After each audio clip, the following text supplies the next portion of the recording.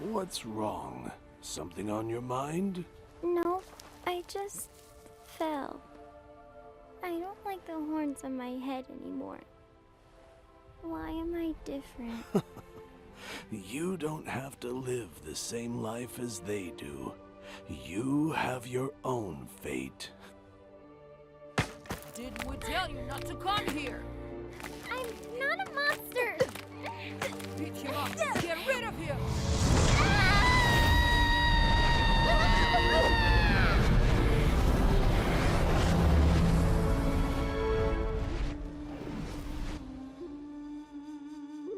Why do you always play this song? This is a tune from our homeland. When we hear it, it reminds us of where we come from and who we are, so we don't become lost.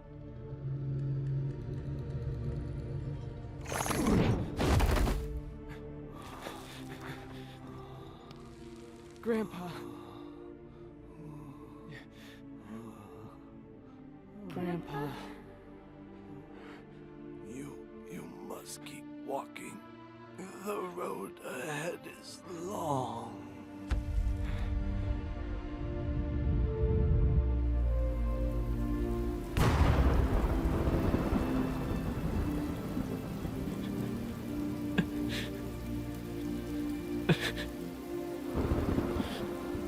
You hear that?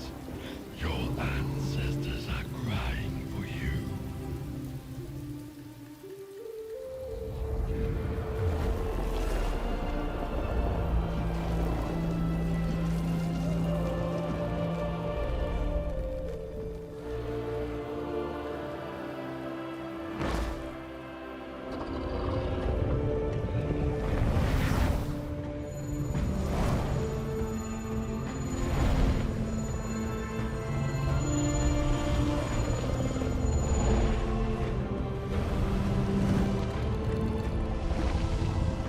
My child, we are not crying.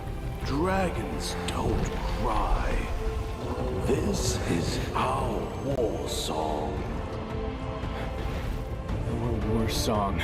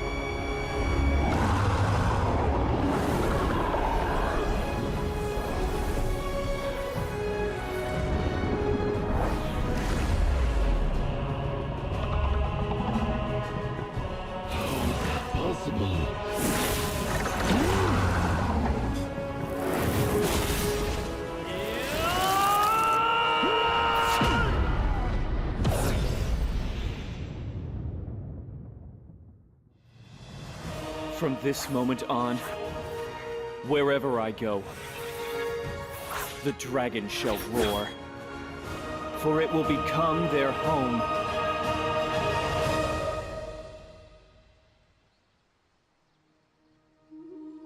Grandpa, I will keep walking.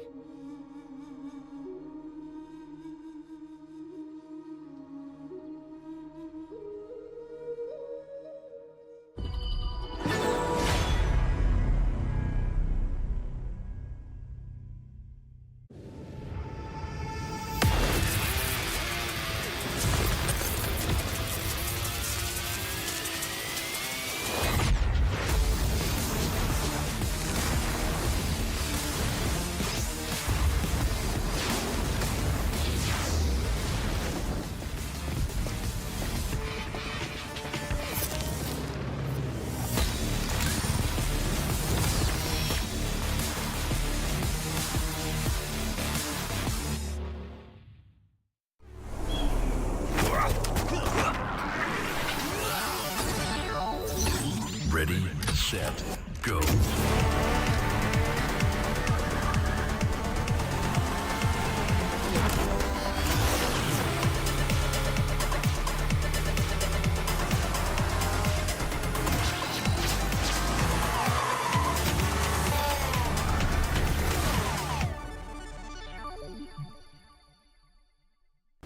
لحظات البداية عاشت معنا. كنا نحسبها وقت للتسلية بس، نحسبها بس ذكريات. عبود اعطي اختك اليد يا ولد. ابتكرنا فيها ابتكارات، وإذا بغينا قلبناها خرافات. كنا نحسبها بس لمة وصحبة وسهرات، انتبه نوب ترى نوب. لكن كنا نشوف عالم ما حد يشوفه. ليت يشغل وقته بشيء يفيده. الله عليك على اليد سود. عالم كبر وعاش فينا، عالم الحماس فيه يوصلك كل مرة لحلم أصعب، بس ما يصعب عليك. بارد معك وين ما تروح.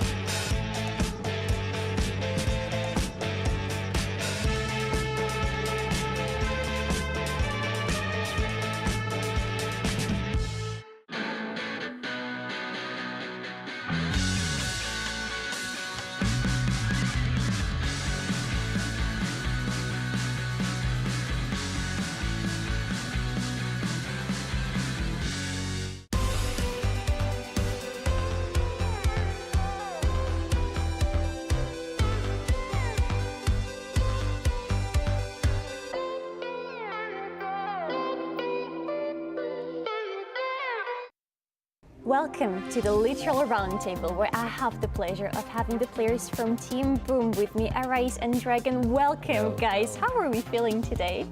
Feeling great because I sleep 8 hours. Hey, lucky you. Arise, was it easy for you, or did you have any struggles?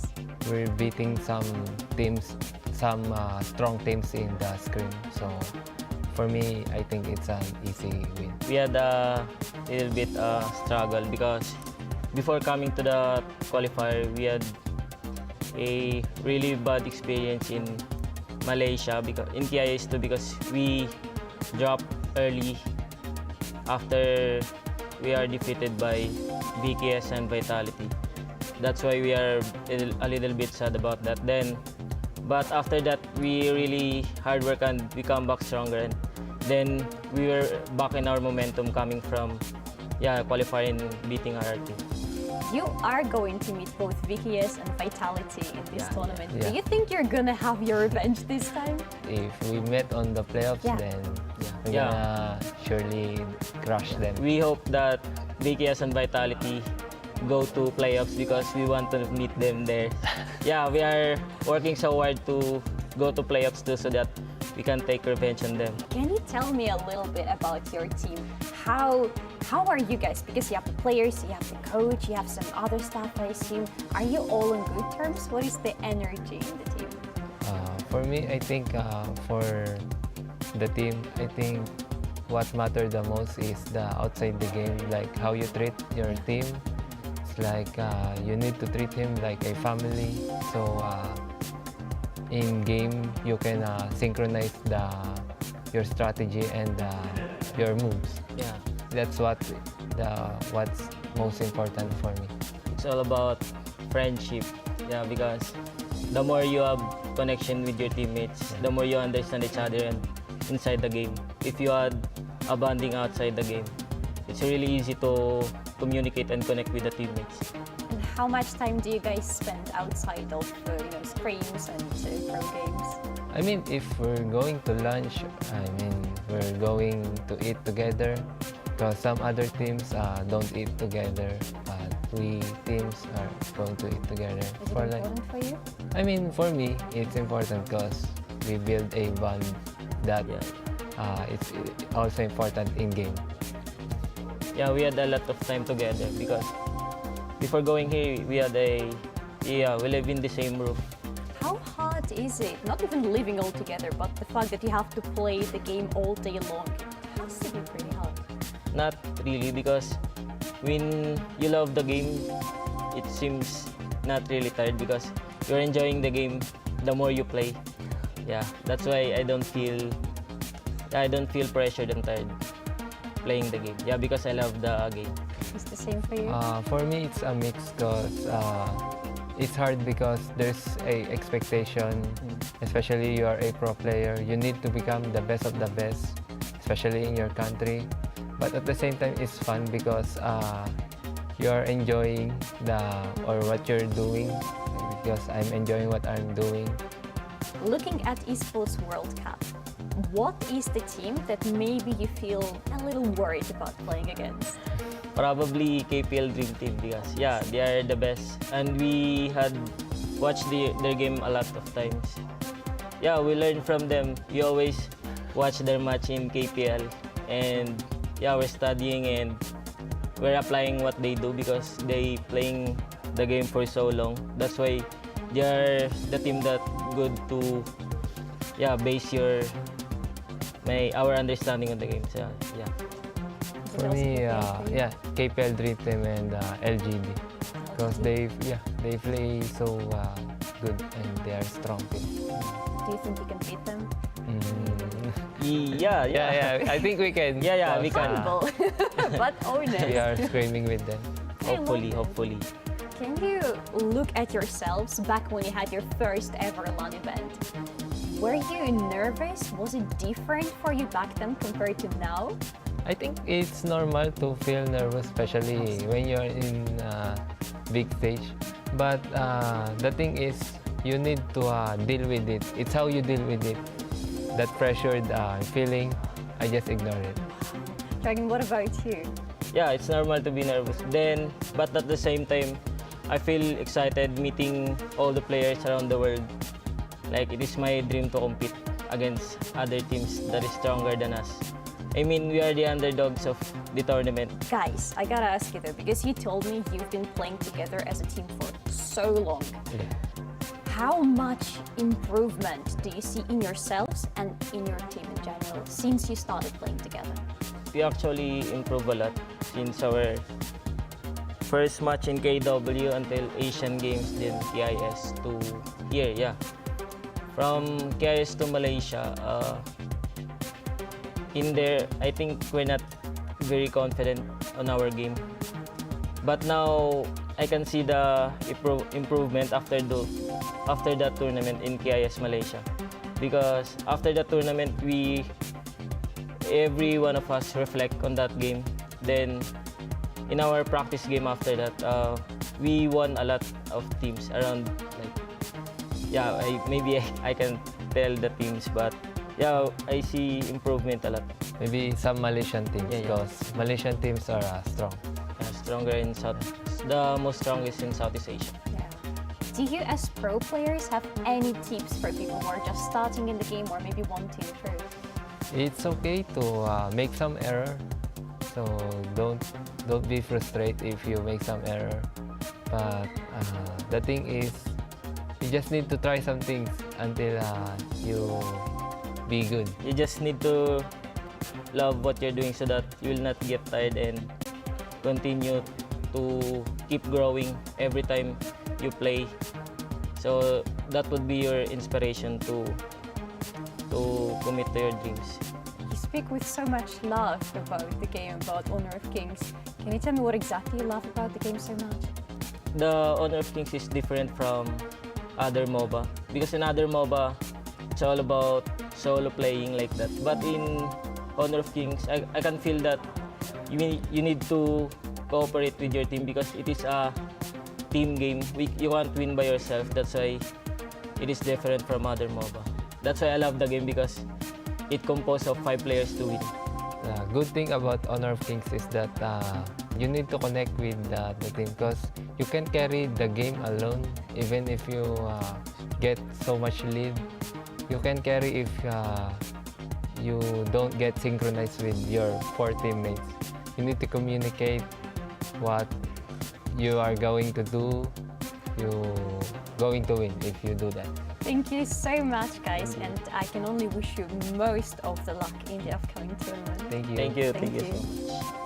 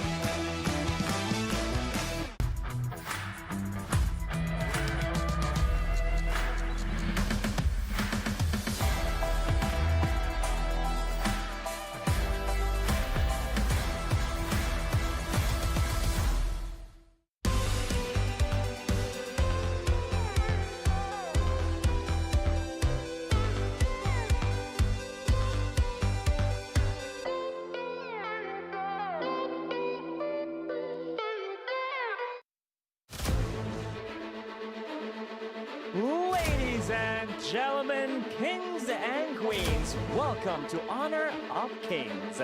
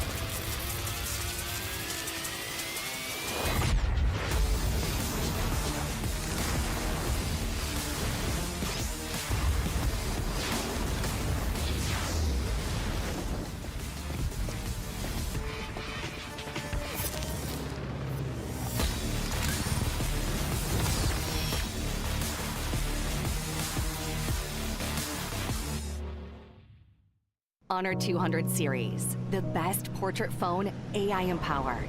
Studio level, AI portrait camera, 3 hardcore portrait modes.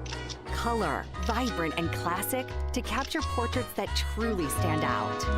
AI empowered magic portal. Snapdragon 8S Gen 3 AI chipset. 5,200 milliampere per hours silicon carbon battery, 100 watt, Honor Supercharge. This is Honor 200 series. You ever wondered how a Hollywood movie is shot? On a Sony. You review it on a Sony. And how do you make that sound epic? You record it on a Sony. Lunch break on a Sony. So why wouldn't you watch it on a Bravia by Sony? Have you got what it takes to get to the top? It doesn't matter how high you climb. To reach the top, even the biggest champ needs a break. So you can recharge, dive back in, and dominate.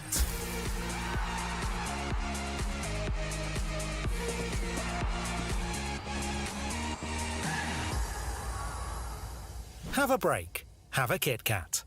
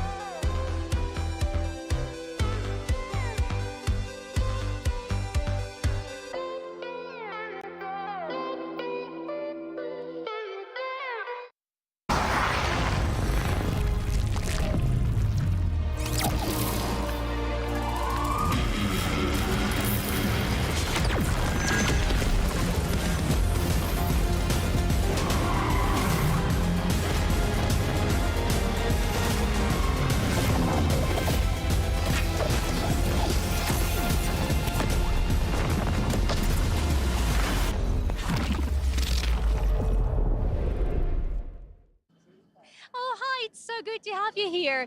Welcome to the Boulevard. This is very hot right now, but when the sun sets down, this place becomes the beating heart of the city of Riyadh. But we're here for another reason, because today is day number 2 of the Honor of Kings Invitational Midseason, where we will have to say goodbye to 4 teams, but 8 of them will continue all the way into the playoffs and will fight for honor and for the crown.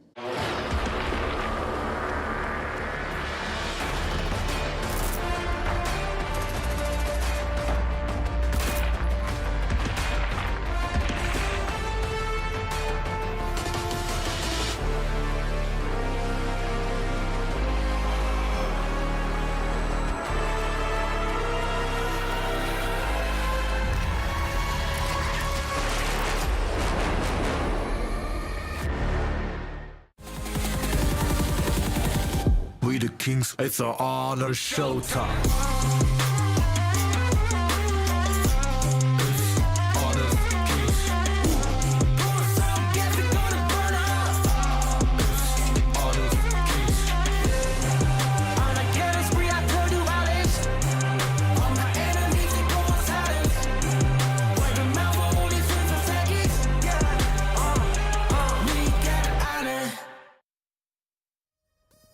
Ladies and gentlemen, welcome to day 2 of the Honor of Kings Invitational Mid-Season. We're celebrating the Esports World Cup right over here in Riyadh in the Kingdom of Saudi Arabia. I'm your host for this tournament, Isaac Peña. Join with me, Holler Kintofu. That's right, it's your favorite kind of tofu. Am I excited to get this day started? Holla, how about you? Oh, I'm super excited. I mean, 4 teams are going to go home today. We're going to find out who moves on. And who moves on, it's just all depending on our system. And if you did not know how we're going to crown our champion, here's a short video to get you up to speed.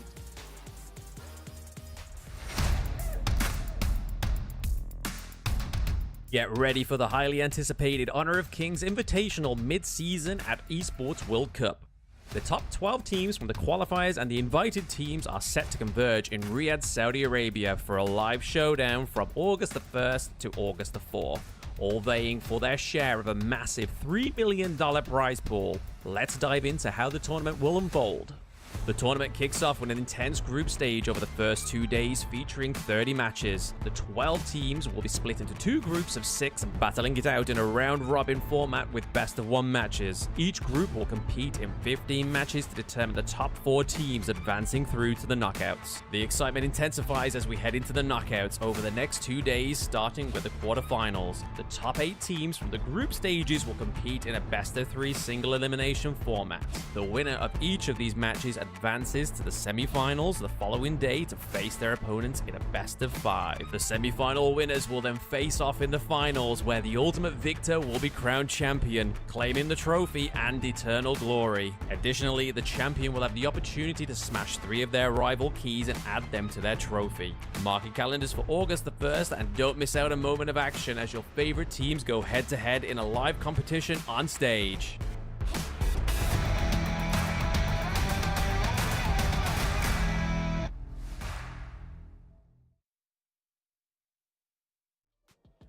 Lads, yesterday during 15 amazing BO1s, we had electrifying activities, great gameplay, BO1s, BO3, BO5s, all the way here in these group stages, all the way till the finals. What is the main difference between BO1s, BO3s, and BO5s? I mean, there's a lot of strategy in mind, right? The BO3 and BO5, you have like counter picks. You can kind of, you evolve throughout that competition, through that series. But in the best of one, everything goes.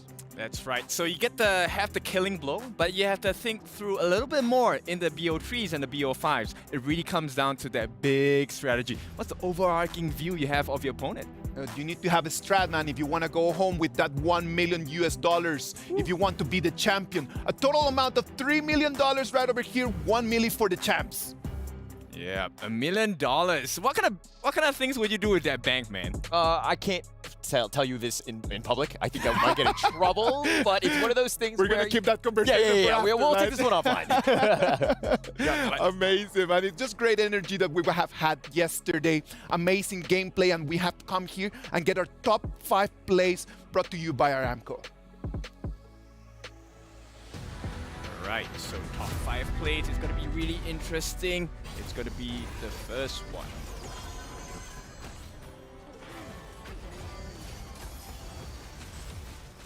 First one right over here, man, the way that Fly comes in. I know that most people are just thinking about how Ogren is just taking all the kills, but actually the way that Fly started the whole fight, that was precious. Yep, and this was the opening game of yesterday, so this was a very strong display, and the standard set by the KPL Dream Team of how games will have gone for the rest of the day. Yeah, and KPL, it was one of those things where they were playing for the first time on the international stage. How were they going to play? And it looks like they had no rust. They knew what they were going to do, and they just completely dominated that first game. Completely dominated indeed, the same as LPS right over here against Boom. The Brazilian Kings doing so well for themselves, really working out the strategy to win this best of one very cleanly. Yeah, very clean. I mean, no real chance. Boom Esports right now, they were on the defensive from the beginning, and they were just kind of reacting to what Loops was doing in that game. Very difficult game for them. Boom Esports, really, they kind of need to step things up. I'm kind of worried about them going to this tournament here. Stepping things up right over here, Team Secret and LGD Gaming. Yeah, this was the spicy one of yesterday, and boy, did LGD entertain.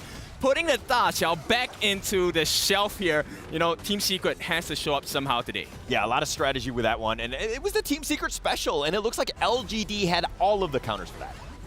Right over here, KPL Dream Team one more time against Boom Esports right over there next to the Crystal. Yeah, this was the cherry on top, right? Because this was the fastest game yesterday on the side of KPL Dream Team. Not even 9 minutes, man. Yeah. That was a complete show. Yeah, and it was one of those things where it's the highlight reel for the KPL team, because we can kind of see them quite a bit on that one. And our top play is going to come from LGD against Kagendra.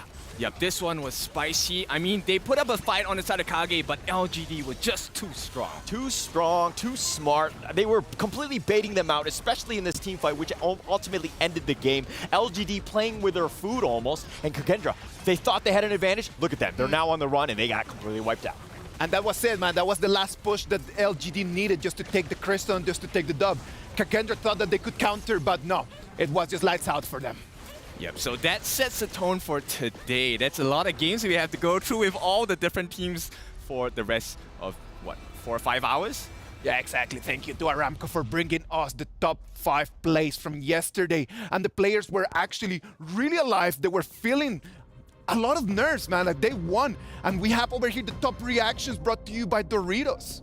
Yep, can you imagine coming all the way here into the kingdom and having a play in front of a huge crowd? Yeah, I don't know if it can. I mean, but look at these guys. They're completely, the camaraderie's there, the seriousness. I mean, the ecstaticness, like he was incredibly happy. Everybody was on another level in terms of just making sure that they were showing up and having a great time on this group stage. Yep, and if you felt that they were locked in yesterday, boy, do I have some news for you. Today, they're gonna be in the zone. I hope that they're gonna be in the zone, man, because I just want more of these reactions. Today is do or die, man. You either are gonna end up laughing or you're gonna end up crying.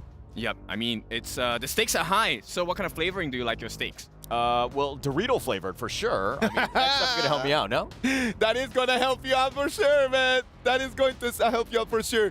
Thank you very much to Doritos for bringing us the top reactions of yesterday. We had 15 BO1s, and that set us up to how Group A and Group B are looking on the stands, right? We're gonna start first with Group B. KPL Dream Team, Weibo Gaming, 3 games, 3 dubs.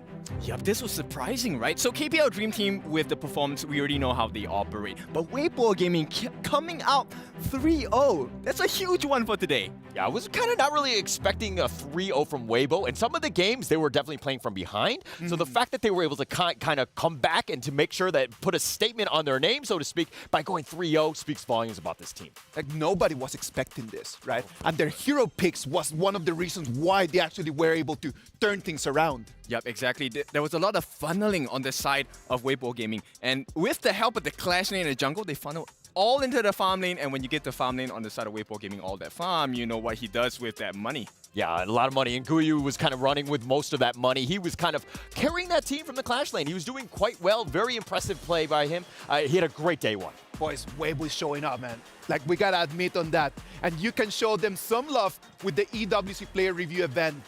Remember to search for HoK Camp to enter the player review section where you can rate and share your opinions on the participating players. During the event, you can also earn in-game rewards by posting reviews. Head over to HoK Camp now to learn more about the event details. And the fans have been talking a lot about the KPL Dream Team from yesterday, the way that those players have been actually doing this. And that brings us to our match of the day, brought to you by Jamil Motorsports. It's going to be KPL Dream Team against Weibo Gaming. Yeah, now this is the real test. Okay, so what? Game 1, you got 3-0. That's fine. Now we put you to the real test against Dream Team. There's going to be a lot of pressure on this one. I think Weibo is going to be comfortable knowing that, hey, no matter really what happens, they're going to advance. But this is going to be a true test in terms of what sort of drafts can we do? What sort of strategies? And we're going to find out all of these different pieces. Weibo Gaming, I'm hoping that they use this as, again, that true test. Yep, so I'm going to start with the Clash Lane. They had a Charlotte yesterday. They had a Dharma as well, right? So this is going to be very important. How do they funnel all of this advantage into their farm lane? The top lane has been such stand-in, man. Like, it has been really clutch. They really need to do their really best if they want to move forward. Yeah, no, I think that, you know, they're showing up. I don't know if they're going to beat out in the top seed. That's going to be a very difficult ask going up against KPL. But, you know, again, if you're top 3 going in, I think as Weibo fans, you got to be very happy about that. We're going to have to wait to see our match of the day between the two of them. Now, let's move to the other group. On Group A, things are a lot tighter. LGD Gaming, 3 games, 3 victories. And then you have a tie. Team Secret, Team Vitality, Vivo Kids Stars. All 2 games, 1 win, 1 loss.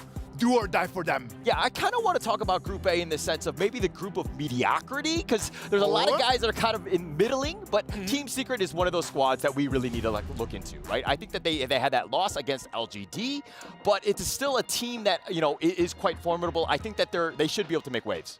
Yep, you know, Secret, I think they're still hiding so many cards. It's always been, hey, let's bring the Da Qiao Fuzi out. And is that enough? I don't think so. Today, they need to change it up. Yeah, and Team Secret was a team that went to China. They were boot camping. They were playing against the other Chinese teams. And they were supposedly ready, but going up against LGD, they didn't show their cards. They didn't do anything different. The draft that they picked was pretty much straight out of S2, so LGD was not caught off guard. They knew how to do it. They picked the new heroes, and they pretty much just dominated that game. Yep, so tip to the other teams, maybe you want to take a look at Yuhan. I think he is the secret sauce in Team Secret. Yeah, Let's wait and see, man. They're going to be fighting against VKS in order to actually move forward, right? That game today is going to be spicy, man. Yes, VKS, the next team we want to talk about. So VKS, I think, maybe there was some nerves. They were a little bit trigger happy with their skills. I think if they can fix that today, they could be at a much higher level. Yeah, they did make some misplays. They were kind of, Mena was a little unconventional. He was not to his normal standard of play. But Caesar, on the other hand, he was next level. Again, he's very good on that early, completely dominating that first game, but then they kind of lost in that second game against Vitality, and now they're kind of in a bit of a rut. And that is the problem, man. Like, already losing against Vitality when you're in a three-way over here, it's going to put them really on their back foot, man. Team Vitality, on the other hand, like, jungle, perfect, fighting, perfect. What else do we have from Team Vitality that could actually put them in that second place? Well, we need to rewind. It's the Vitality VKS match that put them in this place, right? Yeah. So it was a 90 Dharma that kind of destroyed the backlines. Well, kind of the entire team, actually, because with the mantras he had. True enlightenment for the team on the side of VKS. He crushed them. Nadi was doing a great job. Yeah, doing a great job. And Vitality, this was the bounce-back game that they wanted. They got 5th through 8th place in the Season 2. They definitely wanted to do much better on this one. And, basically it's a statement game going up against VKS. It's going to be VKS, it's going to be Team Secret, it's going to be Team Vitality that is going to notch that second place. We still don't know. What we do know is that Team Vitality are one of the few HoK teams that are eligible for club championship points. They're aiming for glory as well as this sweet trophy. If you don't know how the trophy works, take a look. The Esports World Cup is a unique tournament and will have a very unique trophy system, consisting of keys, game trophies, the club championship trophy, and the totem. Introducing the key. This symbolizes a participant's right to compete in Riyadh. Each team or player will receive a personalized key consisting of the inner key and the outer frame. Winning a competition earns you a game trophy. A champion's key will be inserted inside. The frame will be placed into the totem. A physical block on display in Riyadh, serving as a progress bar of the Esports World Cup. The totem will remain in Riyadh as a chronicle of the Esports World Cup history. Those who get eliminated throughout the competition must give up their keys and see them crushed. Their broken keys will be tossed into the totem and encased in resin, symbolizing those that tried to win but fell short. However, as an additional privilege for winning, each game's champion gets to select 3 opponents' keys to be encased in the base of their trophy as an additional, more personal prize. Losers will go home with their keys replaced with a token that marks where they ended their journey. Witness history unfold at the Esports World Cup. Okay, so welcome back. Now that was the trophy key system. I want to ask you boys, have you seen the motto on the key? It says, nothing is granted, everything is earned. Yeah, it's great words to live by, especially in this state where there's so much at stake. I think it's very interesting because the winner taking home trophies, like for myself personally, I would take those as the winner and I would put it as a doormat. Oh my gosh, everything is just on the line. Right now, the club championship has a new update. Quickshot is going to be talking us through that one. Let's see that. Hello everybody, Quickshot here from EWC Central. Today, the group stage of Honor of Kings Invitational Midseason will conclude. So let's check out how it will impact the rankings in the EWC Club Championship Update, brought to you by STC.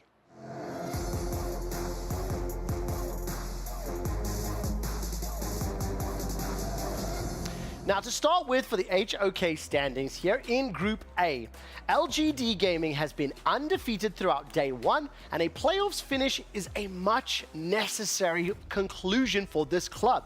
They only have one other team competing here in Riyadh, so both of these teams need to finish in the top 8 to be eligible for the club championship and a shot at the prize money. Over in Group B, Weibo Gaming has a total of 4 teams in Riyadh. So getting their first points on the board would be a good start for the club, but they need to contend with the KPL Dream Team. Now, they will not be eligible for the club championship as they have no other teams at EWC. Crucially, in Group B, Team Falcons are struggling. They may be in trouble, but when you look at the top of the table, they're currently in the lead with 3,500 points. This could see their team eliminated from HoK Invitational mid-season, but with the current lead and many more teams left in the EWC events, they are probably looking likely to take it. Will anybody be able to upset Team Falcons when the other squads catch up? You'll have to find out, and the place to find out will be here on EWC Central. For more updates on that club championship, as well as all the other games, as well as teaching, mini games, and just hanging out for a good time, you can join us every Thursday to Sunday from 4 until 8. Twitch.tv/EWC. That does it from me and the EWC Club Championship update brought to you by STC. Team Falcons locking in, man. He got it locked. In terms of the club championship right now, they've got such a gigantic lead. Yeah, man, it's a huge amount of money. I would like their bank, man. Yeah, of course, 7 million. Yeah, I don't think they're sharing, by the way, but it's still one of those things where they still have a chance. This is the local team. Obviously, we've seen, the audience. We went to the stage the other day, and we just saw how much support that they have. And Team Falcons, their HQ is right next by. It's one of those things where a lot of the supporters are there, but can the team really step up today? Team Falcons are going to have an opportunity today just to keep counting more and more and more points, as they're going to have their first match against Boom Esports, right? We can see over there on your screen, Stream A and Stream B, we're gonna have 15 more games. And in case of a tie, we're gonna have tiebreakers right after all that. Lots of emotions for you guys to be over here online. But let's move on to the first game, man. Team Falcons against Boom Esports. Yeah, but it's going to be a spicy one because both of them have pretty high stakes in this. They want to get some points on board. If I'm not wrong, Boom did not win a single game yesterday. Yeah, they didn't win a single one. They snuck in, so to speak. They got that 3-0 in the RRQ and the SEA showdown, so that's what got them here. But their presence or their performance yesterday, not great. They're 0-3. They are on the bottom looking up. Very difficult situation for Boom Esports. I like the way they're walking in, though. That's a walk of confidence. At least, they have some foundation to start. The problem in here, man, is that whoever that loses this game is going to be our first team eliminated. Because mathematically, not being able to take one more win in here is just going to kick them out of the tournament. Yeah, man, it's painful, right? Imagine your key getting crushed right at the second day. That's a painful experience. Yeah, road to the airport directly. Do not go past go. Do not collect $200. Go directly to jail. Unfortunately for them, they might be in that situation. Not a great situation for either of these teams. Boys, let's talk about this. Let's be realistic. For them, it's a learning experience. Oh, for sure. They come here, they're going to get more experience. It's important for them to learn. Yeah. STC play predictions. Let's predict what's going to happen. Who do you guys believe is going to win? I actually think Falcons learn really fast, so I'm going to go with Falcons. I was going to go with Falcons. All right, just to make it interesting, I'm going to go with Boom Esports. I wasn't too impressed with their play yesterday, but again, I think we just need that divide, so to speak, and I'm going to go with Boom Esports on I'm going to go Boom Esports as well. Boom. I'm going to go Boom Esports as well because yesterday, after seeing them playing and after looking at the fans, they've got a gigantic fan base right now that they're really rooting for them. Back home, everyone's got their hope on the fact that they're going to make it through, and I hope that they're not going to make their fans just a little bit sadder, man. Well, 15 seconds for us to move to the Amazon Arena. We're going to start our 15 games of the day. The stage is set, the lights are on, the players are ready. What about if we go to the Amazon Arena?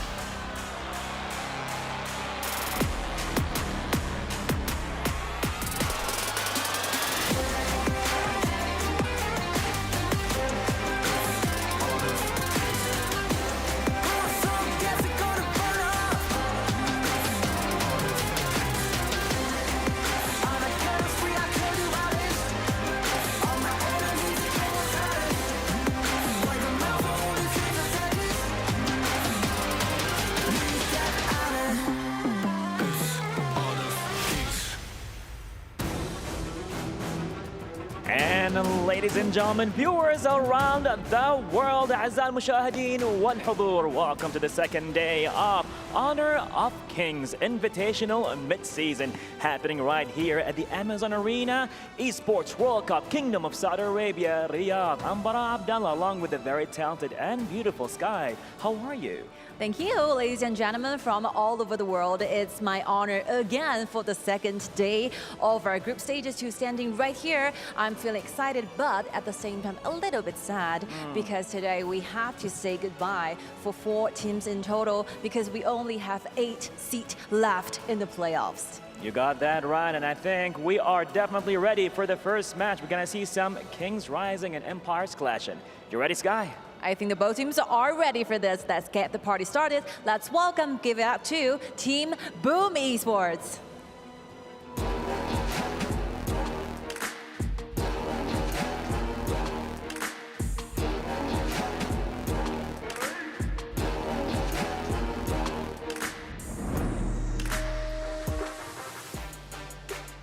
I think one night is more than enough for Boom to get everything ready. They're ready to take down their enemies. Let's see what's gonna happen in this match against their challenger. Here comes Team Falcons.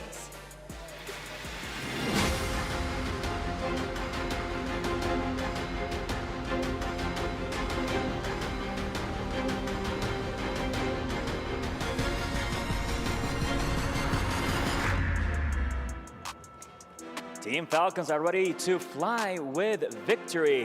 This is gonna be a survival match, right, Sky? It's super important because none of the teams have been experienced a taste of victory so far. So this is it, do or die. You have to earn this because nothing is granted. It has to be earned, right? You got that right. And more details with our amazing talents at the studio. Ready, Sky? On 3, 2, 1, yalla. Welcome, everyone. My name is Stuart. Joining me for the first 6 games of today is Blam. And as the analyst said, it is do or die for our teams here at the Honor of Kings Invitational mid-season. The first series of the day, as you saw, Boom Esports against Falcons. Both of these teams at the moment, Blam, currently sitting at the bottom of the standings. Boom 0-3, Team Falcons 0-2. This might actually be the most important game of today.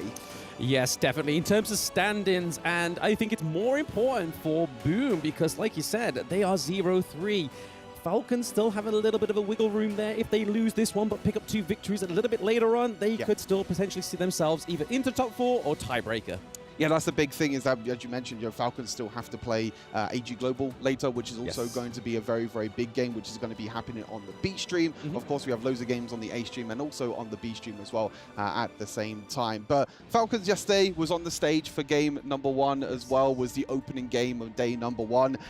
They're hoping for a better performance this time.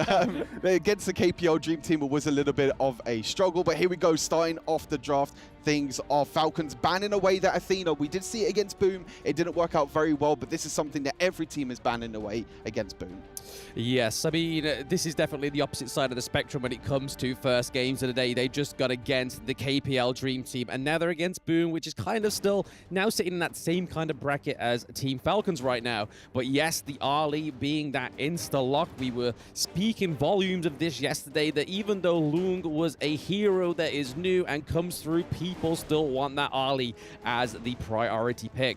And we see the Mai and the Chow getting banned through there. But Zhang Fei for Clue is huge, and we've seen Nabil go on the Lady Shen yesterday. Yeah, for sure. I mean, Zhang Fei, we haven't seen too much of. A lot of players have been prioritizing the Lian Po over the Zhang Fei, trying to go for more crowd control with the Lian Po. But as you mentioned with Ali, one of only 3 heroes yesterday that had 100% pick and ban rate. The other 2 heroes, Dolia and Lady Shen. Dolia being banned away this time around, but we still have the Lady Shen, as you mentioned, on the bill, and also we have the Ali on the side of Boom. So no long again. So a lot of these teams prioritizing Ali again is probably for more comfort, but the first round of picks have been finished, which means we're going to the second ban phase, and a lot of Clash laners are being banned. The Main banned away, the Elaine banned away, so Wawa and Miggy are going to have to try and go lower down in their champion pool to try and find some other picks up their sleeve. Yeah, I mean, we've still got the likes of the Byron to come through. They could still go for the Liam Poe in the top, and there goes Dharma as well. So, as you were saying, Stu, that pool in the Clash lane is looking mightily low, but Miji still has his Charlotte available. Whether Wawa takes that from him first is yet to be seen, but I can imagine Wawa going on something more like a Byron, just having a little bit more of a brutal engage hero alongside as the Zhang Fei, and it looks like we were right. Yeah, 100%. You're going to be seeing the Byron, very aggressive, very early game hero that's going to be trying to get the priority in the early game, trying to roam around, help the jungler out ever so slightly. And as you mentioned, maybe the Charlotte being picked, but the Sun Tzu actually going to be the hover and is going to be locked in. We have been seeing team compositions like Boom Esports are going for a lot of crowd control, a lot of setup potential, a lot of ease of access as well, I think, at the same time. I think some of these teams are going towards some of these, I guess you could say, quote-unquote, easier heroes that you can land crowd control, that can set up the play, and Sun Tzu is one of them great heroes with the ultimate, being able to fly around the map, go around the map in his boat, and being able to set up a lot of plays with Durendi rounding out our composition. Yes, the RNG there, so no Lung ban, no Lung pick up, which is super duper interesting. I'm pretty sure if there's any other teams on that stage today, they'll be like, hey, that is my boy, I am taking that from you. But to have the Direnji at the end, rounding out that team comp, is probably a good thing for Falcons because, again, Direnji late game has some great damage potential. But I think that Mutsu pick coming through is all trying to mitigate that Byron engage, because if we can land those skill shots, it kind of slows him in his pace. 100%. I mean, you have the Zhang Fei as well that's also going to jump in. Did also get that change, if you remember, in the recent patch notes as well. When he goes into his bigger form, when he goes into his ulti form, his abilities can now knock up. So now he has even more crowd control for him. So it's a bit of a secondary pick to the Liam Poe. But here we go. Game number one of today, of a lot of games today. And this is probably the most important one. Boom Esports against Falcons. Whoever loses this game is most likely going to be out of the competition. We're going to be seeing our first elimination for today. Finally, very strange enough, though, that the Orgrin actually wasn't banned by either of these teams either. But still, we see counter picks like the Masashi come through, the Mutsu as well.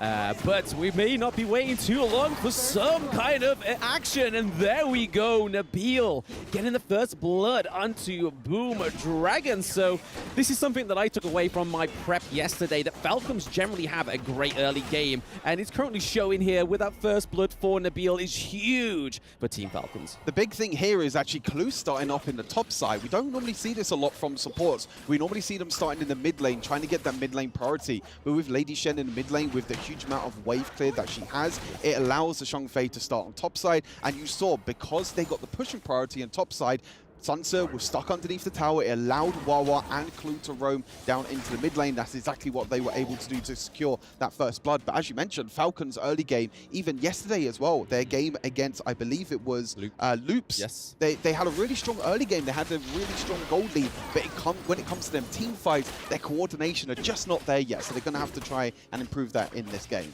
Yeah, I think with Ray on the Monkey, it's probably going to be a lot more easier for him to get to these team fights, because we saw him on the likes of the Masashi yesterday, where you kind of have to exhaust that dash over the wall, and it means that you don't have as much as a steadier engage after you use it just to clear some sort of terrain. But whereas Monkey, he can circle around, use that ultimate, and he's there. But speaking of Ray, taking a lot of damage there from Dragon in the mid lane.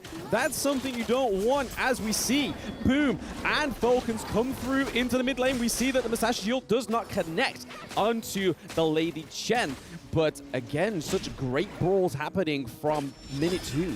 Yeah, really nice flash there from the build to be able to get out the Masashi ultimate. Has to be careful in the bot side as well. Ali dashing in, trying to get a little bit of damage. But this is one thing the Falcons need to be careful of. They need to be careful of this Angela because of that crowd control. Because in the game like Honor of Kings, you don't really have too much in terms of vision. Your vision is just around your hero itself. There is no other ways of getting vision around the map unless you go for the support item. So you do have to be careful when you are playing aggressive, when you are trying to invade and trying to walk through the river. The Angela can be sitting that bush, and she does do an incredible amount of burst damage. Yeah, if she lands that deadly combo on you, 1, you're slowed, 2, you're CC'd, and then 3, that blazing brilliance just does so much damage, like we saw just in that mid lane onto Ray. But here we are. There is a potential 2v2. Oh, that's what I was talking about. Going heavily in Boom's favor. You just called it out there, Stu. That Angela does sit in those bushes, and she is phenomenal, which was a great play by Boom. Really nice rotation as well by Dragon. I was talking about maybe her sitting in the river, maybe her sitting in the mid lane.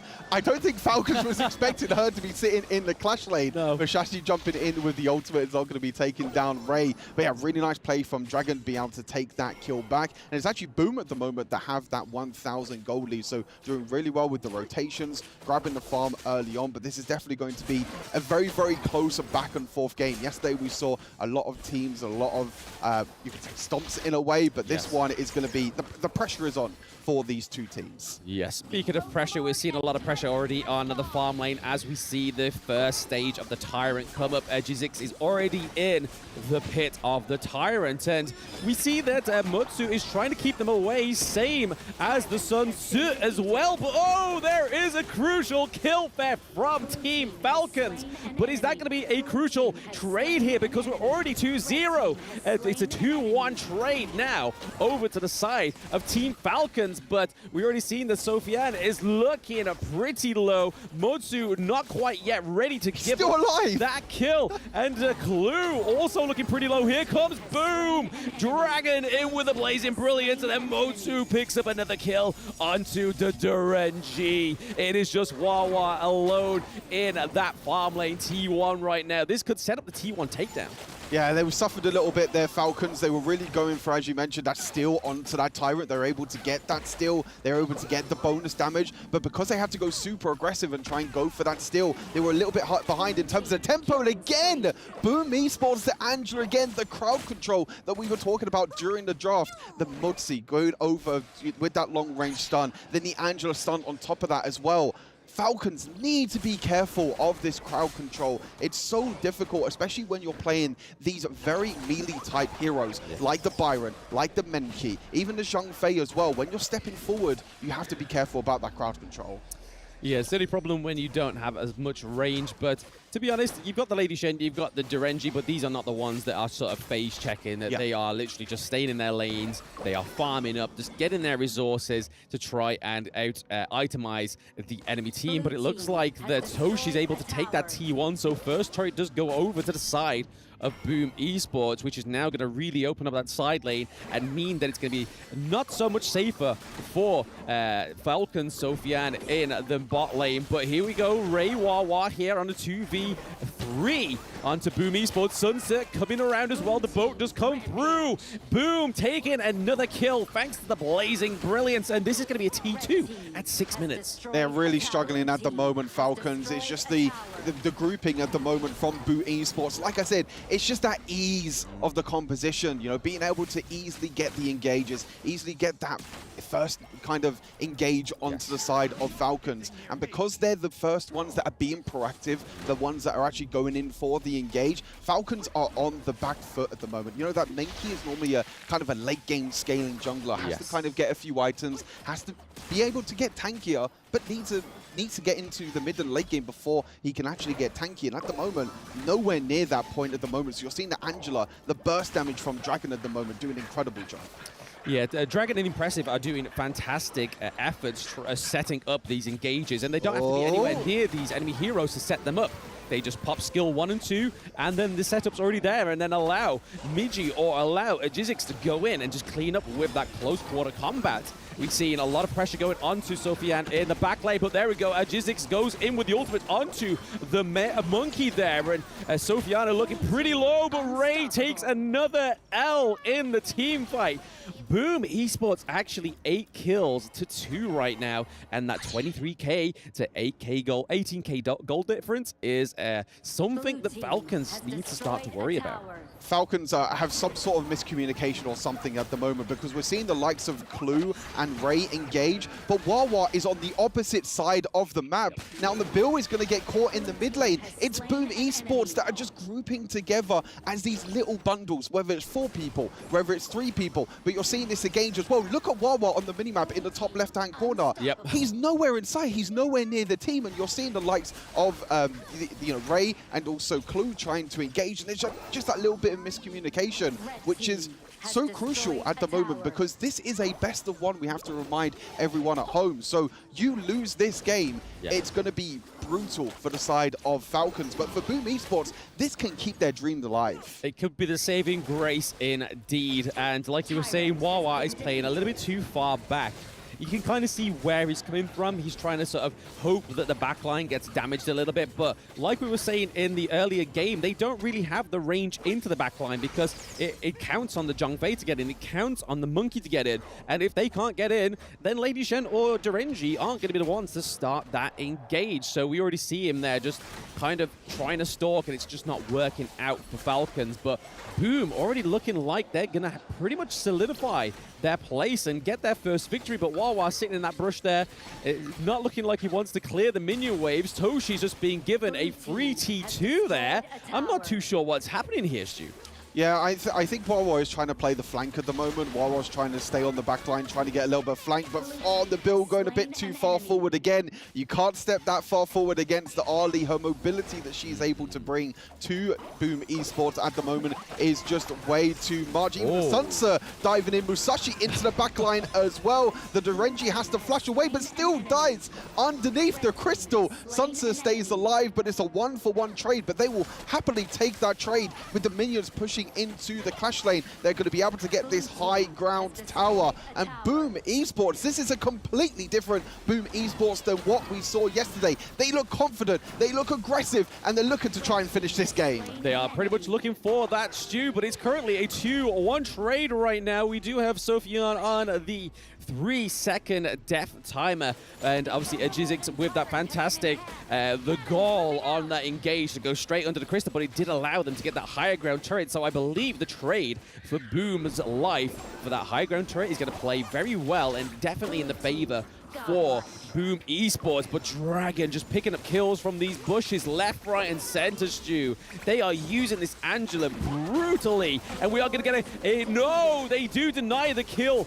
Theft onto the Shadow Overlord this time around, so this could be what Falcons need to try and give some pressure into these side lanes. But we do see that Ray falls down once more, not quite escaping these jungle objectives, getting out of these neutral objectives alive. Yeah, I don't think really this Overlord is going to do that much. You know, just using it straight into the mid lane. Yeah. They're trying to slow the game down. They need items ASAP on the likes of Clue and Ray, because they are not tanking any of this Angela damage at the moment. Angela is so far ahead in terms of tempo, in terms of items, the gold as well. And Clue and Ray cannot tank any of this damage at all. They're supposed to be frontline tanks. They're not even tanks at the moment. They are squishy as anything, and they're playing super aggressive, as you can see. Now, with Boom being able to take the Tyrant, they're now going to try and look to get that one last team fight to try and win this game. Yeah, we got a very valiant effort here from Wawa, trying to get the T2 onto the side lane in that clash lane, but Ajizix knew and is going to go here to try and shut down the Wawa, but currently already taking a big beating is Wawa, and there we go. Midget is coming around with a little bit of a helpful hand to take that 2v1 and able to stop the Ajizix falling down on the side of Boom Esports, but 14 kills to 5 right now, Stu. We're seeing that 5k goal difference, almost 6k. There it is, ding, ding, ding on the bell. It comes through for Boom Esports, but like you were saying, Stu, the Zhongfei, the Monkey Pick are just all playing behind the Lady Chen. It's kind of like they're like, oh, don't let me go in. Just tell me when. Tell me when. They're not taking the initiative themselves, it seems. Yeah, exactly. I mean, Boom Esports are being the proactive one. You know, Falcons at the moment are playing reactionary, which is not what their composition wants. You know, as you mentioned, they want the Zhongfei to go in, they want the Menki to go in as well, and it's so difficult to be able to do that when they're so far behind, not only in gold, but also in tempo as well. I mean, they're struggling to even go into their own jungle. You can see they're worried. They're all just standing around. They're all super worried to even face check, because even with the face checks at the moment, which is supposed to be Ray and Clue, and look, you can see here, perfect here from the observers, just toggling the vision control of both Boom Esports and Falcons at the moment, and they're just realizing that every single time Dragon is looking to step up, look at that, always trying to go into bushes, always trying to play around the vision, and he's playing incredibly well so far in this game.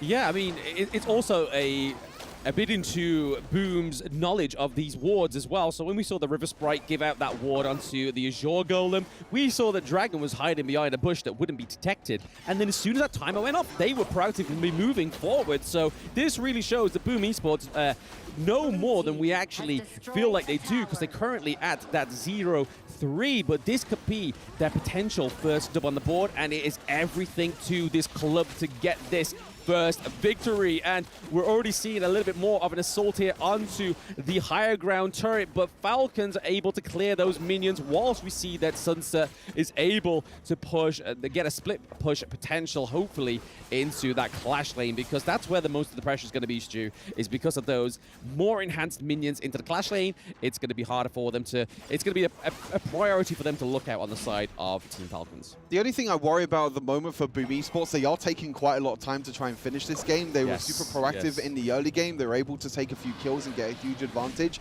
They're probably just playing with, I guess, a little bit of worry in the end, because they're like, okay, this is probably the most important game in our group. We need to win this game to keep our hopes alive. So they're not willing to take any risks. But the problem for Falcons is they can't even go out of their own base. They're trying to now to try and take this Shadow Overlord, but it might just get engaged on and lose the game. Yes, we see a great bit of a bait there from Miji. He's just trying to keep them from that Shadow Overlord, but here's Ray. He is not able to get in to the Shadow Overlord camp, so this is going to be very fruitful for the side of Boom Esports. But like you saying there, Stu, a great observation is that Boom are taking their time to finish this game. They had to the 9-minute mark where they got the high ground turret. It's been 5 minutes since we've seen any sort of other advancements. But here we are. They are still trying to contest and take the Shadow Tyrant, even though they have that jungle debuff. They are all working on it as a team. Maybe this is what they're just trying to pull together to finish this match, is have the Overlord, have the Tyrant. Let's have the next brawl. Yeah, as mentioned, Falcons cannot step out of their own base. Even though Boom are taking this very slow, they're just being very considerate. They're making sure they're not making any mistakes, because one simple mistake in a game of Honor of Kings can be the turning point for this team. But as you mentioned now, with the Shadow Overlord, with the Shadow Tyrant, you do have that Vanguard coming in, and they're going for the engage. Yes, Edgizix is going straight onto the back line, but nice blow away there from Zhongfei. So keeping them away. Clue going in with a aggressive engage. This is what we've been missing all day. This is what we've been needing from Clue, is just being that big beast that is Zhongfei, but it looks like it's not going to be enough here, Stu. They have taken the higher ground turret in the farm lane, and it is only a matter of time until they take that higher ground turret in the mid lane. But that's the kind of fights we need to see from Falcon. I feel like it's a little bit too late to have that fight, because your back is now against the wall, only having one higher ground turret left. Yeah, exactly. I think they had the damage also from the turret as well, also giving them a helping hand. You see Musashi trying to dive in there, trying to do a lot of damage, trying to get that one kill that they need to try and finish this game. Nabil playing super aggressive, has to be extremely careful. Nabil does not want to be there. Nabil is not the tank of the team, but I think job done at the moment for Boom Esports. They were able to get the bottom high ground tower. They got the top high ground tower. They're now just trying to push in this mid lane, trying to get that third high ground tower, which pretty much seals the deal for Falcons, because at that point, and there you go, at that point where 3 high ground towers are taken down, it's so difficult now for Falcons to even leave their base. You have minions pushing in the top, you have minions pushing in the mid, you have minions pushing in the bot lane. How do you defend this if you're Falcons? I mean, they're showing it right now that they're defending it pretty well here, Stu. They're able to mitigate that wave there, because it just didn't seem that Boom was able to have their footing in, because all three lanes are splitting 5 players there. So even if we saw like the engage from the Motsu come through, I feel like it wouldn't have been as fruitful as some of these previous team fights would have been, or previous engages would have been. So again, we could be seeing the first 20-minute match of this mid-season invitational.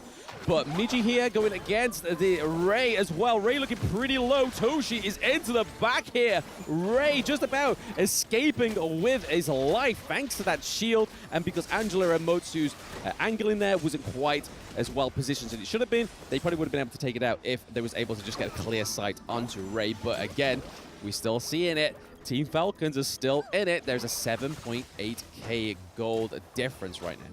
Yeah, you can see that Ray's starting to get a little bit tankier. You can see that he's starting to tank quite a lot of damage. Menki is now scaled a little bit into this late game. The problem is, as you mentioned before, I think it's a little bit too late. I think they've just lost so much in terms of momentum, in terms of just pure map control. You know, Boom Esports have the whole map control. I think they're just waiting at the moment for these next major objectives to spawn. As you can see, the Shadow Overlord has been spawned. Falcons are trying their best to try and step up and try and defend and try and take away this Overlord, because if that Shadow Vanguard comes in, it could be the end for them. It's going to have to be a very well-played team fight here by the side of Team Falcons. Already been down 8k gold, but they are trying to whittle down the health of Jizix, but he does have the Sage's Sanctuary. War is down, so it's already a 5v4 matchup here. We see that Miji's gone straight into the back of the line there, trying to do some damage onto Sofian, but he still has that Sage's Sanctuary. Nabil goes down as well. This could be the potential end here, the curtain call for Team Falcons. As we see, both the side lanes have the minions here, Stu. Jizix still has that Sage's Sanctuary. He's able to bait those abilities. We see that Boom Esports are probably looking for the final strike here onto the side of Team Falcons, and click, click, boom! Esports getting their first dub on the board today. Boom Esports keeping their dreams alive. A much needed victory for them, but the road doesn't end here as well. They still also need to try and win the next game as well against AG Global. So there's no time to rest for them. They have to go back. They have to prepare for AG Global, and they need to also try and win that game as well. But you can see the faces of Falcons at the moment. This could be the end for them. There's a slim chance that there's a possibility of a three-way tiebreaker between Falcons, between Boom, and also AG Global. But Falcons have to play Weibo Gaming still, whereas Boom Esports and AG Global face off against each other. So really, really strong performance. This is the Boom that we was expecting, you know, coming into this from the SEA showdown. Dragon, I have to say, MVP of this game on that Angela. So many picks. Impressive as well on that Mozi. Yes, I mean, just showing clearly a different playstyle of what we've been seeing to Boom Esports. Dragon just being absolutely a ninja on a mage. We never thought we'd have those same things in the same sentence, but a mage being a ninja, very selfie, just basically being the intel, the main intel on the side of Boom Esports really showed the difference and the victory meaning of it. Yeah, for sure. Boom Esports keeping their dream alive. They need one more game to try and win, to try and do it as well. But incredible victory at the moment for Boom Esports. We'll have to try and see what they're able to do. But that's our next game as well. That's the crazy thing. Yes. Boom Esports have got AG Global on the A stream in our next game as well. So it doesn't even stop there for Boom Esports. You know, it's absolutely crazy to see that they have to also try and beat AG Global afterwards. We also saw AG Global yesterday also have a bit of a shaky start. They're also 0-2. So this Group B at the moment is like KPL, Weibo, and then everyone else underneath at the moment currently struggling, and every single game matters in this best of one. Yeah, speaking of struggling, we saw that Falcons was trying to struggle there as well. So, but we are going to be going over to the winning interview of Boom Esports. All right, good to be back, and we are side with Miggy from Boom. Congratulations on that game. How do you feel right now? I think I'm feeling that we have a chance to make it to top 8 right now. Okay, confidence it is, because you guys have a quite rough day on first day. So do you have any change when it comes to gameplay, when it comes to strategy? What would be the changes? I think more on mental, because before yesterday we want to win, but now we want to just have fun and showcase our practice to end result will come out. Of course. Just have fun and let's go with it. So, you're not done yet. Still have another match happening here back to back. You're ready for that? Yeah, we are ready and we are preparing for that right now. Ready, prepared, and confident. How you feel about that, Sky? Of course, I strongly trust you can do better in the next round. You don't have enough time to rest. Okay, thank you so much. This will be the end. And let's get our time back to the studios. Let's go. Congratulations to Boom Esports taking their first win of the tournament. We called it. We called it. You did not call it. I have to defend myself here. I think later we'll have a short clip of what I was doing yesterday. So, you know, this game, really strong showing by Boom, and it could be back to winning ways, right? But first and foremost, I want to talk about how this state was achieved. I like the fact that they picked the mortar. The mortar was extremely good against the likes of Falcon because they had to face check bushes, and boy were they punished so many times by the Angela. And this is exactly what I was telling Falcon. Keep yourself in the box. Yeah, and I think that kind of showcased exactly why the Falcons played the way that they did. Kindofu, am I correct in this? So let's be realistic, man. Kindofu is just telling them, what are you doing? Follow me. They follow him, and this is the result. Not good, not good. I'm not impressed at all whatsoever as Kindofu the coach. Boy, do not put words in my mouth. I was just telling them, hey, we could do a little bit better. But in any case, it was Boom who came out on top, and with the advantage they got for themselves, specifically that huge lead in the first 4 minutes of the game, they capitalized on it. They took so many neutral objectives, and they just extended their lead. Yeah, I agree. Yeah, I kind of want to point out Dragon here because the Angela Blazing Brilliance was on point. Everybody from Falcons would just get burned up. They had no real way to kind of counter that, to deal with it. There were so many kills that Dragon got. I think it was 7-1 and 5 or something like that. But Dragon, that is a very good game for him. Yes, perfect as well. And to complement that, it was Miggy as well as RG6 who made so much, gave so much pressure to the side of Falcon. They could not touch the main damage dealer, which was Toshi. Yeah, and I think this is another thing that we need to address. Isaac was talking about it during the game itself, where Boom Esports had an advantage, and I'll let you. I don't want to take your point. No, go ahead. No, please. because it's one of those things where, you were saying that the Boom Esports could have closed out the game much quicker than they actually did, and they kind of prolonged it a bit. It is one of those things that we need to start highlighting out. Like, we need to highlight. The problem here is not a matter of like, can you win or can you not win? It's when can you win? Are you able just to build a little bit of an advantage and close the deal soon? It cannot be possible that in the mid-game, there's already a 5,000 goal difference for Boom Esports, and then it gets the game to 19 minutes. Almost 20, man. Those are the things that, not saying that Boom Esports does not deserve to win. I am loving that they won, but the problem is that you need to make it faster, man. It needs to be a little bit more concise. Yep, winning ways for sure, but it also means it's important we find out who the MVP of this game is. So let's take a look at who the MVP of this first BO1 is going to be. It's going to be impressive. And yes, he did a lot of work on the mortar. I think a lot of skill shots. We were kind of questioning certain moments where the Cannon Blast was just a bit shy, but I think he did a very good job of just pincering and cornering, Sofian into the towers as well. Yeah, definitely controlling the team fights, providing a lot of vision, just kind of, instead of face-checking the bushes, he would shoot out the cannon blast to kind of clear things out. So he was always the front man up front. That's exactly what you want from the most player. That's right, electrifying performance from the mortar. The problem with this is that Falcons never had an opportunity to just find the back line. The reach was completely different. And that mortar, the way that Impressive played that hero, was one of the reasons why Boom Esports right now is just having their first point in the tournament. Yep, you know what's funny? The first skill is called Peace Bringer. He did not bring any peace at all. Not at all, man. Look at that. Look at the performance from him just here in the highlights. Just the way that he's always just boxing people, just pushing them against the wall, allowing the damage to be dealt by all his teammates. And also kind of, Boom Esports, I mean, they had so many shields. It didn't seem like Falcons was really itemizing properly. They couldn't, right? There was not enough gold going into their pockets to get the itemization that they wanted, right? We were looking for maybe a Daybreaker, maybe for more Acts of Torments coming out, but it did not happen because the lead was just too big for the side of Boom. Yeah, way too big. And if we're looking at some of the stats here, I mean, the teamfight rate's kind of on point. We expected Dragon to be up in front because he got all those 7 kills. Again, a lot of it was set up by Impressive. Yep. But I think if we're looking on the other side, I mean, the damage taken, Ray, always up front, but never really finding that perfect dream roam.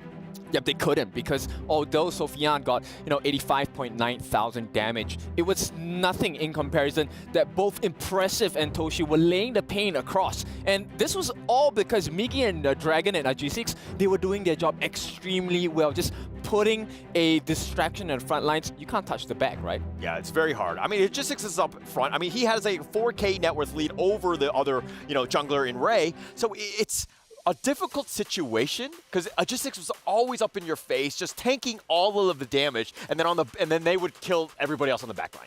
Yep, when we first started to play this game, Angela is the first hero that we get our eyes on. So it's not a basic hero, it's a hero that can win you games.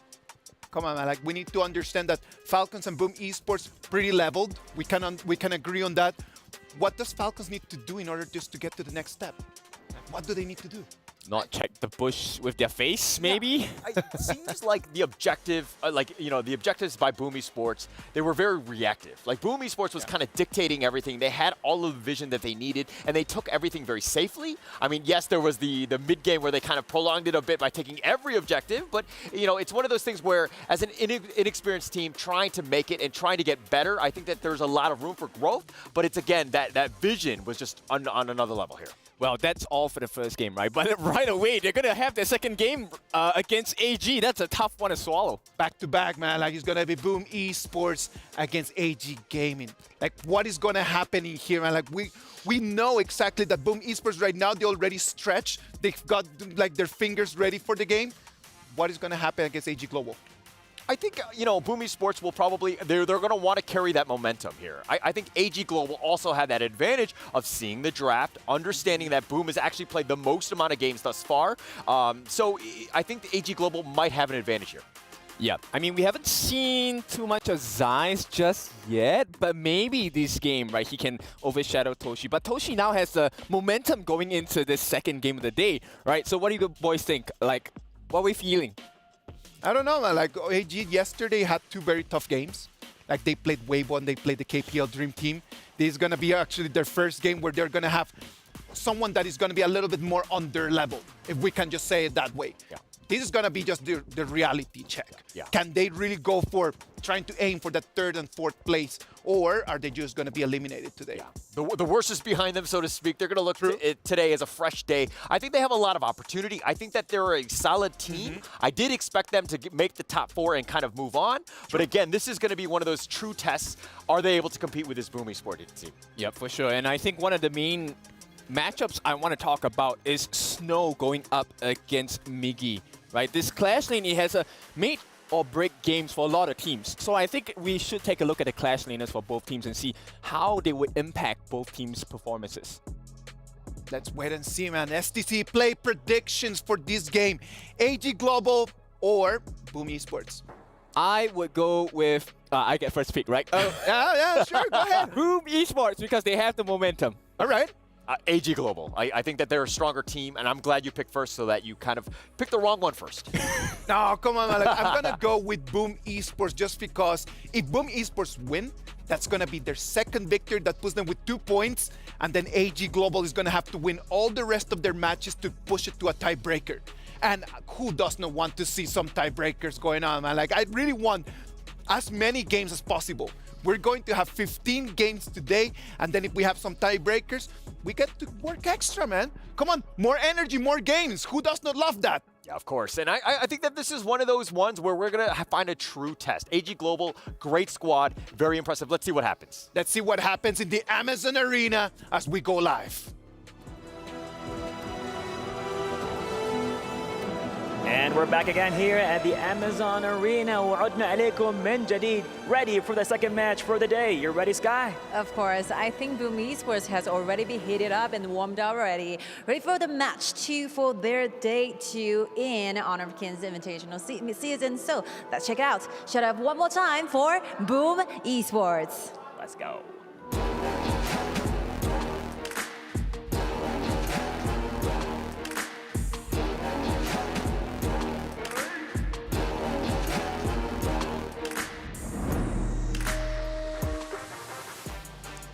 it really surprised me of how fast they can get things done, get every preparation done before everything happens. So just sincerely hope that their opponents are ready for this. It should be an exciting one against their challenger. Here comes AG Global.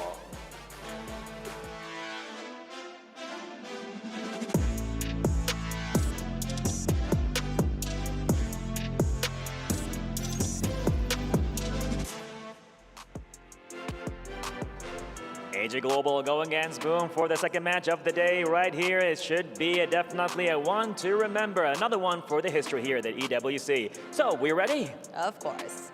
Let's go, ladies and gentlemen, right now to the studio. Take it away.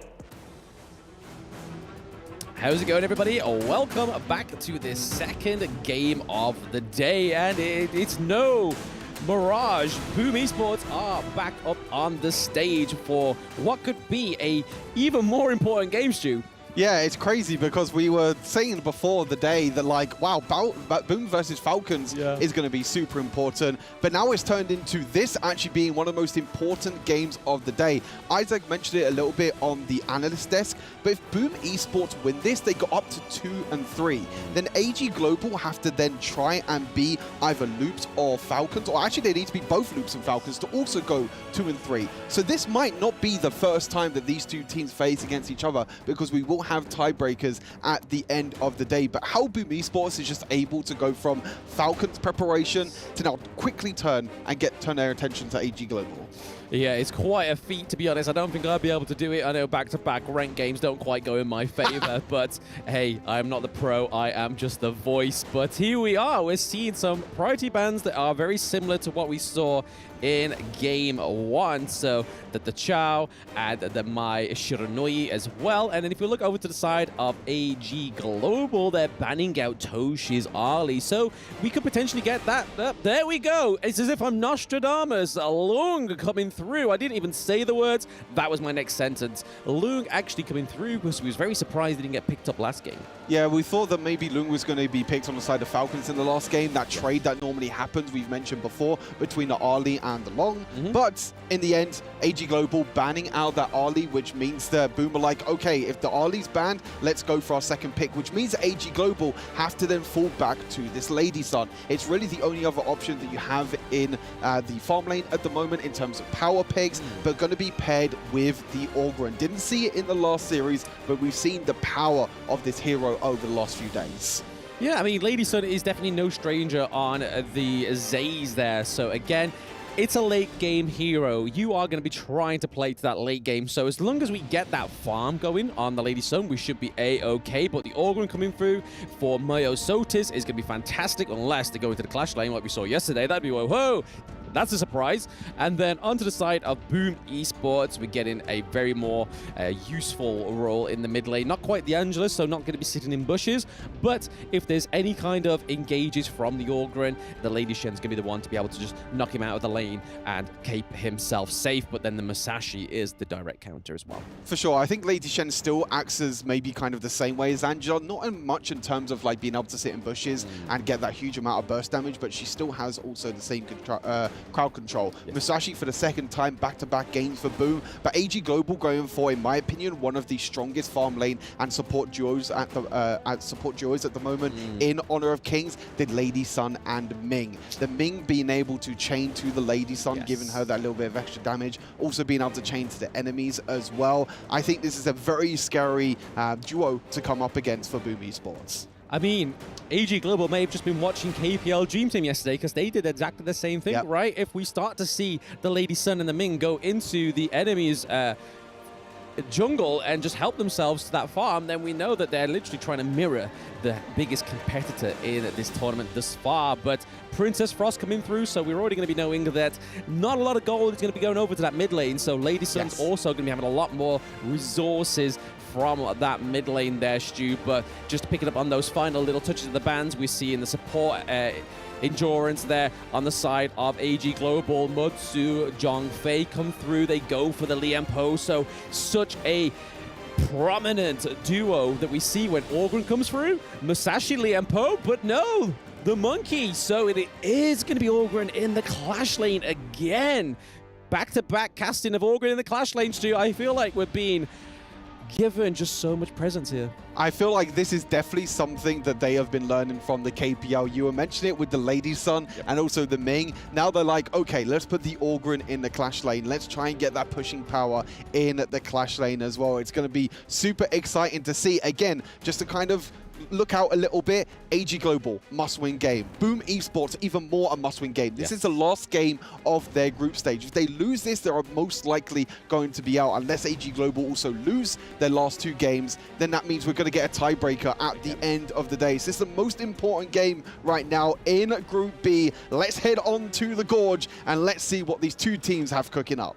Yeah, I'm really excited to see the Orgrin once more go into the Clash lane, because we were given a little bit of advice here from the KPL casters as well yesterday, saying how well it does work and how fast the wave clear is right now. And we're already seeing that 1v1 clash already going on, and Miggy looking pretty low. Oh, the flash being exhausted this early on, and a recall. AG Global are definitely playing aggressive in this one, and we're already seeing like enemy jungle invade.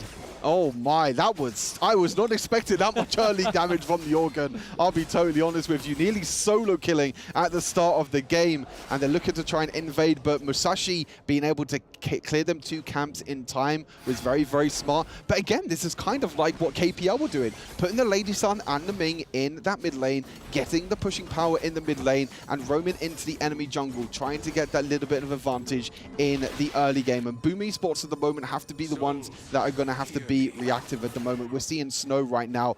Snow, I think, one of the highlight players on AG Global. We were casting him over in the EMEA scene for the wild card. His playmaking potential on this on the Clash lane is absolutely insane. You know, the Maine was one of his pocket picks, was a really, really strong pick for him to go for. But on this Orgrin, it's a little bit of a different play style, but still can just provide this same amount of power.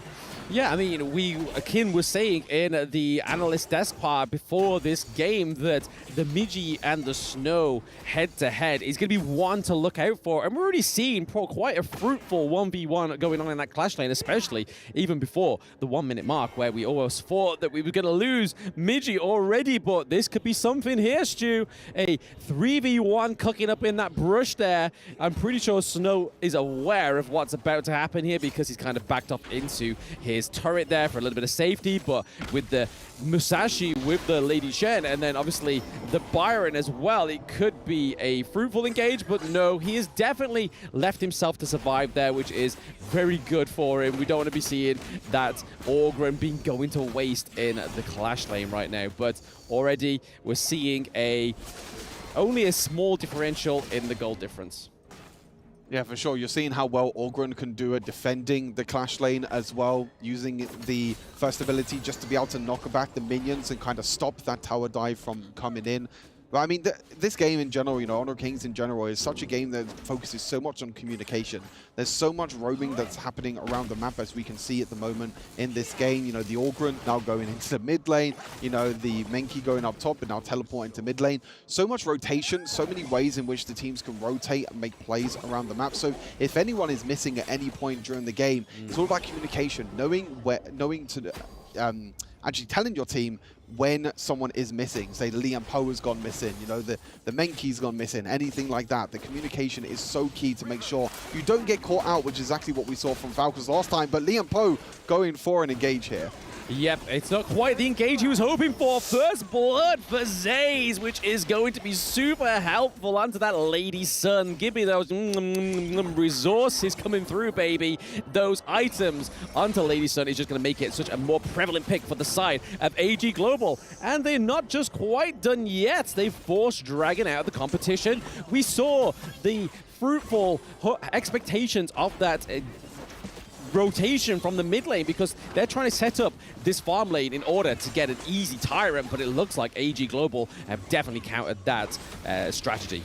Oh, they might be looking for engage though. They're trying to get that bot lane tower. They're not going to be able to, in the end, Miggy using that teleport from the top side to be able to get there, but they can rotate straight towards the Tyrant. This is such a huge objective at this point during the game. We're already seeing Snow trying to zone away with the Orgrim, just being able to ignore all that terrain with the ability. But this is going to really come down to a 50-50. Oh, and Boom Jizzix gets the Tyrant. So first turret of the game going over to Boom Esports in true fashion, back-to-back, back-to-back Tyrant acquisition, but they lose the T1 in the mid lane. That, to me, is not a good trade. Yeah, really difficult trade there. Actually, I think in the end, AG Global just decided to completely ignore the Tyrant, decided to go for the mid lane tower already, which is a super important tower to take. It just opens up the tower so much. They do trade, though, with the bot lane tower, so overall, it's not looking too bad for Boom Esports. They have to kind of get this advantage at the moment with being able to get the extra gold onto the carries. But speaking of gold, look at that gold at the bottom. Zeiss, 4,000 gold already. Over 1,000 gold lead at 5 minutes into the game. It's kind of what you was talking about during the draft. You know, the Princess Frost doesn't really need that many resources. Princess Frost is more used for her utility, her zoning control. Zeiss and Ming are just rotating around the map at the moment and just using this to farm the Lady Sun and get to that late game even sooner. Yeah, I mean, losing the Tyrant for the mid lane, it's an investment, right? Because now that enemy jungle now opens up for the side of AG Global. Zaze is just going to get extra bank now. They could go for the Overlord, but they don't really need it as they're approaching the T2, both in the mid lane and the Clash lane right now. We are seeing potentially a takedown here. Yes, Zaze gets the shot onto the second tier turret, but Boom Impressive getting caught out. He has to retreat. He's taken too much damage. The untargetable onto the Lady Sun gets nullified by Orgren, and Jizzix looking pretty Burn the burner! Oh my Osotis, mwah, mwah, beautiful, as to take it to the higher ground turret, Stu. Oh, this is such incredible play from AG Global. The analyst was mentioned how they had two really tough games yesterday, and this was really the important day for them. They lost against Weibo, they lost against KPO Dream Team. They're looking to try and end here. The Byron trying to flash it in onto Lady Sun, onto Zeiss, but the extra healing that's coming through from Ming at the moment, the survivability from the Lady Sun is just way too much to deal with right now, and Zeiss is completely popping off from the Lady Sun. Absolutely. I mean, the high ground turret almost falling as well. We're almost at the 7-minute mark. Like I said, the Overlord was going to be pretty much a Brucey bonus for the side of AG Global as they try and take the Clash lane higher ground turret there. But Midgie almost falling down. We have almost a dominance here for AG Global right now. This is completely a different team than what we were only seeing partially yesterday. They are doing very well in this game, and they know how much this means to them. Yeah, for sure. I mean, we saw them against KPL. They're actually one of the best performing teams against KPL, especially in the early game. So we know the potential of this team. We've cast them so many times. We know the potential. In S2 Invitational, they were struggling a little bit. You know, they were in a different group to Boom Esports at S2 Invitational, so these two teams actually didn't come up against each other. But now we're seeing how AG Global, that boot camp that some people have been saying as well, that AG Global has been taking. You know, we were talking to Martin as well yesterday, you know, after the games yesterday, and Martin was saying that, look, we still have a chance. It was a very tough day today, but this is the day that matters, and they're making it count right now. They're playing super aggressive, and they're setting up so many plays against Boom Esports. Yes, that Overlord potential coming through here with the Vanguards, already looking to assault the farm lane higher ground turret. So at first, the sights were on that high ground turret in the Clash lane, but now that has been shifted. They pick it up in that 8-minute mark. AG Global looking for their redemption arc right now, Stu, it seems, with another Vanguard in the mid lane. I don't think they might be able to get this here because Impressive with a fantastic engage back of the line, but Zaze has just got too much damage too. Midgie's able to take out the Zaze. They don't really have any damage here right now other than the Orgren. They are relying heavily on their Clash lane. Boom! Double kill onto Boom Esports. AG Global do lose their first life into this game, almost at the 9-minute mark, but that was a great engage from Boom Impressive though. Zeiss goes down, but at what cost for Boom Esports? I think that's the big thing. They've tried so much to try and kill Zeiss, which with Ming by his side, it's so difficult to try and do, but they lose 3 members for it as well. As we see the end of the replay, we're seeing this Orgrim pick. Didn't really expect him to be played in the Clash lane. We know he can be played in the Clash lane, but we've seen a lot in the jungle. But again, KPL bringing it out yesterday, AG Global bringing it out today as well, just showing the power of this hero, not only in the jungle, but also in the Clash lane. But another hero I want to talk about as they're taking down the Tyrant is Lived on Princess Frost. This is a hero that he has played so many times, played every single game pretty much in EMEA qualifiers, played it so many times in S2 Invitational. This is a comfort pick for him. And you're seeing how the Princess Frost, the zoning control that it brings, and it allows the space for Zeiss to be able to tumble, to be able to use her first ability and get that extra damage with the range as well. So overall, incredibly impressive composition here for AG Global, and they're not going to slow things down. No, yes, Lived is definitely Lived loved that Princess Frost pick throughout the Season 2 and the Open Series. We kind of saw him try and go for the Mai Shiranui at some point, but if you were to put Mai Shiranui into this draft now, you would be seeing at least 1k from Myosotis go away and 1k from Zay's go away, because you have to give it over to the Mai as well. So putting that Princess Frost this draft really allows Liv to just be able to play his best life on that Princess Frost. And it's really showing right now. They are 33k to 27. That's almost your 6k goal difference. They have more neutral objectives as well, and it doesn't look like they're stopping there. They have the Tyrant. We have Myosotis just completely just helping himself to the enemy jungle. So they have true control over this map so far. Yeah, and this is a completely different game at the moment for Boom Esports. A very, very different game for them. You know, in the last game, they were the ones on the back foot. The problem this time is that they don't have that same sort of long-range engage that they did last time. No, you know, they don't have the Mosley pick this time. They have the Lian Po instead, which is a little bit difficult, which means that you saw the engage come in from Impressive, right? You saw the engage. He tried to go for an engage. He got a big, massive 4-man knockup in the end, but it's just not enough. They don't have the follow-up at the moment to take down Zays as well. As we're just taking a bit of a break here. It looks like Dragon, the mid laner for Boom Esports at the moment, having a few technical difficulties, so we'll hopefully get that sorted as soon as possible. So we'll have to wait and see. But yeah, let's take a step back now. You know, this series, really important for both these teams. AG Global at the moment currently sitting 0-2. Boom Esports with that loss win in the previous game against Falcons, now sitting at 1-3. This is the last game at the moment for Boom Esports in this group stage. AG Global still have to play Loops and Falcons later today. So if AG Global win this and also win one of the two games against Loops and Falcons, they're through. If AG Global lose, they have to win both the games, and then we get a tiebreaker at the end between AG Global and Boom. Yeah, I mean, if you look at that draft, if we've seen how Falcons have played so far, is we are pretty much happy that I feel like AG will at least get one victory later on. But we are going to be looking at a pre-match interview now with AG Global. Let's see what some of their thoughts were going into this match. Hey guys, it's Chichu again. This time we have Martin, the manager of AG Globals of Hong Kong, China. I mean, bro, yesterday has been super rough for you, but I don't blame you. You fought against KPL. Yeah. You fought against Weibo Gaming. Yeah. And the teams are not losing at all.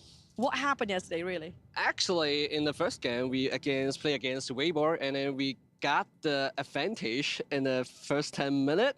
But at the last 5 minutes, I don't know what happened, but still, I think it's some mistake made up by our teammates, and then so yeah, things happen, and then we lose it. But we still got the 6K income ahead, but we still lose it. So, but it's okay. But we're gonna tune it up last night, and then we train a little bit more, and then we just watch the replay, and then hopefully today we won't let it happen again. So you talked about a lot when it comes to your first game yesterday, but when it comes to KPL, actually for now we are the best one to place the performance. It's the best one against them, right? I heard. You guys were having a discussion like we at least got a kill or something. And then we got 2 kills, and we got the first blood from Elor.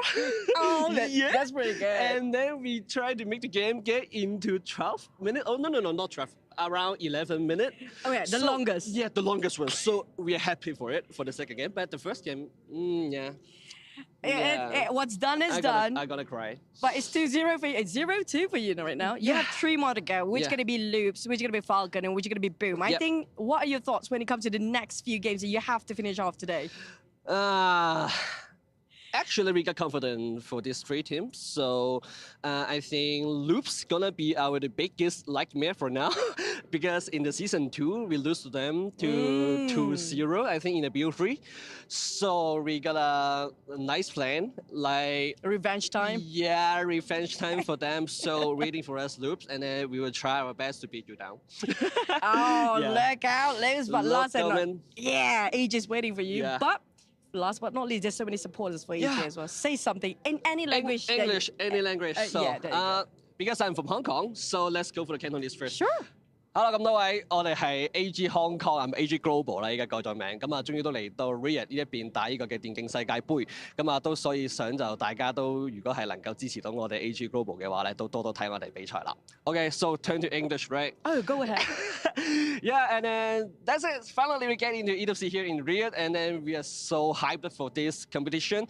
So, fans of AG or even AG Global, please keep supporting us and watch the stream. And then, yeah, be with us. I really need your support. Ho, yeah. Okay. Yeah. But that's it. Thank you so much. It's always a pleasure to Thank have you. you, Martin. See Yeah. you guys on stage, and good luck, AG. Yep.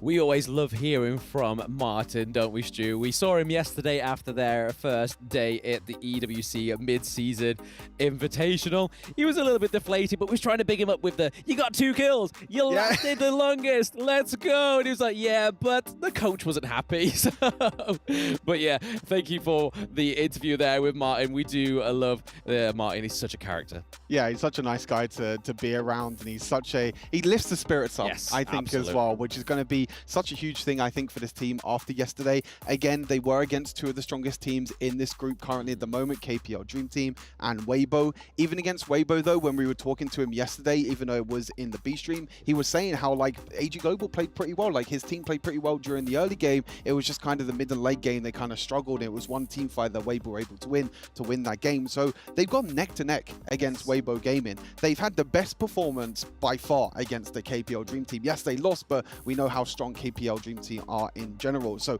coming into today, and even just going back to this game as well against Boom Esports, they're looking incredible to try and take this series overall. So we'll have to wait and see about that one as well. But yeah, when we go back into the game, we'll have to see how AG Global try and close this out.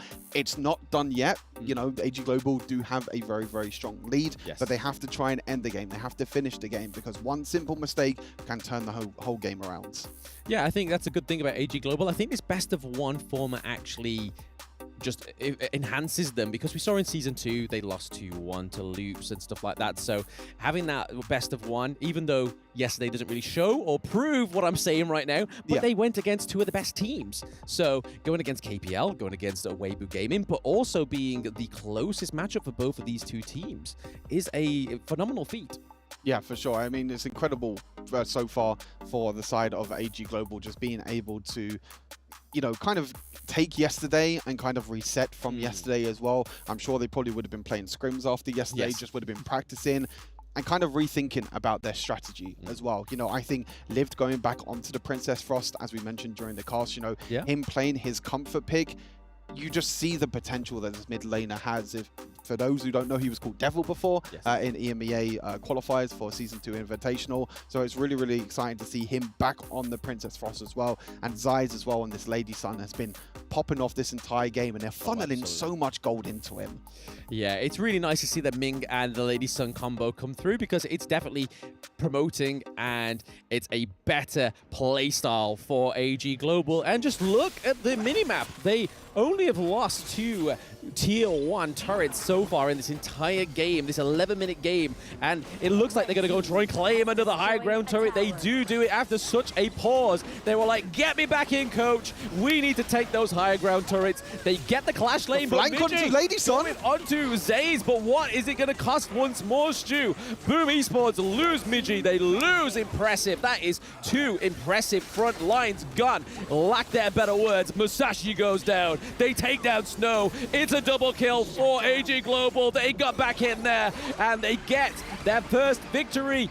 Boom Esports not quite getting that back-to-back, Stu. Not getting the back-to-back, and AG Global are now on the front foot in this group. Group B is theirs to take. They win 1 more game, they are able to go into the playoffs and into the quarterfinals. incredible performance. This is the AG Global that we were expecting. It feels like a throwback to the EMEA finals that we were casting. This aggression, the crowd control, the Princess Frost, the Lady Sun. Time and time again, Boom Esports were trying to jump onto Lady Sun, trying to do enough damage.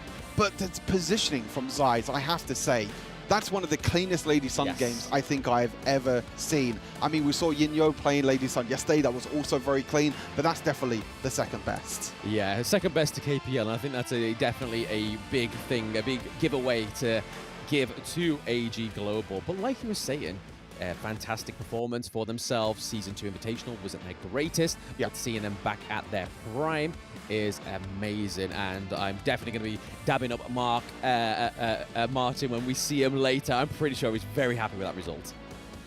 Yeah, it's going to be pretty exciting to see what he has to say, but we're going to be seeing and hearing what AG Global have to say after that impressive victory.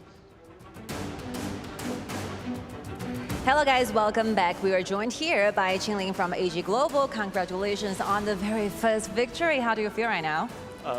还是蛮开心的吧，就是拿下了首胜，但是对我们来说，这首胜应该昨天就应该拿的。不过没关系，我们打好接下来的每一把比赛就好了。 All right, we're really happy and excited because this is our first victory, but I think that this should be coming sooner. But everything, it's okay. We can accept this as long as we can make our best efforts in the following series. And more to that, let's talk more about the in-game executions. So you're behaving extremely aggressive. You actually invaded the first round of the jungle. What happens? It is a spontaneous thing or is pre-planned after the draft. 我们第一局的前期打得非常有进攻性啊。第一波其实你跟孙尚香清完中线呢。 就直接入侵了，这是一个你们在 BP 之后就已经做好的决定，还是说，哎，当场发生了一个立即的判断？这就是我们预料之中嘛，就是我们开局也聊了很多，如果他那个打野就是不是蓝开的嘛，我们直接把他蓝反了，然后如果说我们他在的话，就戳他状态呗，因为我们下路其实都看到就是有线权嘛。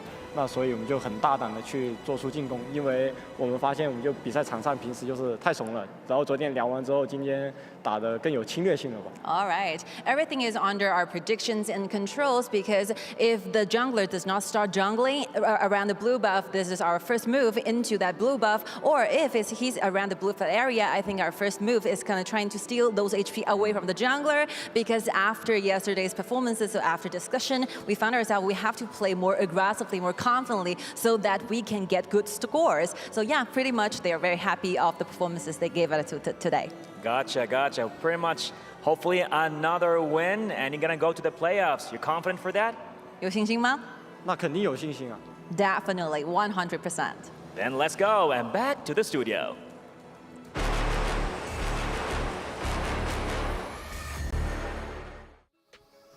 Congratulations to AG Global on that amazing game. Great performances from all the heroes, the Lady Sun, the Ming, and of course, the Ogren. Remember that Ogren is available now, a warrior hero with a balance of offense and defense, which is able to condense the spirits of enemy heroes to assist our side in battle, possessing a special method attack. When in the activated seer state, his basic attack can kill targets with low health instantly. Some tips: in addition to the ultimate move, Ogren's first skill can be activated a second time, allowing entry into the seer state again. Ogren, a great hero, a great performance by AG Global boys. Yeah, very strong. I like the fact that they say, hey, you know what? We discussed it about this yesterday. We weren't clinical enough. So let's be a little bit more concise, a little bit more tight in our gameplay. And boy, that was a fast game. Yeah, I mean, they're kind of reeling from yesterday. They were kind of having that lead. I mean, you saw that interview, you know, with the Weibo coach, with the AGG coach. But, you know, they were losing, right? And they were winning, excuse me, but they actually came back. Now, you did predict them, Boom Esports, as the winner of that one. All I have to say is, ha ha. Well, let's talk a little bit about that. And this is something that we can connect to the first game. We talked in the first game how Boom Esports just has struggled just to close the deal early. They had a gold advantage, but they pushed the game to 19. On the other hand, AG Global comes in. They've got advantage since the minute 1, and it goes, and then they finish on 11. At 10 minutes mark, what is their first goal? Dark Tyrant. Dark Tyrant after that, push the high ground, finish the game in 11. That's the way that's supposed to be played. Yeah, extremely clinical. Now let's take a look at the scoreboard here.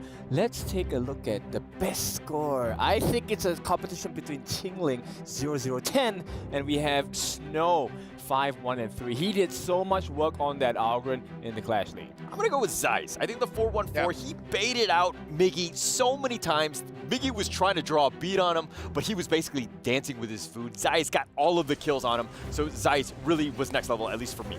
The Lady Sun and Ming, man, that combo right over there at the bottom, it's impossible to face against.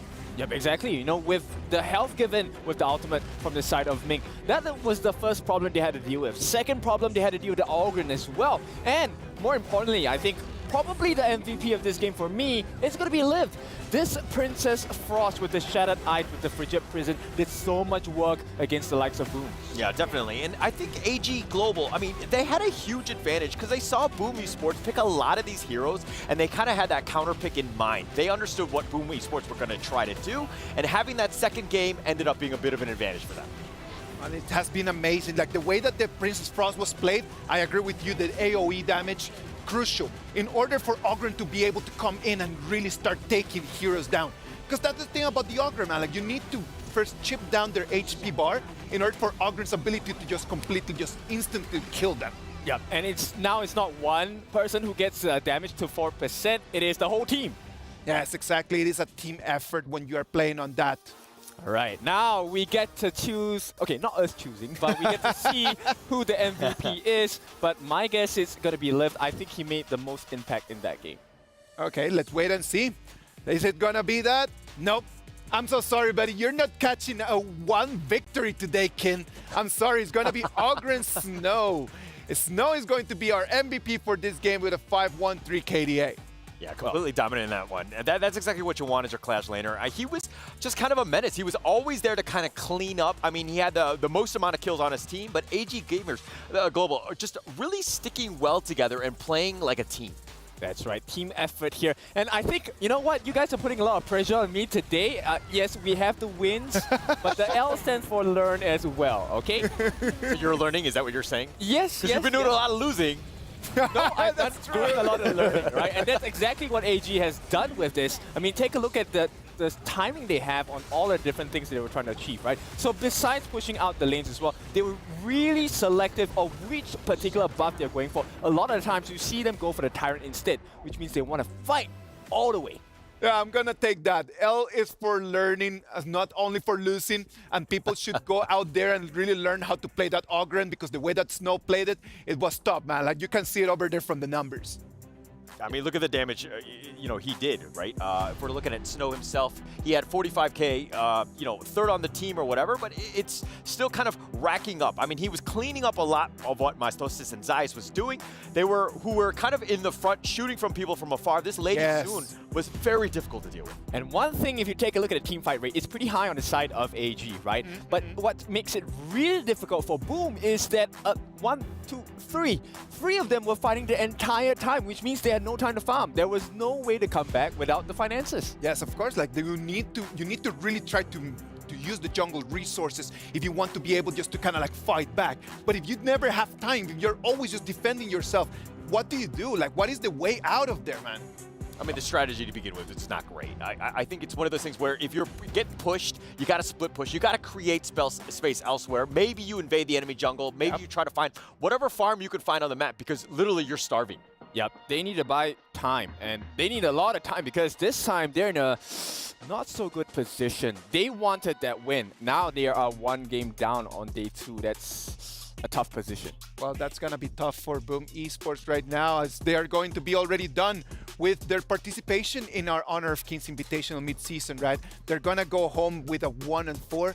It's not the best, but on the other side, for AG Global, like, it's going to be amazing for them. They already like picking up the pace. Okay, and I think we heard something about Secret and VKS. Secret beat VKS. Okay. So not a great situation for VKS. Secret, we kind of expected that, right? Going into this one, top 2 team, I think we expected them to do very, very well. VKS, we were hoping, we were kind of praying that they would kind of be able to kind of put up a good fight. But, I mean, losing on that one might be heartbreaking for those fans. Yep, it's a huge uppercut. So that's one Brazilian team at risk now of dropping to the bottom 2 of the It is table. really difficult, man, because they already lost to Vitality. They lose right now to Team Secret.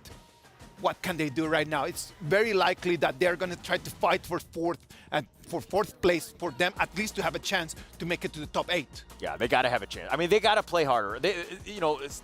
We didn't get to see all of that game, so we can't really break it down here, but it's definitely a do-or-die situation for them. They must win out. Yep, and they really keep the motto of the key, which is everything has to be earned, and they really need to earn it this time. Yeah, and with that result right now, what we're going to have is that Weibo Gaming is already top 8. Like, it's going to be, Weibo Gaming already officially is going to be on the top 8 teams that they're going to move into the quarterfinals. Yeah, I'm super curious. I mean, I've never been in this position, at least for today, but I wonder what it feels like to have a guarantee that we're winning. No, I think Weibo, the fact that they were guaranteed top 8, moving on, I mean, the qualifying team getting into this one, the third Malaysian squad, is making some serious waves. I think that they were really underrated going into this one, and seeing them succeed on this level is what Honor of Kings Esports is all about. I am amazed by everything that is happening right now, Alan. It's really good for us to be able to be alive right now in this day 2 of Honor of Kings Invitational mid-season, man. What about if we move into the next game? Let's go. It's going to be day 2 or game 3. It's going to be Team Kagendra against Team Vitality. Yep, all the points matter. Now, the 3-way tie is actually going to be also decided by a Kagendra match, right? Because all 3 teams, VKS, Vitality, and Team Secret, have to play against Kagendra. So these games are points you do not want to miss. Similarly, for Kagendra, these are potential points to get you into the top 4 position. That is true, man. Like, we cannot just take Kagendra out of the conversation, right? Like, mathematically, they still have a chance. So hopefully, they can just make things harder for everyone right now just by coming in and then just beating Vitality maybe, and then just putting this, again, one more time, a little bit more confusing for everyone right now. I mean, Kagendra was 0-2 yesterday. They were winless, right? But they have 3 games. They're going to be all on this stream, and this is the one you want to watch. This is a team that has a lot of potential. Can they get into this one? Can they kind of, maybe play a little party pooper for some of the other teams getting into this one? Yep, it's all about the Indonesian pride at this point. But of course, I think we need to figure out what the prediction is like for this game as well, right? All right, STC play predictions from the 2 of you boys. What do you think? Is it going to be Team Kagendra? Is it going to be Vitality? What do you think? I'm going to go first this time because you've gone first every single time and you've lost. No, I'm going to take first pick. I'm going to go with Team Vitality. I wanted to go Team Vitality. Okay, nonetheless, I'm going to go with Kagendra. I think we're going to see some serious, maybe a bit of a shock upset on this one. Okay, everyone wants me to learn today. With the L. Why not, man? I'm going to go with Team Vitality. The way that they've been playing the game really needs us to give them the respect to say, like, they do have the upper hand right now. Hopefully, Team Vitality and Kagendra are going to be up to the standards and they're going to bring us an amazing game. So what about if we just pass it over there to the Amazon Arena and let's see what these 2 teams are going to bring. And we are back to the battlefield to welcome our warriors who journeyed far just to battle it out right here at the Esports World Cup. Sky, let's go. Since the 3rd matchup for today is about to kick off, and let's get ready for all those crazy things that is about to happen. So give our hands one more time to Team Kagendra. Welcome.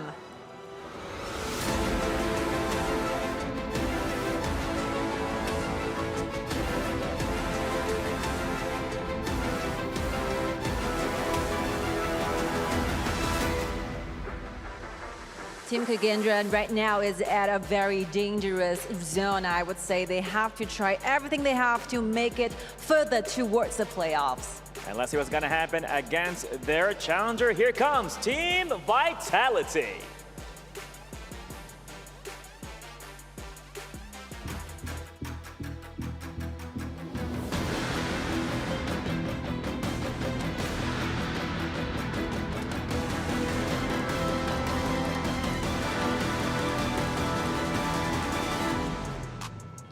They're all warmed up for a vital match indeed. I think we got to have a lot going on this time.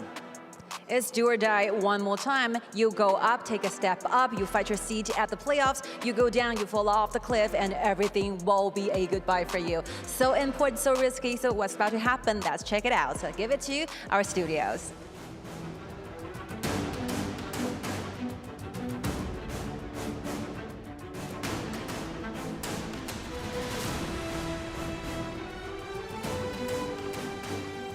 Team Vitality, Kagendra, we're going over to Group A. And as we saw on the analyst desk as well, Team Secret beat Vivo Keyed off stage. So this is still a very important match for these two teams. Can Kagendra make the miracle run, Bram? Can they beat every single team above them and qualify into the top 4? It's definitely looking like a feat, right? And that's it's like the scaling Mount Olympus at this point for Kagendra. Currently sitting on 0-2, but like we just said, that Team Vitality losing to Team Secret, not Team Vitality, sorry, Vivo Keystars. Vitality did lose to Team Secret, but not today. Vivo Keystars did just lose to Team Secret, even though we didn't watch it. Can't really give our words on that, but it's a big upset for the Brazilian scene. Yeah, I mean, Vivo Keeds at the moment sitting at 1-2. Kagendra currently sitting at 0-2. If Team Vitality win this game, this is going to be a huge step for them to get into the top 4. And it's a team that is very close to our hearts, as we're both from Western Europe, as we're both following Team Vitality. We know quite a few of the players. We've been able to talk to some of the players as well. And when we was talking to Benji yesterday about the victory against Vivo Keed, he was saying to me, he was like, they feel like they've improved so much from that Season 2 Invitational. We know that they have a new coach now. They have a different kind of way of playing the game as well, even if they have 2 players in the off role. You know, Shanks down in the farm lane normally plays in the jungle. CT Boys normally support, but playing in the jungle at the moment. So it's difficult for Team Vitality, but they're growing, I feel like, as Honor of Kings is going on. Obviously, the global scene's not been out for too long. But I think that already that sudden change between the Season 2 Invitational and the Mid-Season Invitational, being able to take the revenge against Vivo Keed, super excited to cast them in this game. Yeah, it's like with the EWC Central broadcast when they showed that graph of when it was released in China and how long they've been playing for and when it was released in the rest of the world. So these teams are just started, like 2 months. Obviously, Brazil has been a little bit longer, and then obviously you got like Turkey, which aren't actually participating in this one, have a little bit longer than the rest of them, but it's just the beginning, and I think that's what really needs to be driven home to these players that may seem disheartened by losing. Yes, losing is good for you as long as you learn, which hopefully over in the studio, Kin is doing a lot of. Yeah, I'm kind of worried because I feel like Kin's going to cast a curse Vitality in this, which is not great. Kin has a 0% win rate at the moment in terms of predictions. I'm super worried. I mean, obviously, we're both cheering for, we're both kind of hoping that Vitality win this, but I'm praying that Kin doesn't go 3rd time. You know, 3rd time's the charm, right? They always say that. So hopefully Team Vitality can actually turn things around. But let's turn our attention to the draft as well. Vitality and Kagendra. Lady Shen being the priority for Vitality, which is super surprising because we know the Highland loves these assassins in the mid lane. The Shangguan has been one of his most popular picks. Mai as well, but Mai, one of the most banned heroes at the moment in the mid-season Invitational, but that's going to be responded by Long and Zhongfei. Yeah, that means we might see another late game ADC down into the farm lane, because if you're giving a Lady Shen into that mid lane, we know that the resources aren't going to be there, but the Dharma comes through from yesterday. 90 on that Dharma was pretty phenomenal, and Motsu so far has been a great way to set up these engages. So we're going to be seeing Benji on the Motsu, but the Zhongfei, the Loon coming through. This is a big 2 starting heroes within this draft already for Kagendra. Yeah, for sure. A huge thing to note right now for Team Vitality. They are a team that is kind of very different in terms of draft compared to other teams. We see a lot of teams in these drafts prioritize their jungle pick in the first 3 picks. But since CT Boy is kind of the fill in the jungle at the moment, he normally falls back to the tanks. We've seen him a lot on the Kaiser. We saw him yesterday off stream on the Musashi. So he's kind of the one that's just like, okay, I don't really need to be a priority pick. Team Vitality would rather get the priority picks to the likes of 90. As you mentioned, a very strong performance on the Dharma, the likes of the Mutsu, Lady Shen as well. Ogren being picked though for Kagendra. Question is, Blam, Clash Lane or Jungle? That flex pick is left open, which is super nice for them. I'm not going to try and guess it. I'm not going to try and make myself look like an idiot. But with it being in the middle of that draft, I can assume that it's only going to be a flex pick just to keep Vitality guessing. But they do ban out the Lady Sun. So I was really thinking that Shanks was going to go for that Lady Sun there. But with the Ali gun down, Lady Sun, we are seeing a very, very small ADC pool now in that farm lane for Shanks. But there, it's all going to be Byron being taken out into the Clash lane. So if the Ogren is in the Clash lane and Byron gets taken out, it's a bit of a non-starting ban there, and then Princess Frost in that mid lane. Yeah, for sure. I think that's a huge point to point out about Shanks as well. Shanks has kind of been the main carry for this team. Yesterday against Vivo Keed on that Ali was one of the highest priority picks for this team. Obviously, Ali getting banned in the first rotation. But what does Shanks fall back on? We've seen him fall back on Derenji a few times, but we know that Derenji is not as much of a carry as someone like Ali, for example. It's going to be going up against the long, but the Hino as well. I love Kagendra's draft. There's so much flexibility on the draft. The Hino can go mid lane, could go jungle, could even go into Clash lane. Ogren can go Clash lane or jungle. It's so difficult for Vitality at the moment to understand what lanes they're coming up against, what heroes they're coming up against. Yeah, the Hino with that poke range as well. So there's a lot of wave clear at the moment on the side of Kagendra, and a lot of damage as well. So even if it's the Hino in the jungle, that poke can still put a lot of pressure onto those early engages. And obviously Lung, as we know, has some fantastic damage. But you were right, Stu. We are seeing Shanks fall back to the Derenji, and then we're seeing a City Boy go for his Masashi, which we saw yesterday, and he played pretty well. Yeah, I feel like this is a really nice adaptation for Vitality. We saw them struggle a little bit in the Season 2 Invitational with the likes of Kaiser just being picked every single time for City Boy, and then when Kaiser wasn't picked, it was pretty doomed for them. Like, they didn't look as strong of a team, but then winning yesterday on Masashi is going to be huge. I'm really curious how this game is going to go, though, because Derenji, as we mentioned, is not as much of a carry as Ali. I think that they still have to funnel a lot of gold onto Shanks. They have to prioritize getting that gold onto Shanks because he is the main carry for this team. But with the sort of build that gets done with Derenji, sometimes we get tank items, more utility items, like the lightning chain effect. It's going to be super interesting how Vitality adapts with them not playing as much of a carry in that farm lane. Yeah, it's going to be really interesting to see. We can only really hope that City Boy gets his big boy boots on the Masashi and really carries this game as well. But like I was saying in that draft, the Lady Shen is not going to be the one that's going to be taking a lot of gold going into this game against Kagendra. But Kagendra has such a feisty roster right now with the Lung, with the Ogren, with the Hino as well, Zhongfei with the Engage, and even now fleshing that out with the Luna. So the Ogren goes up into the Clash lane, and Hino is going to be building those magic damage items. Yeah, so really nice here. I think the Masashi is kind of...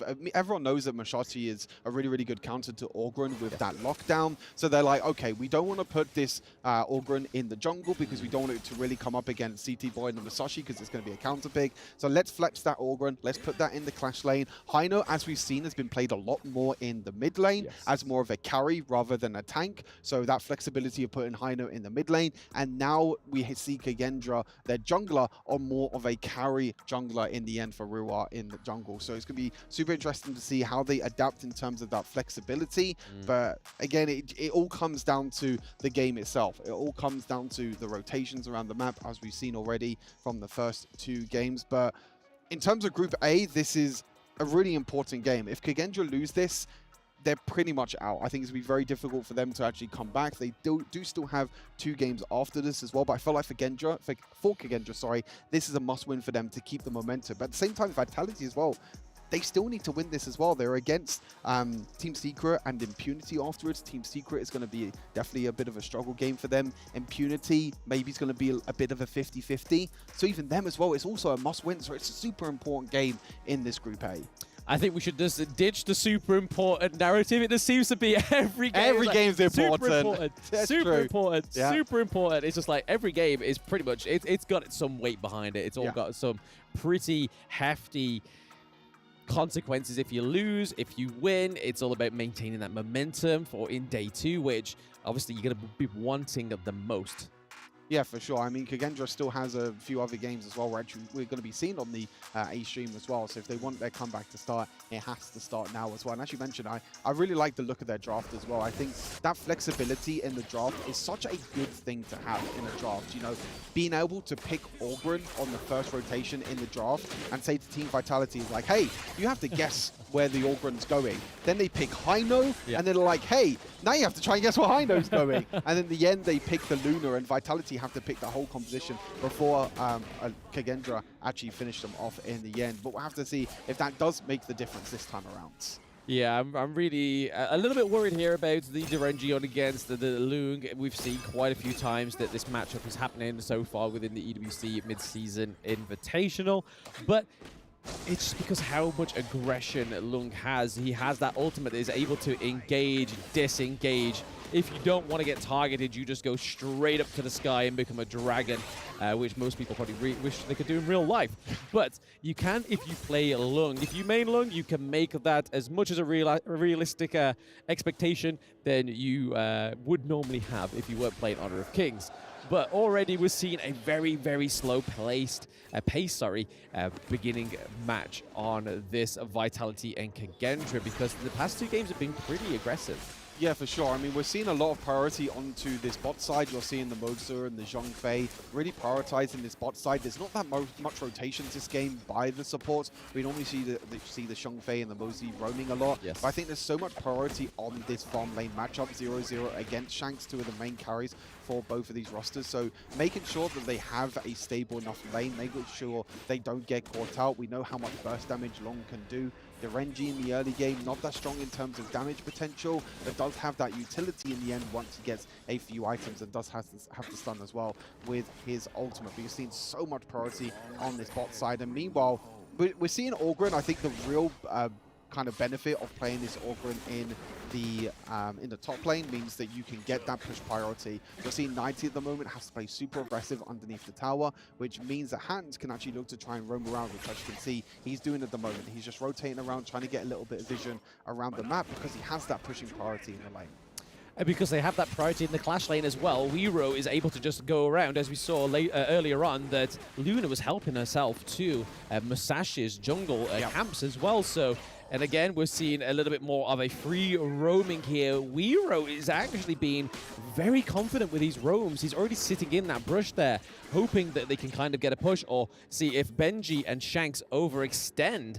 But it doesn't look like quite that much, but it could be. Oh, Benji's having to force the flash out of there, but is it going to be enough? No! First blood goes over to Kagendra. Has Kin cursed us? Oh, no, don't say that. No, the Kin curse is coming. I can already feel it burning in my bones right now. Normally, I'm the caster curse at the end. I remember some of the Team Vitality members were like, wait, you're casting our game? That's not a good thing. You're going to cast the curse last, but I feel like Kin's the one today. But yeah, really, really nice play. Benji, a little bit of an overstep there, but really nice there for Ruwa to be kind of sit in the jungle, kind of wait for the rest of the team to be able to be there. You have to set up potential as well from the Zhongfei, so really smart in the end. And you're seeing at the moment the kind of benefit the Zhongfei has. We've seen a lot of Zhongfei's also taken Smite, which allows you to take that double Smite potential with Luna and also Zhongfei. It means that you can prioritize these objectives a lot more. The double Smite means you can do a lot of damage in very quick succession if you have the right communication, but also allows you to secure the likes of the bird right at the bottom of the map as well. That can also be secured, and everything else around the map, because Zhongfei is a hero that doesn't need that much in terms of 90 with play. CC into the wall though. Hello. I was about to say, my next thought was going to be 90 feels really restricted into that clash lane, because obviously Orgren puts those things, his little cast over bridges, the little spiritual bridges I'm going to call them, and then kind of follows him out with that other ability that can slow him as well. So seeing that, I was like, maybe 90's just been trapped into that clash lane, but right now it's not looking like it's making much difference in the clash lane, but down into the farm lane, it's a little bit more of a different telltale. It's a 3v1 engage onto Benji. That is a double kill going over to 0-0, and currently, that's not good. Yeah, Kagendra again doing really, really well. Really smart tower dive from Kagendra. This dual lane at the moment is performing incredibly well. Riyadh also getting a lot of priority. I think Kagendra have definitely done their homework against Team Vitality. They know that Shanks is the main carry. They know that Team Vitality like to put a lot of resources onto Shanks. So understanding that, Riyadh spent a lot of time in this bottom side going for the tower dive as well. We mentioned yesterday in our cast as well, Long is such a great hero to be able to tower dive because he can take that tower aggro. He can take a couple of tower shots, and then he can use the ultimate to escape as well, as we see the end of that. A double kill over to Long this early on is going to be extremely scary to deal with for Vitality.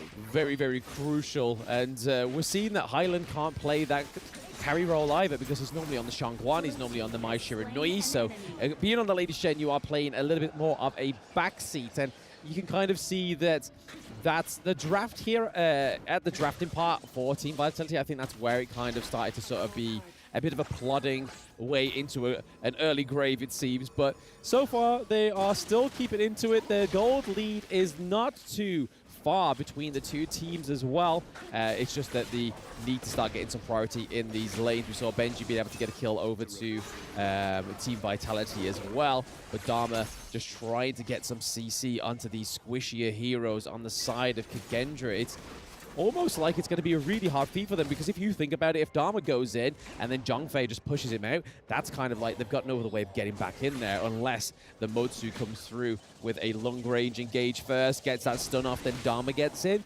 That's the only way I can see this working. Yeah, for sure. I think that that's a really good point to bring up. There's a lot of disengage on the side of Kagendra in this game. You know, like Zhongfei, but Dharma, 90 again, flashing in, gets the kill onto 0-0 on the Long, and 90 coming up absolutely huge on this Dharma so far. That's twice now he's been able to use that flash ultimate to pin someone against the wall, and that's the price factor that Dharma brings, which is one of the reasons why I love this hero. Yeah. You know, it's not really picked as much as the Elaine or the Mayim, but just for that playmaking potential with the ultimate, it's such a huge win condition here for Vitality.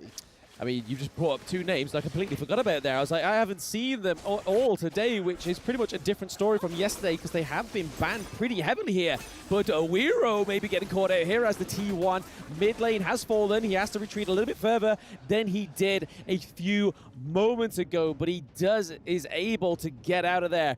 But it looks like Haino is trying to focus here, so Kagendra going for those side lanes, priorities again, because they've pushed both the Clash lane, both the farm lane. But I do have to give it to Vitality. They have got that very important T1 in the mid lane, which means they can try and overstep now, try and get a few more ganks.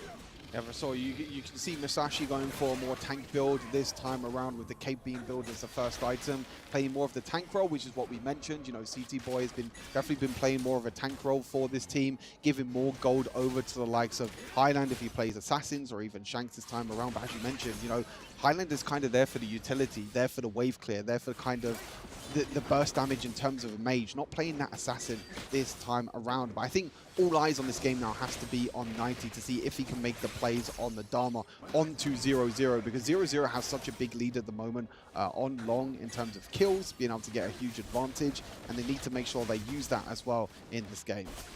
Yeah, we see that Wiro made his way up to the Clash lane just to kind of put a bit more of a pressure up there whilst giving over the Tyrants. So again, we could be seeing a little bit more of an output onto the side of Team Vitality.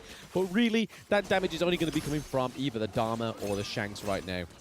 But it could potentially come through on Highland, but as we've already said in the broadcast, that Highland's not going to be the priority of giving that gold over. It is definitely heavily reliant on Shanks just to get gold, get that itemization going. But so far, it's pretty much neck and neck. Kagendra looked like they had a much better earlier game into that 4-minute mark. Now, it's kind of taking that same role as Boom Esports' first game, where it's kind of slowing down the pace, because I think of the not thinking that they were going to lose that T1 mid turret so early is probably put a bump in the road for them. No, 100%. I totally agree. I think Kagendra already have performed a lot better than what we saw yesterday. I think overall they've been playing a lot more safer. They've also been getting a lot more rotations in the early game, especially for the jungler, being able to get that extra early advantage. Both teams now trying to prioritize this Tyrant for the extra damage. Kagendra, a little bit split at the moment, but we have to wait for that engage from 90. Is it going to come out, or are they just going to give up this objective? It looks like they're just going to back off for now. They're going to give up this objective. Vitality don't feel confident enough that they're going to be able to take this Tyrant away. Yeah, I mean, on the side of Kagendra, they're all a little bit too split, so for 90 to try and get in here, it's going to be hard, but you can see him rotating to the back line here. We saw that Senko was pretty much nicely set up by that wall. We do see the Peacemaker coming through from the Motsu there, but there was no follow-up because they decided to disengage, get Masashi that Azure Golem, and maybe play for this Overlord, because this could put them back into the game, especially these side lanes right now. Just trying to get another T, get the first T2 down, just means that if we could start seeing some split pushes from the side of Team Vitality, we could still see a victory for them. One thing I want to note as well with the itemizations that we can see on screen as well, I've been seeing this a lot, but the support items for both Benji and Zhongfei going for the Radiance in terms of vision, but looks like a fight might be starting. 90 use the ultimate already. The Overlord is going to be taken, but they're looking to try and Kagendra get an engage, and Vitality are running for the wings. Yep, ready for the wings. Highland gets taken down early in the engage, and Kagendra is going to settle at that. They do lose the Overlord, which was probably at great succession for 90, just being able to keep 0-0 off of that object there. So keeping the Dragon at bay, but they do lose the T1 turret as well. So this could be crucial for Kagendra to get back into this lane priority plays. And again, they are going to take that T2 with ease. Kagendra having a fantastic brawl there, taking out the Highland, taking down T1 and T2 in the mid lane. Yeah, objective goes over to Vitality, but they lose 2 mid lane towers, not just 1, but 2 mid lane towers, showing how strong Long is at taking towers. But go back to my original point quickly, but yeah, Radiance support items being picked for both the Zhongfei and the Benji means that you get that extra vision. You know, we were talking about in the last game about how vision is so important, about trying to make sure that you don't get caught in bushes. Thanks to these support items, the Mozi and the Zhongfei are building, you get that big massive AoE vision around you that you'll be able to activate after every few seconds. And that's going to be really big at trying to set up plays for both these teams, whether it's the Zhongfei engaging, whether it's Mozi trying to get vision to try and land these long-range stuns. And it's an adaptation that I've seen quite a lot in the mid-season. We didn't see it too much in Season 2 Invitational, but in this mid-season, these teams are definitely prioritizing vision more than anything else. Yeah, it's also used for like a counter engage as well, because they got the likes of the Dharma, so it makes sense for Zhongfei to take it, because we can see Dharma as a very much sit in the bush kind of guy. But then at the same time, we have Weiro on the Luna, which we know from previous matches. Luna generally sits in those bushes before those neutral objectives, so again, it's a huge counter engage for themselves, for support to give themselves a little bit more functionality within this fight. But it's looking pretty much like a stalemate so far going into the 14-minute mark. The goal difference is not that far apart. It's only 2K difference, which is not a lot at all.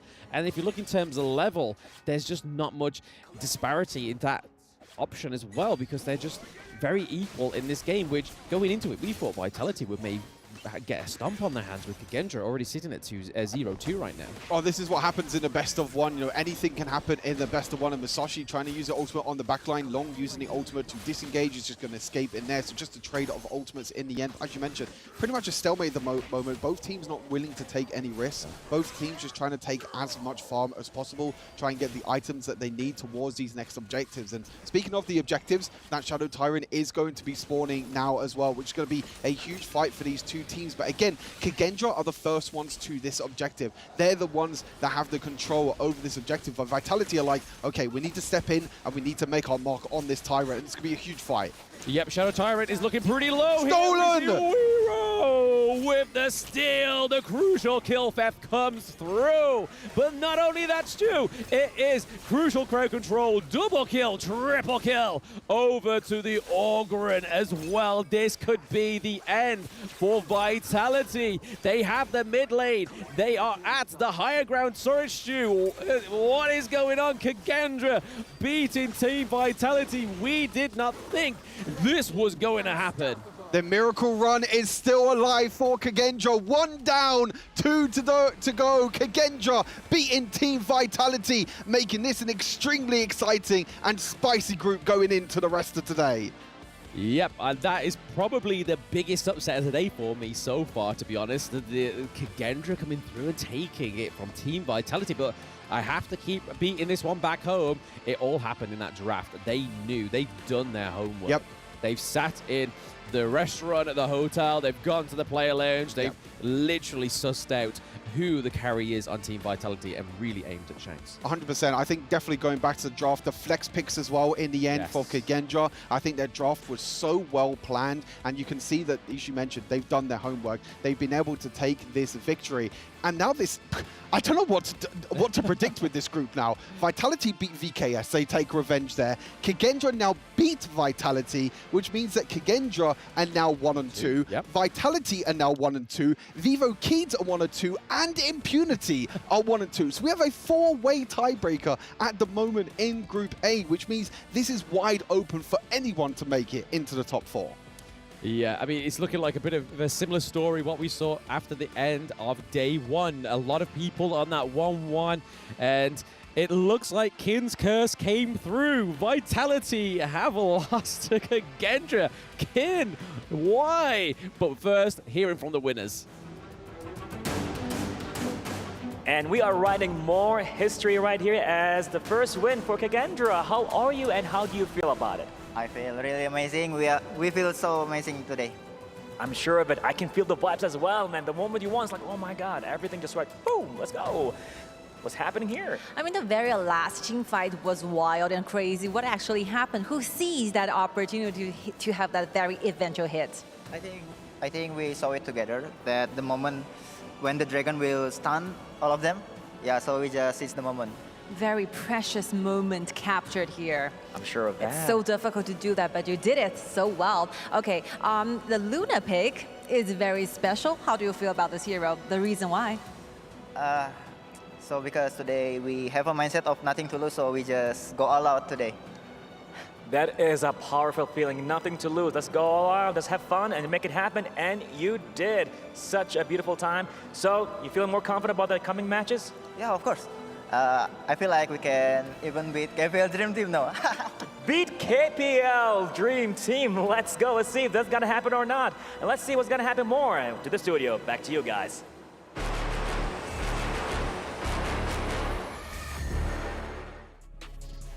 When you have nothing to lose, that is the moment to really show up. And Kagendra is really writing history right now. Yeah, that's right. Feeling confident to the point where they feel like they can take on KPL Dream Team. And why not, man? Why not? They come in today and then they start thinking like, okay, we have nothing to lose, man. Let's just go for it. Let's just really try our very best to enjoy this whole thing. And when you have a player that is at its top, enjoying the game, that is a dangerous, very, very, very dangerous thing. Yeah, it's like an animal that's cornered. Yes. You know, they're going to fight back. And they're going to fight back, especially since Kendofu was predicting against them as well. And Kagendra striking back. I love the confidence. I love the fact that they were able to go in.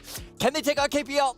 Might be a little ambitious, but it's still funny nonetheless. Well, let's take a look at the scoreboard. At this point, it is a victory for the Kages. And I want to focus on to Weeraw here. It's such a wonderful game. You gotta admit that the whole thing, for me, it just happens from the BP. The BP is just the reason why Kagendra is just winning this. The way that they just really were able just to push Shanks against the corner and really neutralize that farmer laner. Like, that is the key to why Kagendra is taking the dub. Yeah, very good movements. You see the ganks that were happening. They were just making everything uncomfortable for Vitality. They were not able to play the game that they wanted to have done, and they were playing defensive from the beginning. Yes, they came back at this point, but it was one of those things where the team fights were far superior for Kagendra. Yep, it was more difficult to execute on the side of Vitality because you are depending on Benji to land those cannon blasts in order for Shanks to get the kills in. But for movers, it's a different kind of concept. It's about the Leaping Savior. Give the shields to 0-0, let him work his magic. Yeah, and working that magic, it's kind of a copy off of KPL. You were talking earlier about the fact that this draft is actually very similar to what they ran before. Yes, exactly. And you know, when you draft such a monstrous type of I don't know. Van pick. Yeah, I feel so defeated at this point, guys. I'm so sorry for voting. It's totally fine, buddy. We all here came to learn you're learning the same as everyone else, man. And believe me, everyone is just enjoying this, man. Like, for sure, we're gonna have an MVP for this game. It is going to be amazing, man. Like, this was an amazing game. The match MVP is gonna be Muffer's Tramfe. Completely on point. And I just want to add on to what, Isaac, you were saying. There's a lot of learning by Kin. He's doing quite a bit more of the learning more than anyone else in today's day. Yeah, so more importantly, it's about the damage that Mufus was soaking, similar to how I'm soaking a lot of damage right now as well, right? So not only that, with the equip of the double smite, they really went to their best. They kind of diluted the jungle growth. That was the main point, right? We were talking about this. The fact that the Musashi started with red allowed Riyadh to really just eat up the jungle on the other side when the timers were up. And this has been an amazing game. The way that Kagendra just completely stirred the pot, even putting impunity back in the conversation. This is just amazing. We're learning so much, man, and I hope that everyone is going to keep learning with us by following our Honor of Kings Global Esports channels and using the hashtag HoK at EWC 2024. This is gonna give you a chance to win permanent skins that you can always receive in the latest and exclusive esports information, man. Follow the channel right now. Boys, we're going for a break. Right now, right after Kagendra and this amazing game, we're gonna have KPL Dream Team against Weibo Gaming. Stay tuned.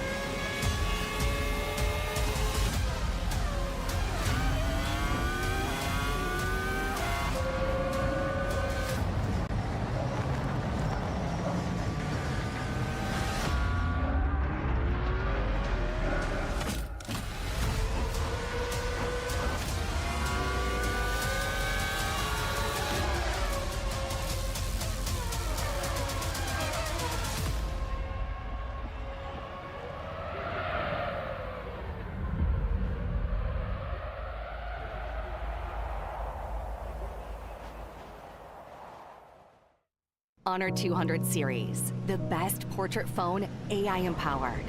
Studio level, AI portrait camera, 3 hardcore portrait modes.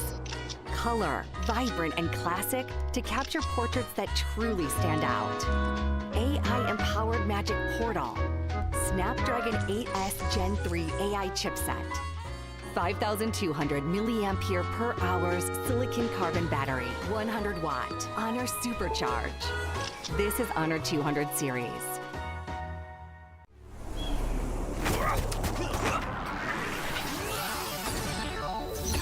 Ready, set, go.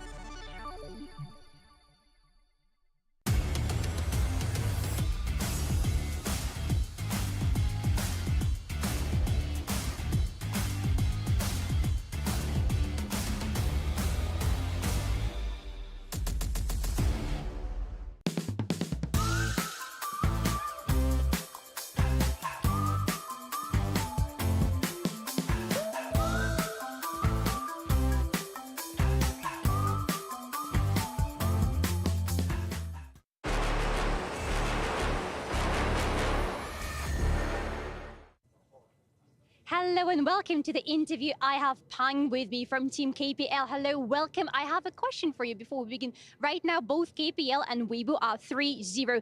Do you think you're going to beat them at the end of the day? 好，那首先欢迎小胖来到我们今天的一个采访席。那么首先我们第一个问题想问到小胖的是，就是我们现在跟微博都是一个3个积分嘛，那你觉得我们今天会战胜他们吗？我们是否比他们更加强劲呢？ I think KPL Dream Team, everyone is more strong than WBG. Yeah. He said not only him, but also his teammates, they are stronger than Weibo team. That is the confidence, and we love to see that. But tomorrow we're going into the playoffs, so I would like to know: are we going to see anything new from your team? 那明天就要开启下一阶段了嘛，就意味着来到我们的淘汰赛了。有什么新的挑战和目标吗？ My team 是目标怎么说来着 ？My team's target is only champion. Only champion. The target is only champion. Only champion. There is no other target. Thank you so much for the interview, and good luck in your target. Right after that amazing interview with Pang, I am just hyped, man. I love when Pang comes in and starts using English just to answer to the questions. Like, I've seen that before in other tournaments. It always cracks me up, man. It's a lot of confidence, right? It's one of those things where I know what's happening. I know I need to just exert dominance because I am the better team. I'm the better player. I know what's going on. I mean, they have 31 champions within the players themselves. This is a all-star team. Yep, they have a very clear target. They want to be the champions. I also have a clear target. I want to get one prediction right. I hope so too, man. I hope that you're going to start just carrying some W's, man. Well, boys, yesterday was the first time for the two of you just to cast KPL Dream Team games, right? What was the difference? Was there like a different feeling in just casting the KPL Dream Team games to what you have done before? I think it's really clear that they have very strong understandings of the hero picks they have. Like the moment Pang entered the jungle, we have read that, hey, Pang likes to occupy the opponent jungler, makes it his home. And, you know, most teams don't really show up in a very aggressive style like that. But Pang was a different class altogether. Very different. And it was one of the things that I noticed was the fact that they're clinical and they play around the clock.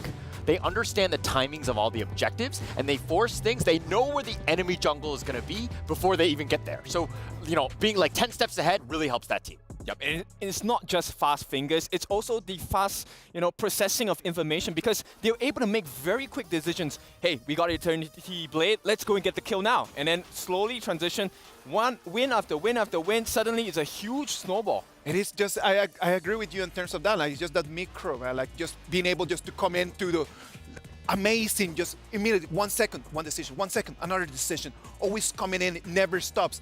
Weibo, what can they do to try to defeat that? How can they block this? Okay, so in the 2 out of 3 games we've seen of Weibo Gaming, right, they have picked Sun Bin twice. It's a litmus test for the side of Weibo Gaming. And they like to use his time bomb to really check the bushes. I think that gives them a little bit of safety against the likes of KPL Dream Team. Okay. Not only that, they rarely allow their farm lane to have a 1v1 situation. It is 1v2, 3v1, it doesn't matter, right? We will never allow a farm lane to fight alone in the early stages of the game. Yeah, so for me, they know how to come back. Yeah. But going up against a team like KPL Dream Team, coming back is going to be very difficult. So they need to ensure that they have a really good early start, get themselves a head start, and understand that KPL is probably going to invade their jungle very, very early. So that's the thing, like, if you cannot come back, don't let them run away. Just since the beginning of the game, just do not allow that little jungle resources, a little bit of that edge, because 100, 200, 300, they just start piling up into 1,000, 2,000, 3,000. You do not want to give them that. Boys, we're almost there for the game. Come on, I need predictions. Yes, STC play predictions, let's go. I've been waiting for that. I'm going to pick first. I want to pick KPL Dream Team. Give me my first dub, man. Okay, I have to go with Weibo in that case. I don't like it. I think it's going to be very difficult for them. But man, if they do this, if the Kindofu curse really is real, now is the time. Because if Weibo wins this one, that would be a huge upset. A lot of highlights for this, man. Like everything is going to be on us because the winner of this game might just take the first place of this group. It's going to be an amazing game. By far, the closest one that we're going to have. What about if we just move to the Amazon Arena and then we just get ready for this amazing clash? And we are back to the Amazon Arena, back to the Gorge to witness another ultimate clash of skill and strategy in this coming match. And now, reach into the sky, yalla, we are ready. This is happening. This is the time. So, ladies and gentlemen, and the crowds in the arena, can we hear some voices for the KPL Dream Team? Oh, they are ready. Yes, of course. Let's go. I think KPL Dream Team is ready. Let's welcome.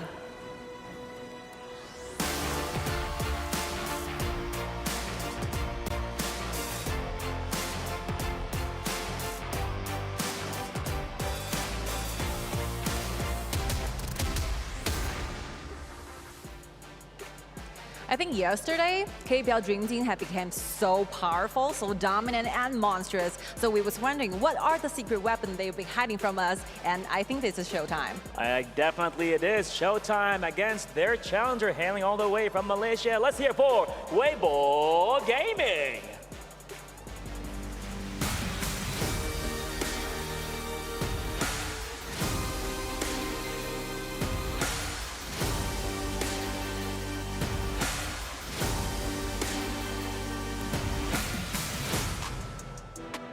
I'm excited for this one to see what's gonna happen. Everybody wants to compete against KPL, the Dream Team, but Weibo Gaming have a lot to offer as well. Their combination of mechanical skills and in-depth gaming, pretty much, they are here to dominate. Of course, so ladies and gentlemen, please summon your heroes. The battle for the Honor of King's crown is upon us. I believe this will be the time we headed to the studios. Welcome everybody back to the mid-season invitational. I'm pretty sure the crowd are going to be going nuts for this one, Stu, because it is the KPL Dream Team against Weibo Gaming. I'm going nuts for this one because Weibo is currently at the same standing as the KPL Dream Team.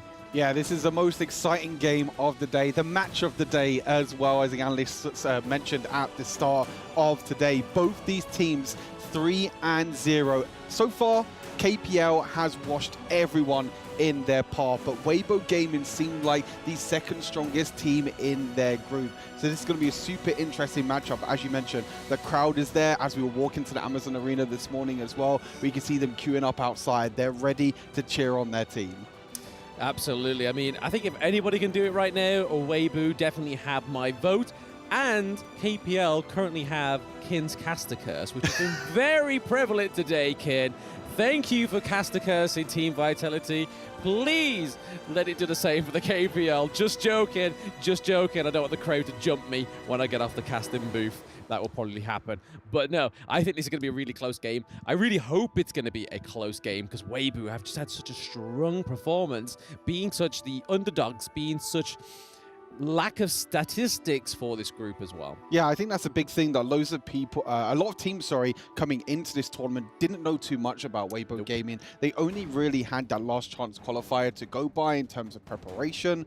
And they've been able to come into this tournament with a lot of prep. As one of the other Malaysian teams, it was kind of that battle between like Weibo and Loops who would take that second and third seed, but Weibo Gaming already completely washed Loops completely, which Brazil in general are just kind of underperforming in this tournament. But enough about Brazil, let's talk about this draft as well. Weibo Gaming ban away the Orgrim, ban away the Shang Fei as well, surprisingly enough. And it's going to be that Dolia first pick in the end, which opens up the Ali. But the first time in this tournament, we are going to see, oh no, I think it's the second time actually that we've seen Mai in this tournament. I believe it was played in day number 1. But this is the most banned hero in this tournament at the moment, Mai Shiranui. Going to be super exciting to see an assassin being played in the mid lane for a change. Oh, absolutely. I mean, I wouldn't want to see any fans coming towards me and slapping me in the face and just coming out of nowhere, which has been pretty much the theme of today, is being sitting in these bushes just when teams don't face check. But I know that KPL are definitely going to face check it. The Dolia with the lung, this is exactly what I thought was going to come through. As soon as I saw the Dolia get placed as for prio pick, I knew that the lung was coming through, and then Hugh Huan to just keep that team comp going because the engages, the double airtime as well. It may not just go on Lung to give the airtime. We have the Hugh Huan who can be flying up in the air, coming back down, baby, and healing your team. Yeah, I think the big thing as well is that it's kind of surprising that Weibo Gaming picked the Ali over the Long. It seems to be definitely a huge priority for Weibo Gaming. But we did see JD play Long in the last series of yesterday that we were casting against Boom Esports. So this is a hero that he feels comfortable on, but he wants the Ali instead for the extra mobility. And then being able to pick up that Luna as well, that carry jungler. The only kind of downside I see at the moment for Weibo Gaming, which might be a Liam Poe pick now, which might solve that, is they don't have too much front line. They have an assassin in the jungle. They have an assassin in the mid lane. They have the Byron, which is more of a damage bruiser than a tank bruiser, to be fair. We've seen that Byrons are not as tanky as maybe some other heroes up in the Clash lane. So we'll have to see. I mean, at the moment, that Dolia Long and Huan combo, Rong has been playing Huan a lot, so we'll have to see what they round their comp out with. Yeah, I mean, I like the Byron because of that knock-up. So if you could knock up one of the backline, and currently right now the KPL draft is very squishy, just like Weibo Gaming. But if you can get the Byron knock-up and then Mai Shiranui comes through, or Ali comes through, or Luna, that's huge damage coming through onto the side of Weibo Gaming. But those last little parts of the draft there, the Dharma and the Lady Shen, the Kayan and the Motsu, we see the Masashi coming through once more, so it's going to be Huan in that mid lane. I expected it, to be honest, because they were the first team to play that. And then the Mayin in the Baron lane, the Clash lane, sorry, we haven't seen that for quite some time, Stu. Yeah, the Huan going to be really, really impactful here for Rong. We've already seen him multiple times, as you mentioned. Bit of a comfort pick for him in the mid lane. Comboed up with that Dolia as well. Dolia has so many ultimates that she can reset this game. Long's ultimate turned into a dragon.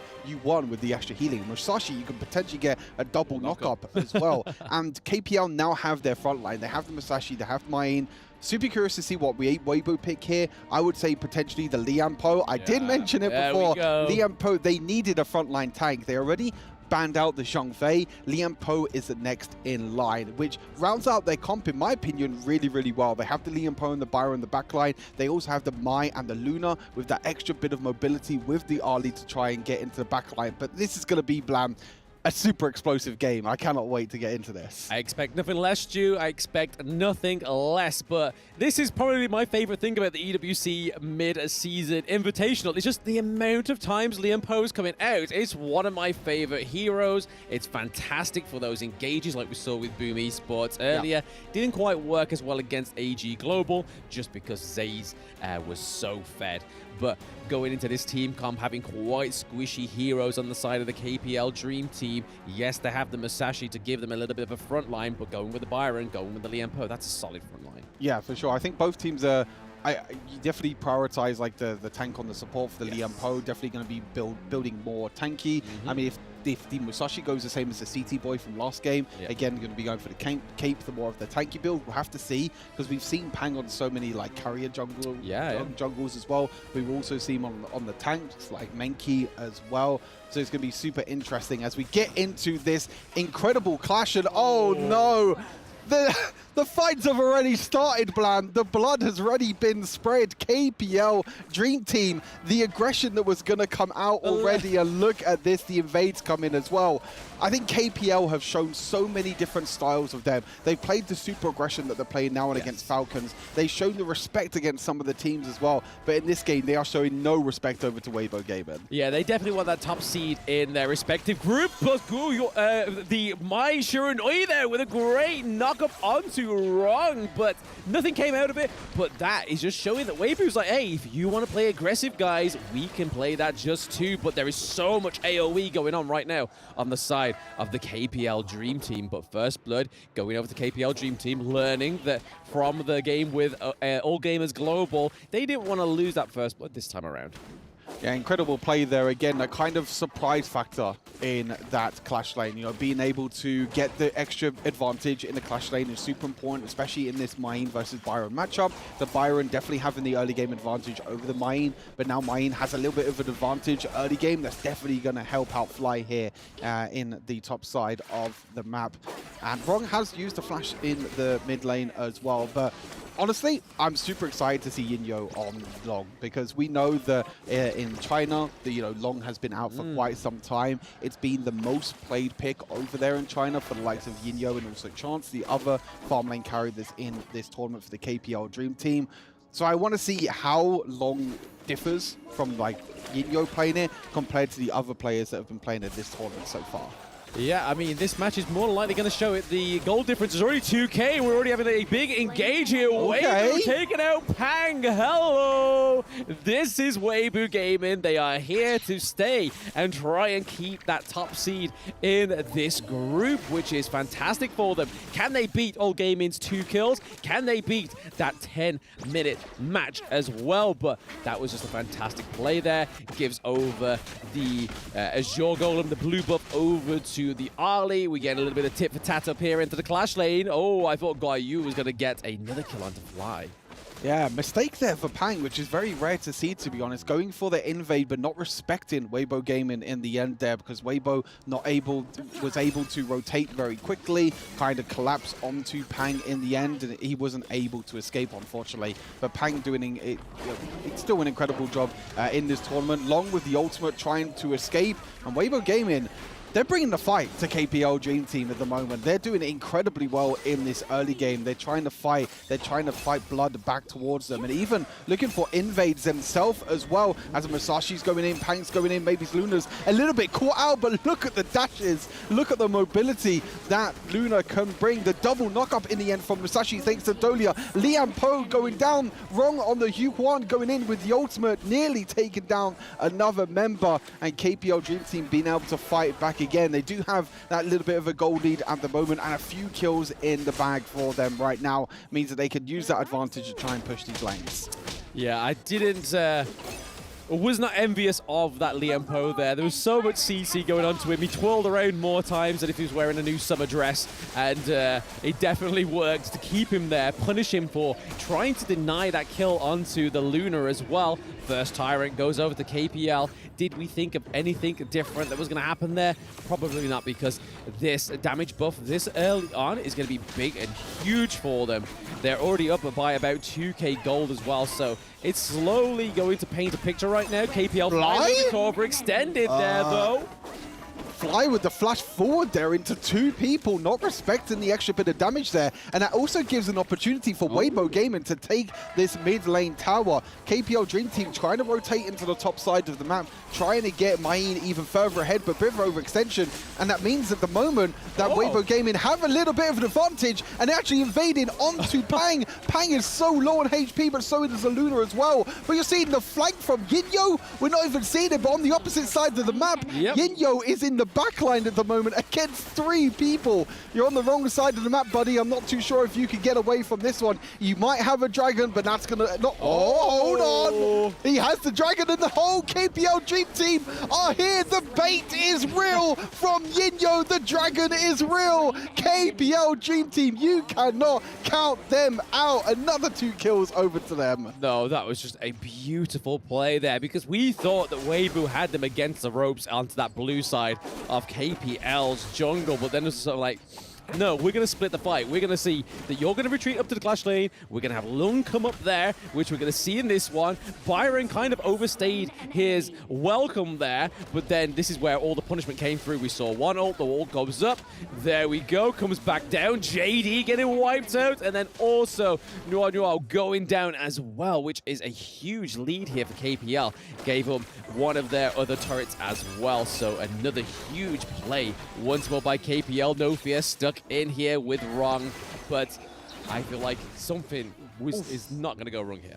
The reaction times there for Wrong is so clean. Being able to use the ultimate to stop the engage from Luna, then using the flash away to get away from Byron's knock-up as well. You can just tell by the reaction times of these players. They've been playing this game for so many years, and they know so much about this game as well. Again, Wrong, one of the only players in this tournament at the moment that's playing this Yuhuan in the mid lane, but it's working out so well for the extra sustain. That double sustain from the Dolia and the Yuhuan, and also the ultimate as well, being able to surprise factor the Weibo game inside, but KPL Dream Team, they're looking to play even more aggressive. Yep, Pang's in there. He's doing a lot of damage. He's going to get that second kill onto the board. That is a 2-0 trade over to the KPL Dream Team, and we could see Byron getting caught out here. There's a lot of low health. He does have his ultimate. The shield is not going to be enough. Dolia and Mai gets the kill onto the Byron. So 8-2 Stu, and 5k gold difference right now onto the KPL Dream Team. Yeah, I feel like Weibo Gaming, they had a little bit of a chance in the early stages, like the first few minutes.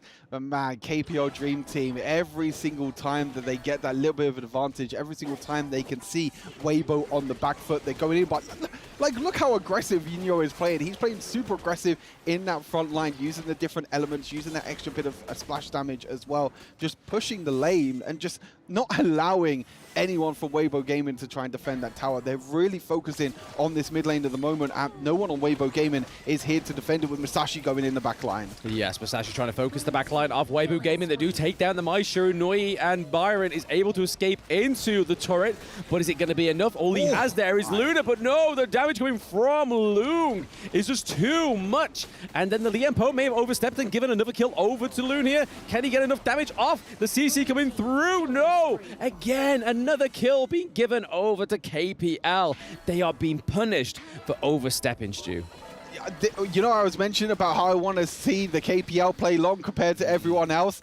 This is what I was expecting to see. The aggression from Yinyo this game is absolutely insane. He's playing so far up. He's basically playing in the front line as a farm lane carry, which we do not see a lot. We know that Long does have the ultimate to get away to safety, but you could just see the confidence from KPL Dream Team here as well, as the Tyrant actually gets stolen away. But it does mean, potentially, Luna gonna actually stay alive in the end. Fly gonna try and jump over the wall, try and flash in, but no.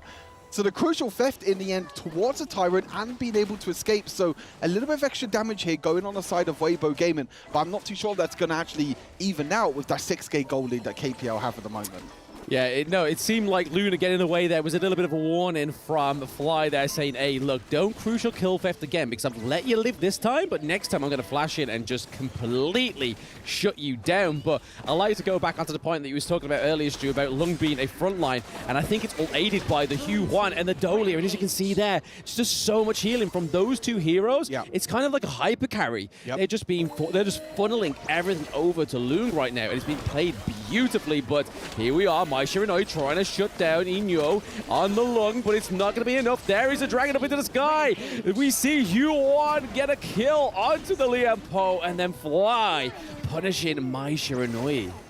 Beautiful play there again. I get the reaction time of these players. Yinyo, as soon as Liam Poe dashes in, instant click on the ultimate, instant click on the dragon, and this time Dolia, instead of giving the ultimate, double ultimate over to Musashi, gives it to Long instead, and it's kind of the adaptation of knowing what ultimate to give over to your team, because you do have a choice with Dolia. You can go for the Musashi, you can go for the Yuan, you can go for Long, but actually understanding what ultimate to use at what time is so good. But you can see here, just the end of this fight, the burst damage that you're able to get with that Long pick is so important. The Tyrant now being taken by the KPL Dream Team. I have to say though, we are above the 10-minute mark at the moment, but I'm not too sure that Weibo Gaming are going to survive much longer. No, are they going to be able to get a third kill on the board and really outshine our AG Global's potential against the KPL Dream Team? But no, they are literally keeping them at that double kill. That's it. It's like, no more kills for you, Weibo Gaming. We are going to get 17 kills. We are almost up ahead with 11k gold difference. Luna almost getting the dash in. They do. They get the third kill on the board. So far, Weibo Gaming, who did beat All Gamers Global, are currently looking like they've lasted longest and done the most bloodshed to the KPL Dream Team. Yeah, I think Weibo Gaming, they've got their work cut for them at the moment, though, unfortunately. They've done so well to try and take trades in the early game. You know, Luna taking a few kills in the early game. They've tried their damn hardest, but KPL Dream Team are just way too good right now. Coming into this, we know how well, you know, Weibo Gaming can perform. This team from Malaysia, a lot of players are really surprised about coming into this tournament so far, and us talent as well, also super surprised about how well they are performing. And I think this just shows as well, even though they are so far behind in gold, they're actually coming up in the early game, looking for their own invades, being able to defend the invades as well by Pang in the end. Just that extra bit of confidence that you need. And I think even though Weibo Gaming are losing this game, they do still have another game to play, and they can still secure that second place. But the Shadow Overlord is going to go over here to the KPL Dream Team. They're most likely going to use that in that clash lane and try and take that third high ground tower. Yeah, or they could just stop Byron's effort down there into the farm lane as well, because they're kind of pushing that one and just like it would negate it. Yeah. But I do have to give it over to Weibo. I believe that this is probably the furthest in the turret game that they've gotten against any team as well, because that's a second tier turret gone down for KPL. I don't think we've seen that yet, but there is a lot going on here. There's a huge engage. There we go. Musashi onto the Moi Shiranui, and then Ino is not quite done yet. Ron gets a kill. Is this going to be a 5-man wipe? It is a KPL going in with a triple kill at the end there, Stu, solidifying that first seed. Triple kill for Yinyo in the end. Long and KPL, the perfect pair in the end. This was the excitement that I wanted to see, but it was such a back and forth early game between these two sides. I feel like Weibo Gaming should be proud of what they've come up against the KPL Dream Team. We know how strong the KPL Dream Team is, but it's all about who would surprise them. Who's going to be the team that's going to perform best against the KPL Dream Team? So far, it has been Weibo Gaming. And it gives me a good sign, because we still haven't seen the KPL Dream Team come up against the likes of Team Secret, the likes of LGD, which means that with this game being as close of an early game as what it was, yes, they were able to, you know, kind of roll away with it in the late game with how aggressive Yinyo was playing with the flashes forward. But it makes me even more excited for the rest of this tournament, knowing that the KPL Dream Team can draw a little bit of broads. Yes, so the Giant does bleed. It bled an extra death. It definitely was going for a much longer game than they were probably expecting as well. So I do have to give it to Weibo Gaming. I mean, did I expect anything less than that? Probably not. I think that's probably superseded my expectations of them in that matchup, because they just did so much better than I feel like that everybody was expecting. Yeah, for sure. I mean, incredible performance from everyone on the side of KPL. Doesn't matter what jungler they pick, doesn't matter what ADC they pick. But we're going to hear from the man himself, the long carry himself, Yinyo, on stage at Amazon Arena. And this is another win for the Wreckers. Congratulations for this match. Now, I've been hearing that pretty much this could have been the most challenging match so far in this tournament. 首先呢，一诺选手，恭喜你们再次拿下了这局比赛的胜利。但是在对局当中呢，感觉比起之前的比赛，好像今天的对决会稍微有一些困难。在对局当中，你是怎么看待这件事情的呢？是的，今天的对手相比于昨天，我觉得打得更好了，所以我们今天就打得更久了。 Indeed, you're right. Compared with yesterday, I think Weibo Gaming, going against the other opponents we had yesterday, they are more powerful. So so they're giving me such a challenge. So that's the reason why the game actually lasts longer. And there's a very interesting thing happen in the game where you are having those 1v3 on the top lane with the Loon, with the ultimate. So what will be the communication of that? 刚才对局当中呢，有一波你在上路啊，一个人被3个人包围，当时你是一个遨影嘛，是怎么和队友沟通做出那波决策的呢？ 当时就让对面引狼入室吧，让他一直追我，然后把对面勾引过来，勾引到我们的地盘，然后让我们再形成一个围剿吧。 Okay, actually, I was a lure, trying to lure them into that very risky area. I was like a bait, trying to making sure that they can chase me back onto the top, and we as a team can make it a counter fight on the top side. Oh, wow, a lot going on. Shows a lot of experience, definitely, when it comes to the game itself. I guess we're going to see more of KPL Dream Team in this tournament, ladies and gentlemen. And now, back to the studio.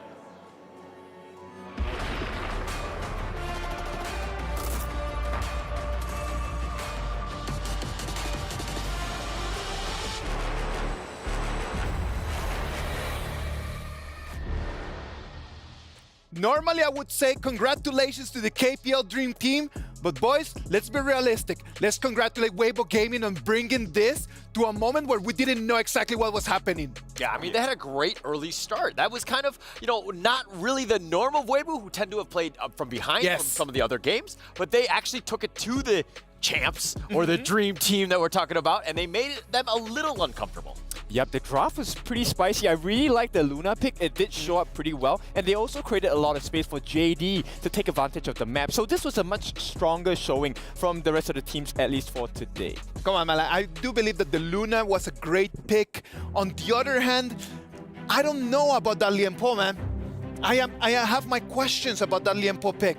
Like, was it really that necessary? I mean, they were looking to kind of have that tanky frontliner, somebody who can kind of, you know, attract attention away from the Byron a little bit. But it was one of those things where they didn't really have enough CC to kind of deal with the enemy team here. Yep, if we take a look at the goal graph. Now, I know it does not look like a very huge thing, but in between the 4-minute mark and, you know, from the start of the game, there was a little dip in that goal graph. And that signifies the growth of Weibo Gaming. For a moment, it looked a little bit shaky for KPL Dream Team. Yeah, it looked shaky, man, but let's pay attention to that. Look at the trend.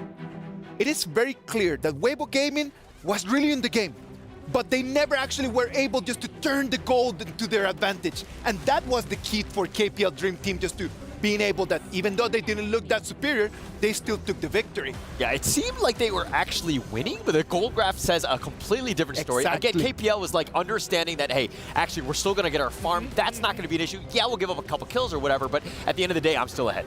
Yep, exactly. And this brings us to the point where Eno was talking about, hey, let me be the bait, let me be the lure, right? It's always this situation where Weibo was kind of lured in, hey, we might have the chance to win this fight, and suddenly the entirety of KPL Dream Team is there. I just kind of feel like they're not 100% comfortable playing against the Loom just yet. Yes, like, I think the more experienced teams would have been like, actually, he still has his infinite vastness. He can get on out of there at any moment. He has his Uber, so to speak. Yes, yes. But it's one of those things where they're not really comfortable yet. And boys, like, let's just share with everyone. My key words for this while I'm watching this match is like, no need, just push back. Push back, there's no need. Sometimes I just feel like Weibo Gaming really wanted just to finish the fights when they did not have the HP for it. Yep, it's like what, marriage advice? Pick your fights wisely, right? Not every fight is meant to be fought. And at the same time, right, I would like to highlight No Fear. Right, No Fear made it really difficult for this side of Weibo Gaming because the ultimates that he refreshed were always different. Yeah, no, they did a really good job of just balancing that one out. I think that this is still a team that you're seeing them in their stride. You know, they're finding that momentum. They're undefeated at this point for a reason. And my only concern is that they really haven't been tested. And going into the playoffs, are they gonna, you know what I mean? It's like the first time you bleed your own blood. Of course. Like, how do you react to that? Come on, man. Like, the KPL Dream Team played really well. All the players from all the different lanes and different positions were at the top level. There's got to be an MVP. I believe it's going to be Inuo, because the way that he played that, it was a great show of skill for everyone at home. Like, everyone at home knows, look at that. Everyone at home needs to understand how to play that Loom just by watching this man play. Like, he's one of the best farm laners in KPL, and he's demonstrating right now to the whole world how to play these heroes. Yeah. 909, let's take a look at the highlights for Mr. Eno here. I mean, if you're talking about learning from the best, this is the best example. I mean, just doing all the damage, the farm, and the fact that you were just baiting it out. You had like a sliver of life, and Weibo Gaming were like, you know, they wanted it, they were chapping at their lips, they were kind of just thinking about going in. Yes. Just outplaying them. He was just dodging them out. He was like a Houdini. Yep, exactly. And one of the things is, as a farm lane, there is a chance that, you know, you will be focused on him, and he actually used that to his strength. Like, one of the things about that, man, like, not only Eno, like the Yuhuan pick as well, because some people might just start believing like, oh yeah, it's all Eno. But wrong on that Yuhuan allows Eno just to be able to jump in with a big confidence boost, knowing that Yuhuan can actually just get you out of trouble if necessary. Yep, not only soaking in the damage, right, but also healing the team. And take a look at how much damage they're able to do as a contingent against the likes of Weibo Gaming.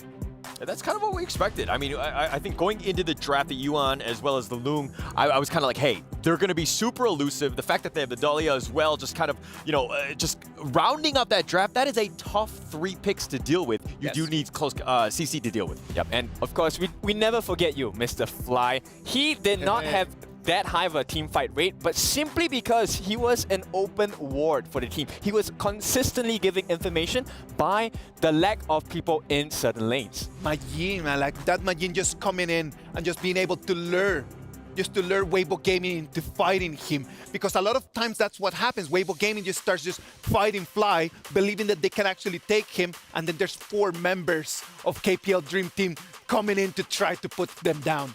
Ladies and gentlemen, thank you very much for being here with us. We're halfway through all our games of the day. We hope that you guys are having as much fun as we are, but we need a little break, the same as you guys. Stay online, and we'll be coming back after that.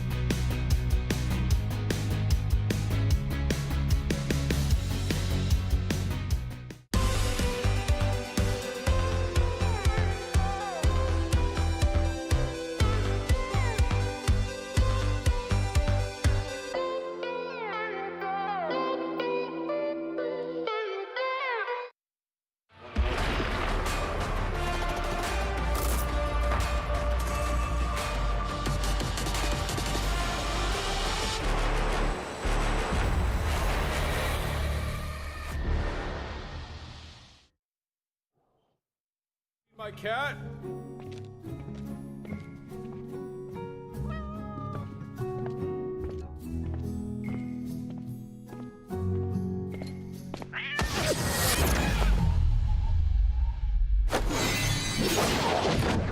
Long time no see, hey no?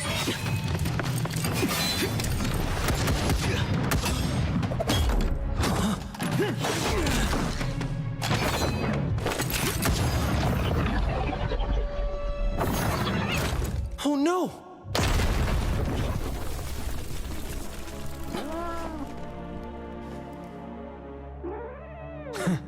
I don't like harming the innocent.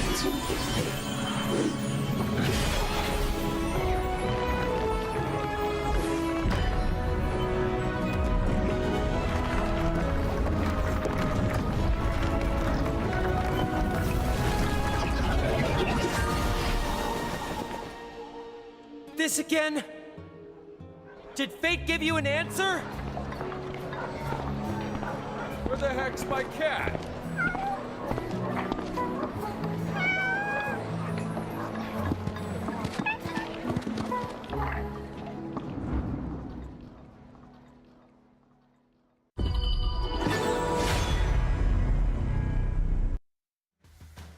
Ladies and gentlemen, we have some exciting news to share with you.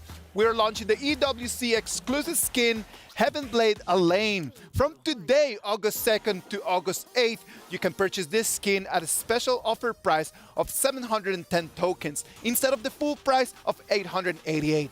What's even more exciting is that if you spend tokens to purchase this Heaven Blade Elaine through the in-game new skin event page, you have a chance to participate to get limited time tokens back. This is an amazing opportunity that you do not want to miss.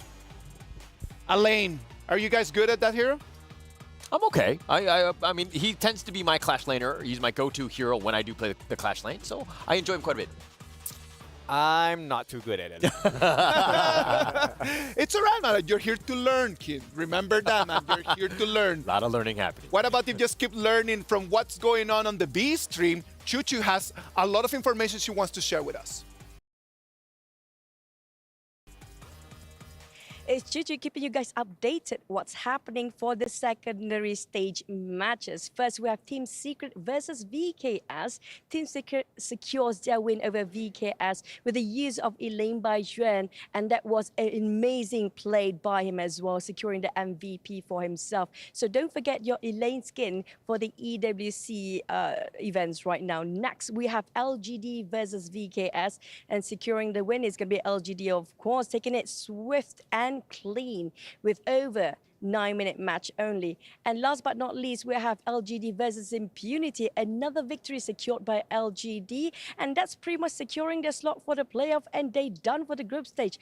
Whilst LGD actually secures their slot for the playoffs, problem is VKS, are they exiting during the group stage? Can they still make it for the playoff? That's it for the update for the secondary stage. Thank you very much, Chuchu, on that update from the Stream B. LGD Gaming, man, total clutch, 5-0. That's it. They're going to lock in that first place on Group B.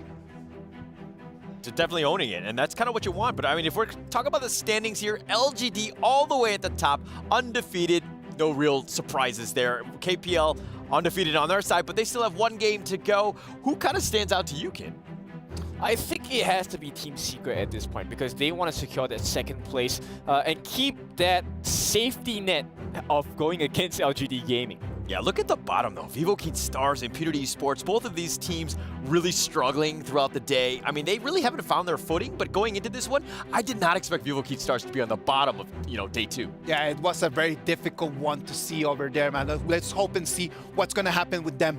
Moving forward to our next match, clearly we're going to have Team Falcons against Weibo Gaming, fighting for life, isn't it, kid? Yep, this one's for the history books here. Team Falcons, even if they can pull off an upset, they have a tougher challenge for themselves as well. Team Falcons, they cannot afford to drop another game. One more loss, that's the end of their tournament life. It is really difficult, man. It is extremely, extremely hard. But what about if we just go and see what Wawa needs to share with us over there from the stage? Hello and welcome to the interview where I have the pleasure of having Wawa from Team Falcons with me. Hi, welcome. And tell me, please, these last 2 days have been rough for you guys, but we all need to know, is there anything special that you're preparing for this upcoming game? We don't prepare really special, but I hope we will be better the other game. We didn't really play our game really well last 2 days, and I hope we can play our game better, as usual, without stress, and I hope it's gonna be better than before. So yeah. Speaking of no stress, can you tell me, please, what is your secret? How do you guys keep your mentality so sharp? I mean, we are still in the competition. We are still not out of the group. We can still go strong and reach the quarterfinals. So why would we give up if we can still go? I love it. Yes, you still have games to play, so no time to give up. Love this confidence for you guys. Thank you so much for the interview, Wawa. Good luck in the upcoming games, and we are going to toss it right back into the action. Thank you to you. I love how Wawa has no stress about anything in this game, and that's it. They need to really go in with everything they have. STC play predictions: Weibo Gaming or Team Falcons? Why don't you start first? Weibo Gaming, they just lost to KPL. They've got what the doctor ordered, and Team Falcons up next. So Weibo Gaming. All right. All right, I will go with Team Falcons then. With all the coaching I've done for them behind the scenes, they should have the win. It is going to be Coach Kin. Let's see if it is going to be enough for Team Falcons to really upset everything and go and take a point from Weibo Gaming. They already saw how KPL Dream Team baited them. So what about if we go to the Amazon Arena and we enjoy this amazing match?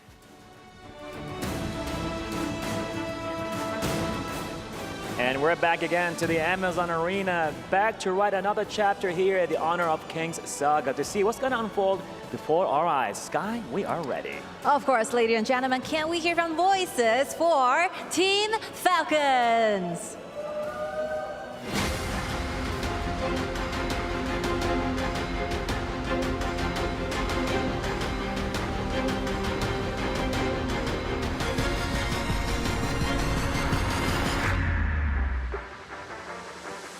I have no doubt that Team Falcons are going to be fighting till the very last end because this is esports. This is Team Falcons. Well, let's see if the Falcons will be able to soar with victory against their challenger back-to-back right now. Again, hear it one more time for Weibo Gaming.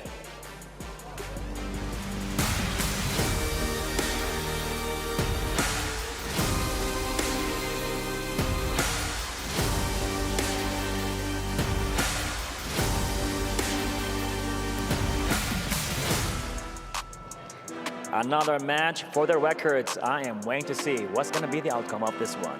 The final glory awaits in the arena, and that the Honor of Kings clash commends. I believe this will be the time we give it to RG Studios. Welcome back, ladies and gentlemen, to the mid-season invitational, and we have a pumped-up, angered Weibo Gaming going against Team Falcons. They've just been punished by the KPL Dream Team. I'm pretty sure they're trying to reciprocate that onto this next team, Stu. I kind of feel sorry for Team Falcons. They're kind of like next in line at the moment. Weibo Gaming were probably fired up after that loss versus the KPL Dream Team. Again, kind of mirroring what the analysts were saying. Weibo Gaming definitely did look very strong during the early game against the KPL Dream Team. Falcons, they need to win this game. They have to win pretty much both this and also they got another game later against All Gamers Global, which they pretty much have to win that as well. They have to pull up a huge upset here, though, because I think Weibo Gaming look like one of the strongest teams in this group.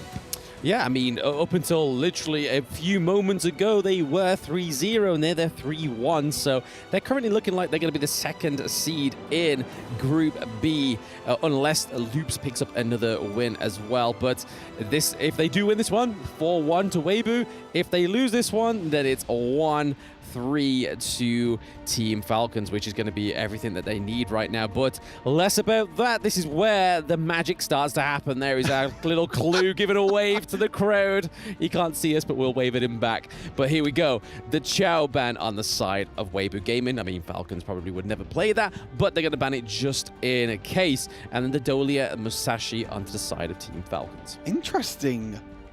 Ban there as well. Ming also being banned on the side. Ali first pick, though. This has been a pretty high priority for the teams so far, and that's going to be prioritized over the likes of the Orgren and the Lady Shen, which is the two power picks that get picked up here by Weibo Gaming. And Falcons for themselves, they banned away the Musashi, so they kind of banned away one of the counters. So bit of an interesting one that they ban out the Musashi this time, even though that they probably didn't want to pick up the Orgren as a first pick. Maybe kind of predicting that the Ali was going to get banned away there from Weibo Gaming, kind of playing the mind games. Yeah. Didn't work out, though, really for Falcons this time, and it means that you have the Orgren. Oh, wow. Lady Shen and Long. That is three of the most powerful picks at the moment in this meta, and it's looking incredibly scary. Yeah, if you could see me on the caster cams there, I was wincing seeing that the Lady Shen and obviously the Loon coming through as well with the Orgren. We've already seen it play many a times together, and it's quite a feat to see and try and beat. But hey, Team Falcons have got a lot riding on this one, so if there's going to be a team to do it, they've got the motivations to do it. It's just whether they've got the plans to execute it. But the Byron coming through and the Motsu, I think the Motsu kind of helps with the Orgren away, especially with the Peacemaker ability trying to stun him in place. But we're looking at a Zhongfei ban as well by themselves. So they ban out one of Kalu's big picks, and they ban out Musashi as well, and then the Liempo ban also. Yeah, with the Mosi being paid, we're most likely going to see that in the support, so banning out the 2 tanks, which I think is actually really clever here for Falcons. They're banning away the 2 tanks. They know that at the moment, Weibo Gaming have a little bit of frontline, you could say, with the Orgren. Charlotte now also being picked as well is pretty decent, but Weibo Gaming have to come up with a different support that is not the Zhongfei and the Lian Po, whereas Falcons already have that Mosi picked up for Clue in the support, unless it gets picked in the mid lane. We have seen the build player before in the mid lanes. There is that possibility, but we're most likely going to see a mid laner instead. We'll have to wait and see. As it, oh, interesting. Pei is being hovered here. Is it going to be locked in as well? Hino. Okay, these are 2 very new picks. This is what they've been cooking up this whole time. This is the first time that I believe Nabil has played Hino, and the first time that Ray has even played Pei. That's a bit of a tongue twister, isn't it? Played Pei. But yeah, first time that we're seeing both these heroes on the side of Team Falcons. This is maybe something that they've been preparing for behind the scenes, and it's going to be super interesting because they have to leave it all out there now. All out on the gorge. They have to win this game. I mean, on broadcast, haven't seen it in EWC, but we saw it in, I believe it was one of the maybe the qualifying tournament. Ray has played it at least once. That's all I know. It generally goes well. Obviously, it's one of those really good early game heroes, very aggressive, but they're gonna just maximize their healing with the Cayenne, which kind of replicates that Dolia and Hu Huan thing that we saw earlier with Lung in the last game. So giving all the healing over to Lung, so we could be seeing Lung and Orgren and Charlotte being the main front line here. Yeah, it's one of the first times I think we've seen the Cayenne in this tournament so far. Yes, I think especially with like the likes of Lian Po and Shang Fei being banned, you're kind of going a little bit down the tier list in terms of the supports. But as you mentioned, we kind of saw it a little bit in the last game with KPL Dream Team. Having that support for the long is so important because yes, he is an immobile AD carry. I mean, yes, he does have the extra mobility with his ultimates, but you need to make sure that he keep himself alive. And that is what Cayenne is going to do. But it's do or die now, really, for Team Falcons. They have to pull up an upset, and an upset they're going to have to do because Weibo Gaming are looking incredibly strong in this tournament. Incredibly strong and probably very incredibly angry as well because of what just happened there. But here we are. This is how you pay play. That was hard to say. I'm never going to say that again. But yeah, this is how you pay. I said it again. This is how you play Pei. Just super aggressive. Go in and invade the enemy jungle. Taking the blue from Orgren as well. Your tongue's in a twist already. We still got a long way to go. We still potentially have tiebreakers after this as well, Blam. Maybe I need some caffeine. I need some caffeine. But nonetheless, anyway, it's going to be exciting to see as Wawa is in a little bit of trouble here. Clue is there to back him up, but Wawa is going to be taken down here for first blood. The rotations for Falcons didn't come in time, unfortunately. Clue was there to try and protect Wawa, but in the end wasn't able to escape. But this is what we was talking about in their last series, is that there's always seems to be, it's either a communication issue or a time and a place issue, because Ray or Wawa are not always very close to each other. They're either opposite sides of the map, Ray's probably on the opposite side of the camp or something like that, and they never quite formulate it in a way that it kind of works. So this is something I think that going from EWC, Falcons probably have to just try and polish up a little bit here. Yeah, for sure. We're definitely seeing that they are struggling. They're probably the team that is struggling the most at the moment in this tournament. It's really a tough time for them. They're the only team now, Team Falcons, in this tournament to not win a single best of one. And it'll be really hard for the team to actually go throughout the whole tournament not winning a single game. We've had even teams like Kagendra picking up games as well with that shock against Vitality. And that's the kind of sort of aggression and positiveness that I want to see from Falcons this game, because we saw it, Kagendra, surprise Vitality. It is possible in these BO1s, but it's not looking too well so far during this early game. Not quite yet, not at all. But again, it's the same kind of coin flip as well. So there's been some teams that have really been upset as well. And it just shows you the caliber of the teams that have been invited or even qualified to EWC. We've got VKS sitting at 1-2. Yeah. They are currently at the bottom of their group. It's just like, what is going on? VKS are such Brazilian titans, and even Loops is doing better than them.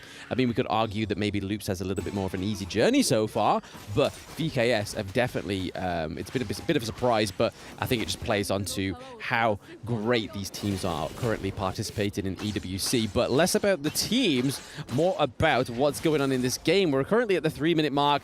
Weibo Gaming clearly have one kill on the board. I believe it was over to Wawa when he had nobody around him to help him. But then looking at the gold lead, they are securing that as well.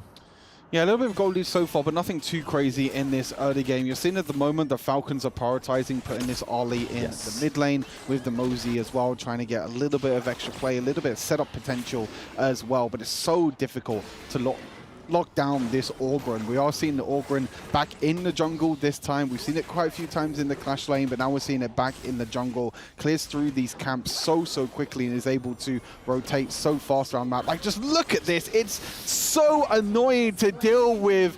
Orgren takes another kill. Just being able to go over walls like that, have so much burst damage with his unique auto attacks as well. And then look, hey, he's just going to glide away to safety. That right there is just a clip that really shows the power of this hero and why it's one of the most played heroes at the moment at EWC. I mean, it implements the playstyle of Honor of Kings as a whole, right? Because it's such a fast-paced game. Even having to traverse just around a small little corner of a wall just makes the whole difference. But Orgren completely negates that. He's just like, oh, there's a wall there. No matter. I'm just going to jump over it. Parkour, baby. And then he's able to sort of secure the kills like we just saw there. We saw that Nabil fell short into the bot lane. And it was definitely an unfair 3v1. But Goy Yu here could be a victim of a 2v1 here from Pei and Byron. They are pretty much close, but here comes Long in here with the Cayenne to give some healing, baby. That's a turnaround. That's a bait and switch. Oh, it's a disaster for Falcons. That's really the only opportunity that they had to really take down the Charlotte, but the Cayenne was just there in time, and now Orgren is there. The surprise factor onto Ray goes down Pei, and they're going to try and get even more kills as well. There's no escaping this Orgren. The effects of being able to just lift up your enemies, get them down into the verse. And he's going to go even further as well, trying to go for the tower dive. Nabil actually using his ultimate to stay alive, but he's going to go straight into Orgren. Is he going to get another execute? No, 1 HP in the end for Nabil. But time and time again, Falcons are trying to get these picks. They're trying to be proactive, but they're just not letting things work out this time around.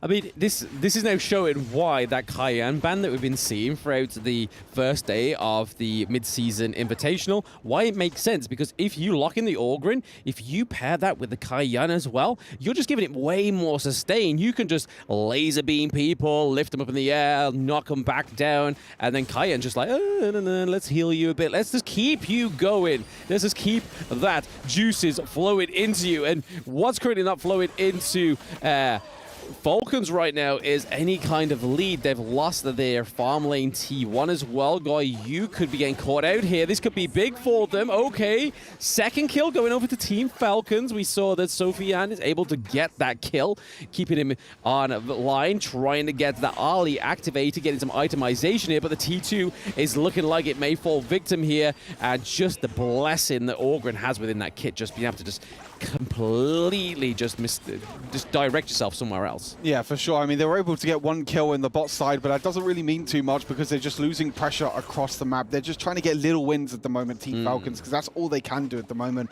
They're literally 3,000 gold behind. They're trying to get this Ali ahead, but the Ali is just struggling in terms of farm and everything else. And Ray, I think you are on the wrong side, my friend. Ray is going to get completely caught out here, completely blocked off as well. Got to be trying to dash away and also try and get away with that shielding as well. But Orgren jumping straight underneath the tower, as you mentioned, the sustain from Cayenne, and also the sustain Orgren has as well. You can't forget how Orgren also has a crazy amount of sustain with his kit, which means that he can dive in like that into the tower and just sustain so much damage. But now it's Falcons still on the back foot in this game. Wawa actually on the flank. This is a time to shine for Wawa, trying to make sure that he gets a few kills. Cayenne, he's playing ring around the rosies at the moment with Cayenne. Cayenne flashing away to safety, being able to escape. And then again, it's the Orgren. It's the burn that's coming on through and the execution in the end as well. And he wants even more. A triple kill in the end for Orgren. Is he going to get more? Nabil's using the ultimate to get away, but he can just go over to terrain if he wants to. He wants to try and get this quadra kill. He wants more. Kon Ying trying to chase, but I'm not too sure if he's going to chase anymore. Yeah, no, Lung was looking for a little bit of a pincer movement there. We saw that he was chasing. Nabil was in the wrong side of the jungle, and here we go. It's a legendary, not quite the quad kill. There's too much time between it, and I think that's the literal only mission that Nabil could muster up there was just like, if I can deny the quad kill, that can be a little victory for me. But this is not looking like a huge victory for Falcons here because they have two of their high ground turrets pretty much susceptible to be taken down here, Stu. Yeah, for sure. They got the bot wave pushing in. They have the mid lane pushing in as well, and Orgren's going up to the top side as well. But look at Wawa again. You can see on the mini-map, this is what they were trying to do in their game before against Boom Esports, yes. But it didn't work out. Look at this Wawa again, sitting in bushes, trying to get this flank, but this hasn't worked before, and I'm not too sure if it's going to work again. Ray's going to try and step forward, but Ray's just dead.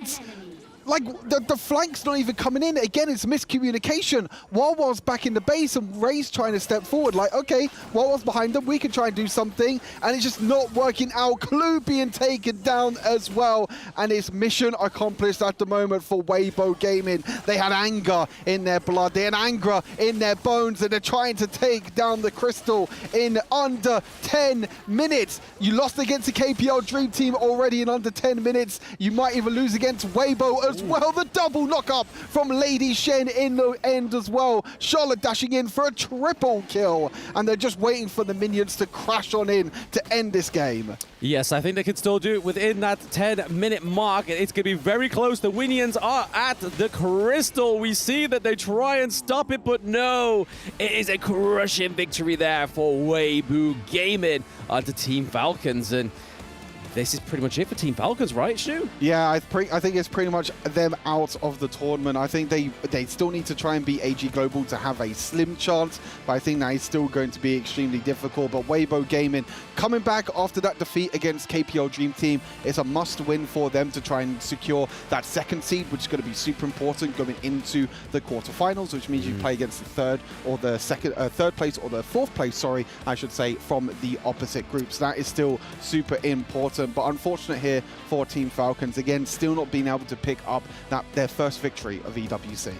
Yeah, no, it's definitely not a good feeling when you've been the only team not to secure at least a single win within the group stages. So I do feel for the boys.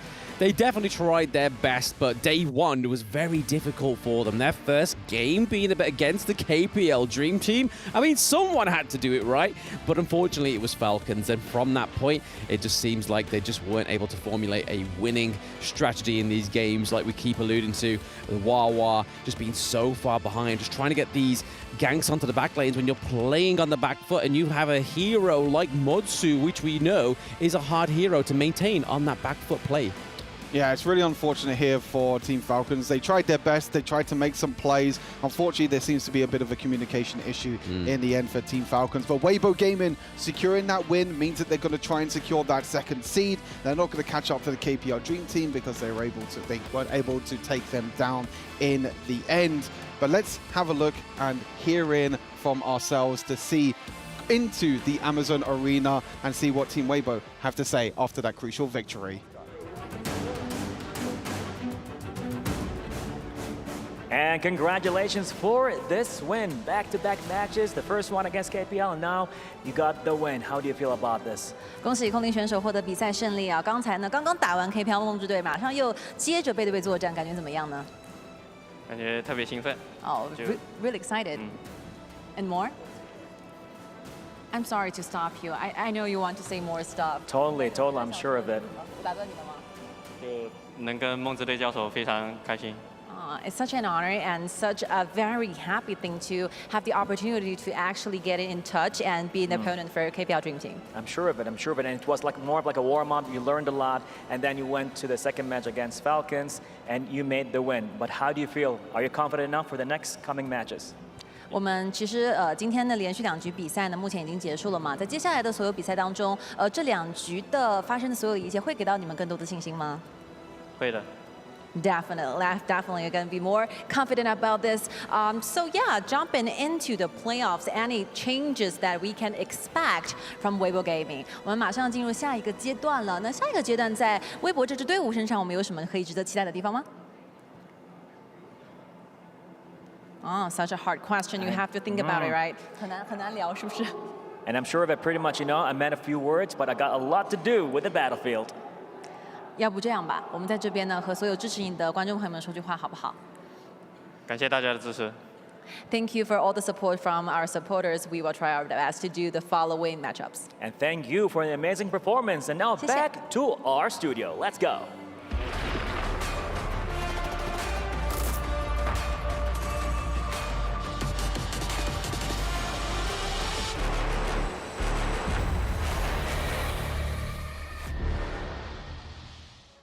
Congratulations to Weibo Gaming on that victory.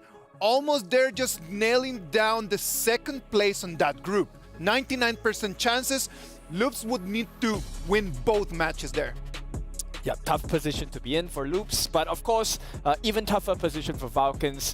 They have not had their first win just yet, and I imagine they want to win the remaining games they have on hand. I mean, they wanted something, right? And at the same time, you can see over there on the audience predictions, man, 85% of the people thought that Falcons was going to be able to take the dub. Like, you can see like the power of the fans. Yeah. They did have some faith. Oh, definitely very strong. I mean, I think that's kind of where they probably heard the crowd. Weibo Gaming might have been a little intimidated by that. But that said, yesterday we were talking about, or today we were talking about how whenever you lose, you learn, right? But Weibo Gaming, actually, they won yesterday, and actually they learned a lesson because today, after this win, they were able to put the flag the right way. Totally, man. You can see in the match scoreboard, it was a one-sided victory. It was a one-sided game. Like, it was Weibo Gaming all the way. Like, we got multiple triple kills coming from Charlotte, coming from Ogren. There was no way that Falcons could actually do something different now. Yep, this was a very hard draft to play against, right? Because you had not only the sustain of the Algren, you also had the escape mechanisms of JD on that Loom. And more importantly, with that Hyun, that him actually was so much heal offered to the side of Weibo Gaming. Like, if you're on Falcons, how do you deal with that? Yeah, it was tough. They were not able to deal with this. The amount of team play that they had, they were feeding a lot of farm to Konglin. He was capitalizing. He had 9 kills, but Nuono, I mean, on the Cayenne, was on point. His heals made some tremendous saves, really put themselves in the driver's seat, and this snowball just got big very quickly. Yep, and this drop. That might be just one of the things of the keys right now with the Ogren, right? Maybe an Ogren pick with a Cayenne support might just allow Ogren just a better ability just to be a little more aggressive when he jumps in. Yep. Also adding with the Lady Chen as well. Destructive Deluge, you cannot run away. It's an instant kill. That 4% is going to be reached really quickly. Yeah, the team is like a really well-drafted lineup. This is something that's kind of scary. Like, how do you deal with this? How do you isolate? Everybody kind of sticks together, understanding their roles, and they were just winning almost every single team fight. I mean, they racked up their KDAs. Okay, so credits to the side of Falcons as well. They had that idea, let's play that early game, right? We saw the pay pick. It was really just, can we crush them in the early game, slow them down, and maybe don't let them recover? But they never hit that mark. Like, I don't know, that pay over there, like, what are you trying to do? Like, it's just such a big gamble. You're trying your very best, just like a coin toss, just hoping that the early game is going to be completely for you, and there was no way, there's not going to be a way for you to turn around. Well, with high risk, there are high rewards as well, and sometimes you have to take it. Sometimes you need to take that, man, and forever we can see that the match MVP is going to be Konglin on that Ogren. 9-1-4 KDA. Yeah, 9-1-4, just completely, like, he was kind of fed a lot of those kills. I mean, not to take away the amount of, you know, great, like it's he the did way that the heroes played, man. Yeah, that's your job. Like, you're supposed just to be in the right place at the right moment just for you to take the kills. Everyone else is clearly chipping the HP bar, but you need to be there. You're totally right on that, mate. Technically right, but the thing is that in my own ranked games, that never happens. Nobody helps feed me. I'm always isolated. I'm playing solo at the end of the day.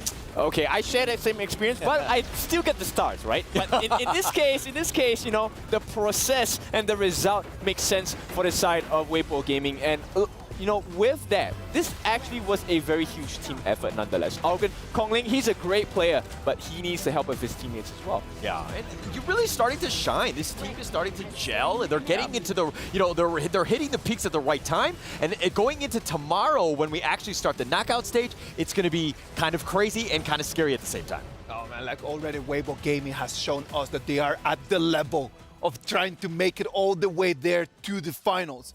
So Weibo Gaming already played against the KPL Dream Team. We know that since they're in the same group, they're going to go to different sides of the bracket. They might end up against LGD Gaming.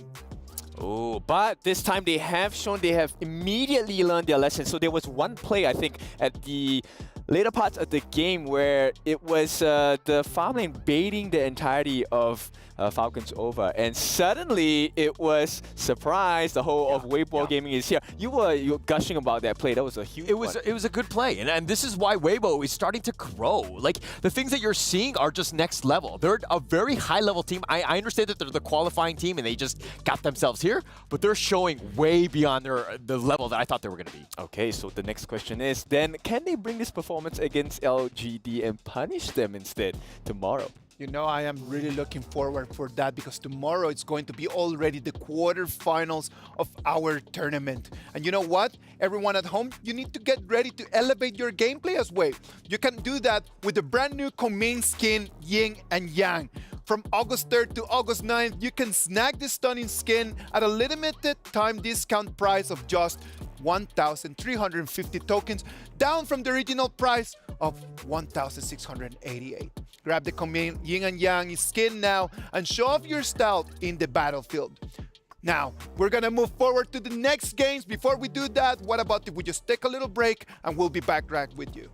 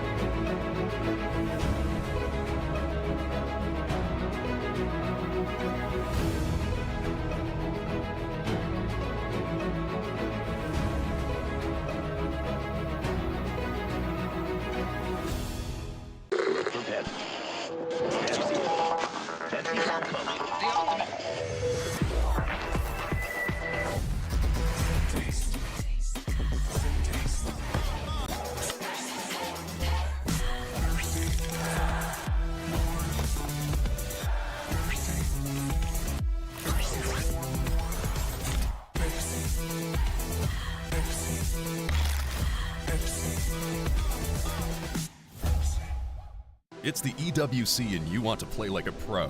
Well, we've got a lesson for you. Axe on. You're fresh, ready to fight and grind those long hours. It's how it should be. Axe off. You're slow, unfocused, and lagging. Do you get it? Let's go again. To unleash your best game, you must freshen up first. Get your axe on. Spray, play, repeat. Axe and Esports World Cup.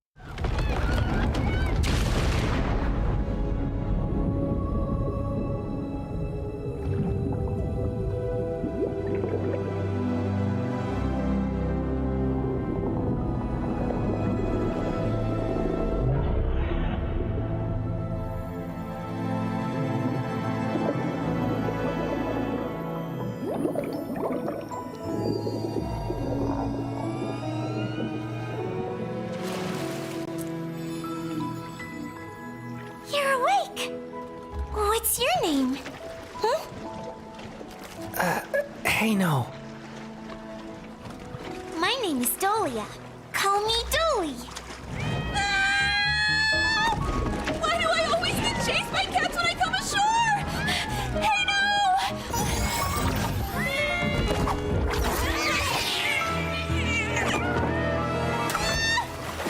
no! You're a high priestess of the Merfolk clan, and you're still afraid of cats?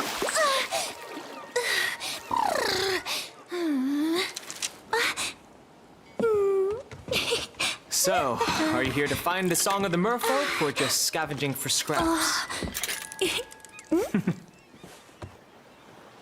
What scraps? These are clues.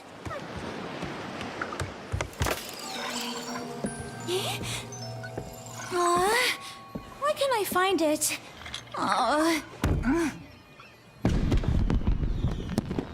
Who set off the fireworks? Be careful. Tonight has to be perfect.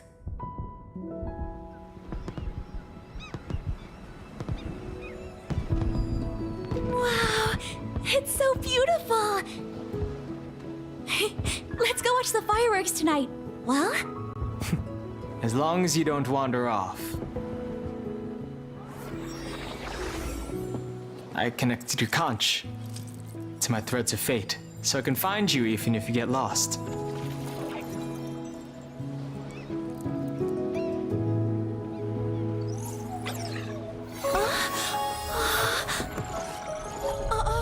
That sound.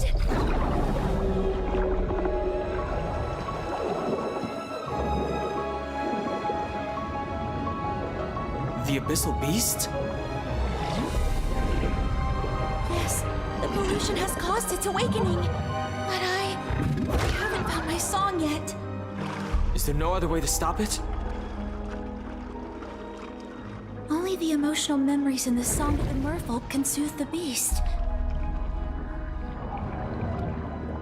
But I've looked everywhere, and I haven't found a single note.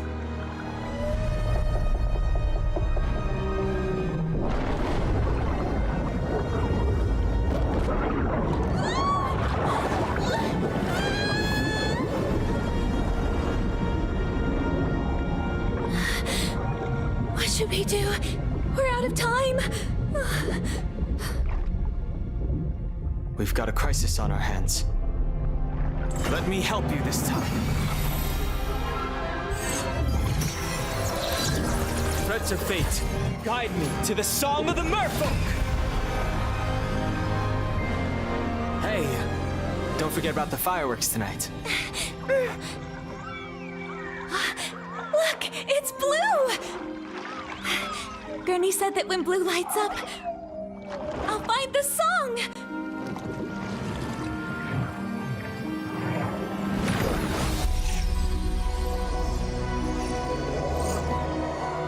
Hey, no, where are we? The threads of fate have taken us to another dimension of time and space. We might find the answers we seek.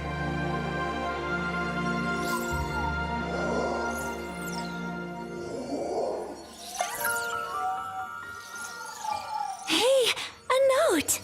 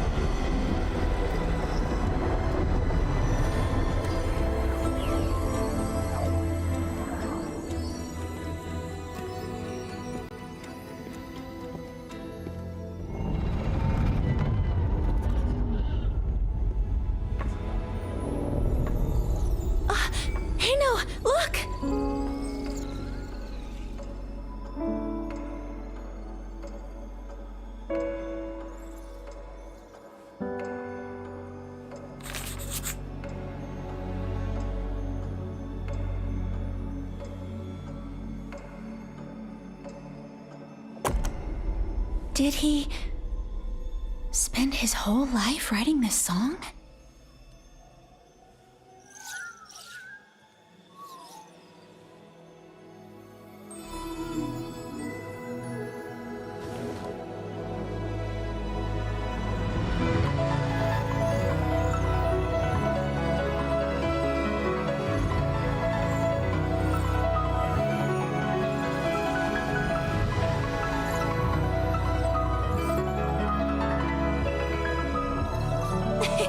The Song of the Merfolk! I found it! Hey, no! Yes. The Song of the Merfolk. After all these years, I finally remember now. What do you mean by remember? That note. The one I spent my whole life searching for. It's you. Dolia.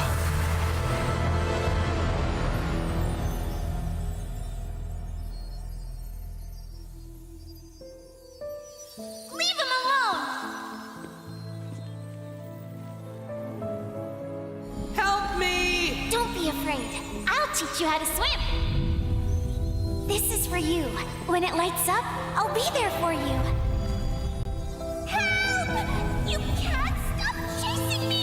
Hey, hey! Get away from her! La la la la. La la la la. For our people, it symbolizes being together forever.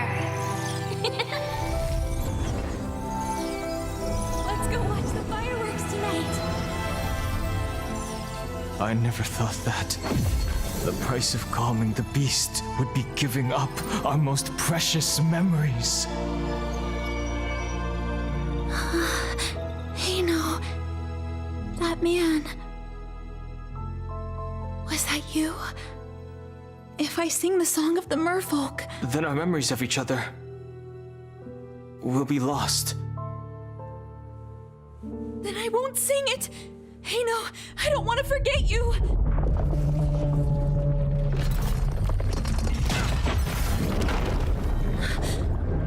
The beast! It's breaking out!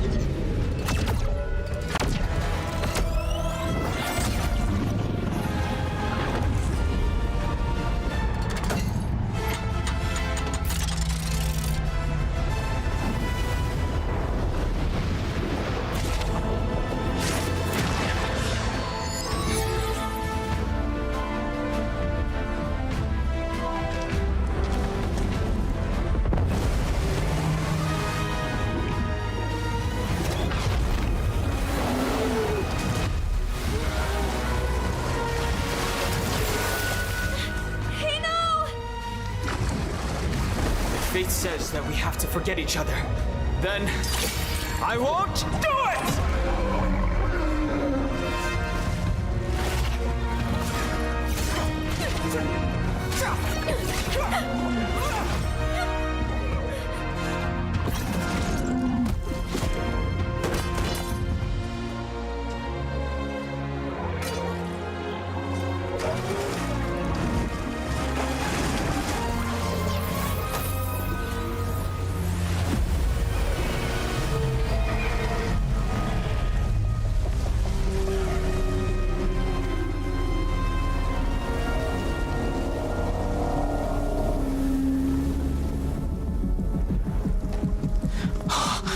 again.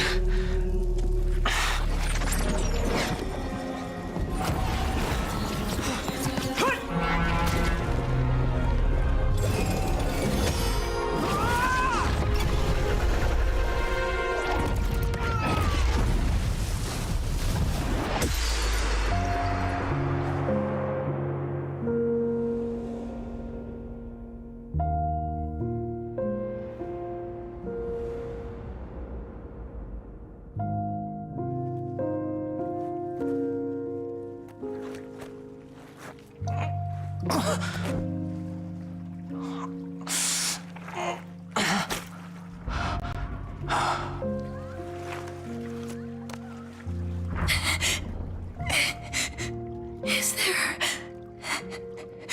no other way? There just has to be another way.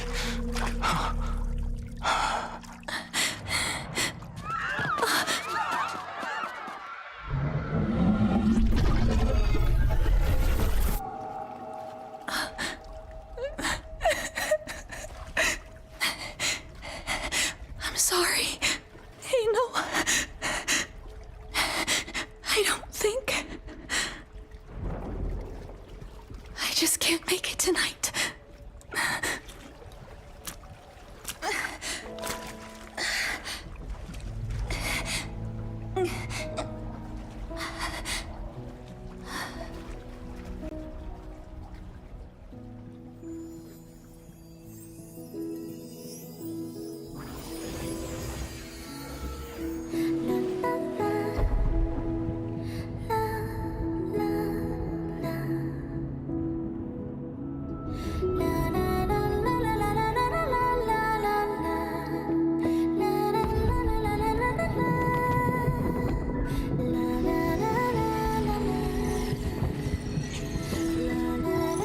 The fireworks.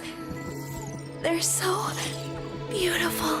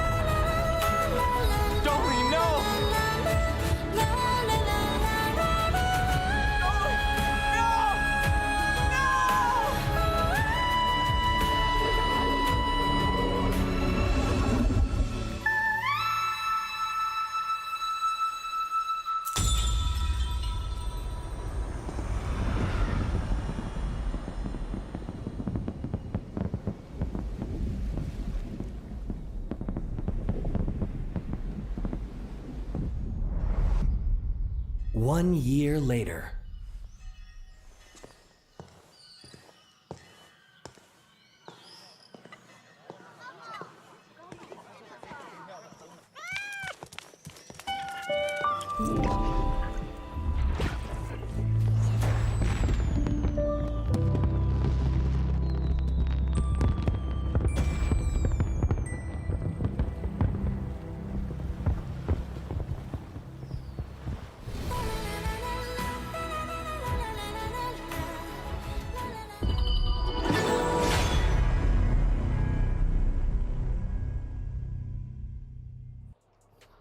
Ladies and gentlemen, remember the championship in-game mode kicks off this Saturday evening at 8 o'clock. Join us to unlock the brand new Wu Yan skin for free. Immerse yourself in the battle for your region and claim the glory of a champion. I'm your caster, Isaac Peña, and with me, Holler, and I'm excited to be here. And of course, we are with your favorite kind of tofu, kindofu. Now we're going to be talking a little bit more about the different games that are coming up. Now this is a spicy one because I think let's talk a little bit more about Vivo Stars. Your thoughts on them? Yeah, of course, man. I always have thoughts on Vivo Stars. At the beginning of the tournament, I really thought that they were going to be a force to be reckoned, but the results are not their way, man. Like, they are not actually really doing their best. Something is happening. We need to get some talk about the boys. Like, something is not clicking. What do you guys think it is? To be honest, they just seem to be overwhelmed. It's not the team that we saw in Season 2 where they were 3rd, 4th place. This is one of those moments where they're kind of like, maybe they're a little underprepared or something because they're really not clicking. Well, the pace probably was too fast. Bear in mind, they were Season 1 Invitational champions. Season 2, they kind of dropped a little bit, and now they're struggling at the Esports World Cup. So it has to be the pacing of the game, right? They're not learning fast enough. What about if we just watch a little bit more to learn about VKS?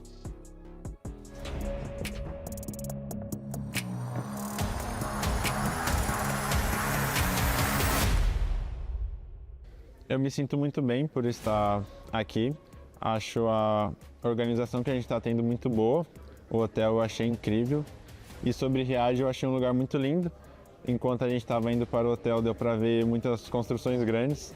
E eu achei muito bonito no geral. O jogo mais inesquecível para mim foi na final do HoK BR de 2023. Que a gente estava 3-3 e a gente conseguiu ganhar contra o Fluxo na final e foi algo inesquecível para mim porque eu acho que no último jogo eu consegui ter um desempenho muito bom e que me deixou muito feliz. Minha vantagem em competições é que eu acho que eu tenho muita afinidade com o palco, eu consigo jogar muito bem em stage, em presencial, junto do time e acho que isso ajuda muito a ter bons resultados. O nosso desempenho no EWC acho que vai ser muito bom, acho que somos melhor que muitos times. Um time que a gente tem que tomar cuidado é a KPL de Dream Team e os times da Malásia, que são os poucos fortes. De resto, acho que a gente consegue lidar muito bem. Levantar o troféu para mim significaria muita coisa, seria uma conquista enorme para o Brasil e para mim mesmo, então acho que seria um sonho realizado. Eu queria agradecer a todo o apoio que eu estou tendo pelos fãs, porque desde o Brasil, nos campeonatos, sempre tem muita torcida pra gente, eu sempre vejo nas redes sociais você torcendo. Então, continue torcendo pela gente, a gente vai dar nosso melhor e muito obrigado. Go Vivo Cage!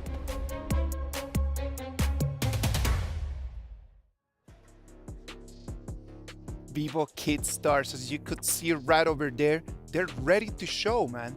The problem is that they're not showing anything.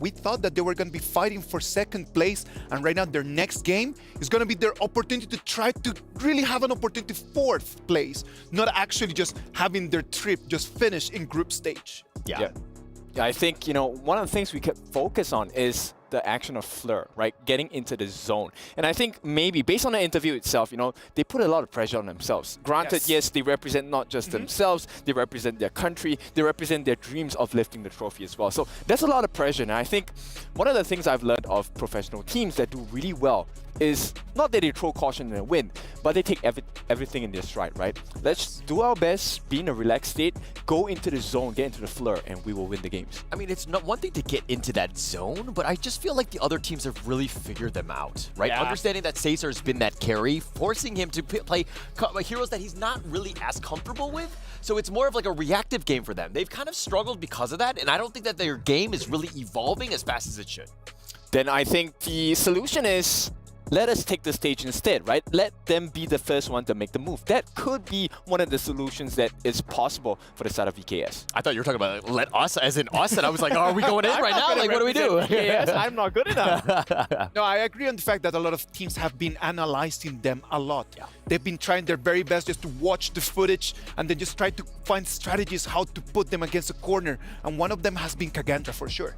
Yes, for sure. And now they have been on the main stage for a lot of times. HoK BR, Season 2, and now at EWC. So definitely a lot of research going into it. Now Kagendra, this is going to be a spicy one.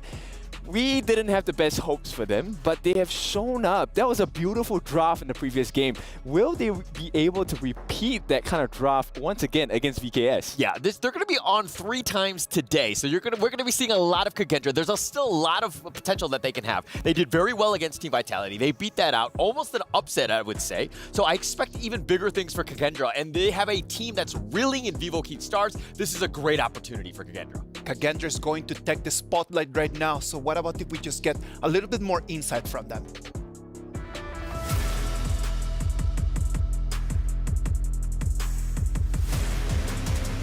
I often play together with my jungler and also our captain, the strongest mid lane in Indonesia, and also movers and 0-0 always play together in their lane and strong in lane.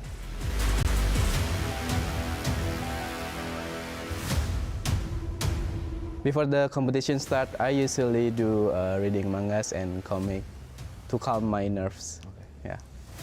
Yeah. My prediction we will win is, I think, KPL Dream Team, because they are from their mainland. They are the strongest right now, I think.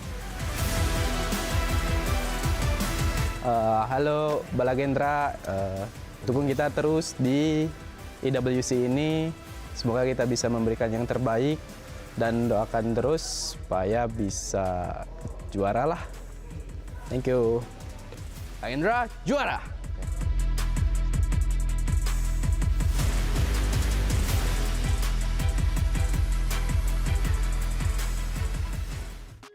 Kagendra, the representatives from Indonesia, they're ready to fight.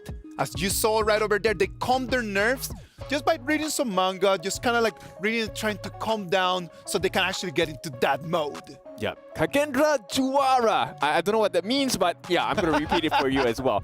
Right, but here's what they have on the side of Kagendra, right? Not only do they have calm nerves, they also have the potential to pull games out, right? So I think one of the players that really impressed me upon Kagendra was actually Senku, right? Senku does really well in the mid lane. He's really scary with the Mai Shiranui as well. He's known for that major aggression, and that could be one of the things that we could watch out for Kagendra. Yeah, for sure, for sure. And I think that Kagendra, the biggest thing is that you have nothing to lose at this point.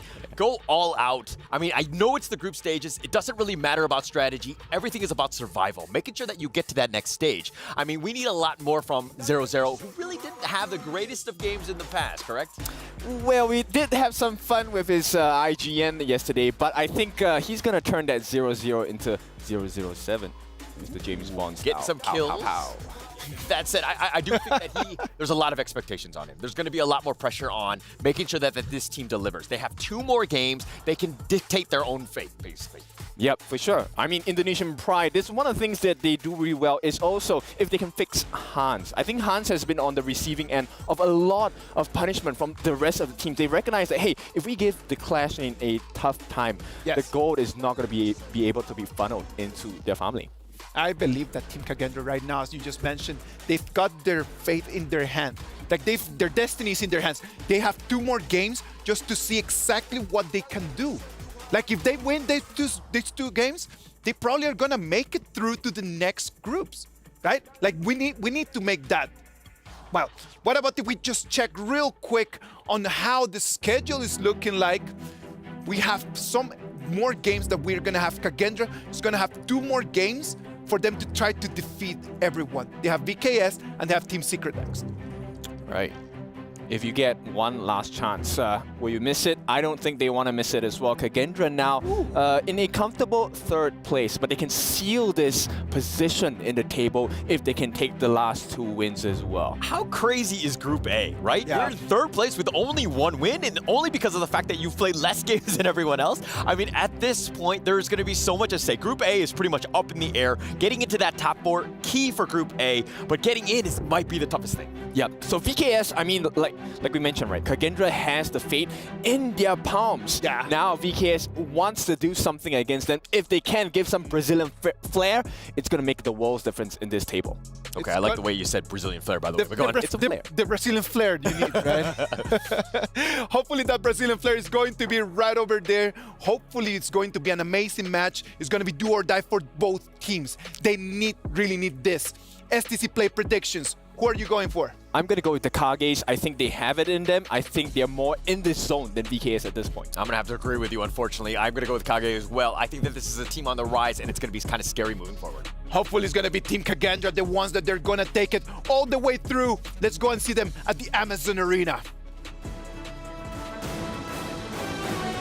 Do or die indeed. This will be another survival match. A lot of moments to be seized and owned what the capture is. And the question would be, will they capture it or let it slip? The moment is yours right now, Sky. Both teams should be fighting their way out of the danger zone, fighting for that 2nd win on their scoreboard. So with no more time waiting, let's hear it from Team Kagendra.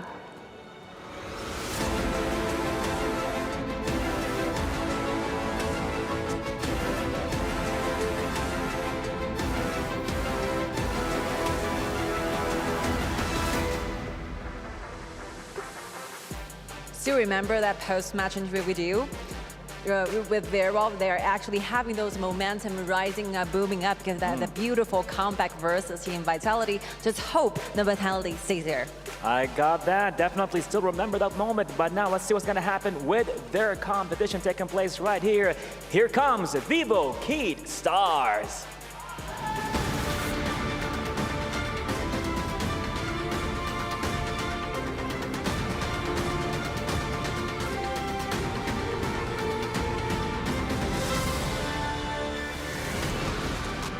I am hearing the hype here, but one more time, let's hear it for Vivo Kid Stars, everybody!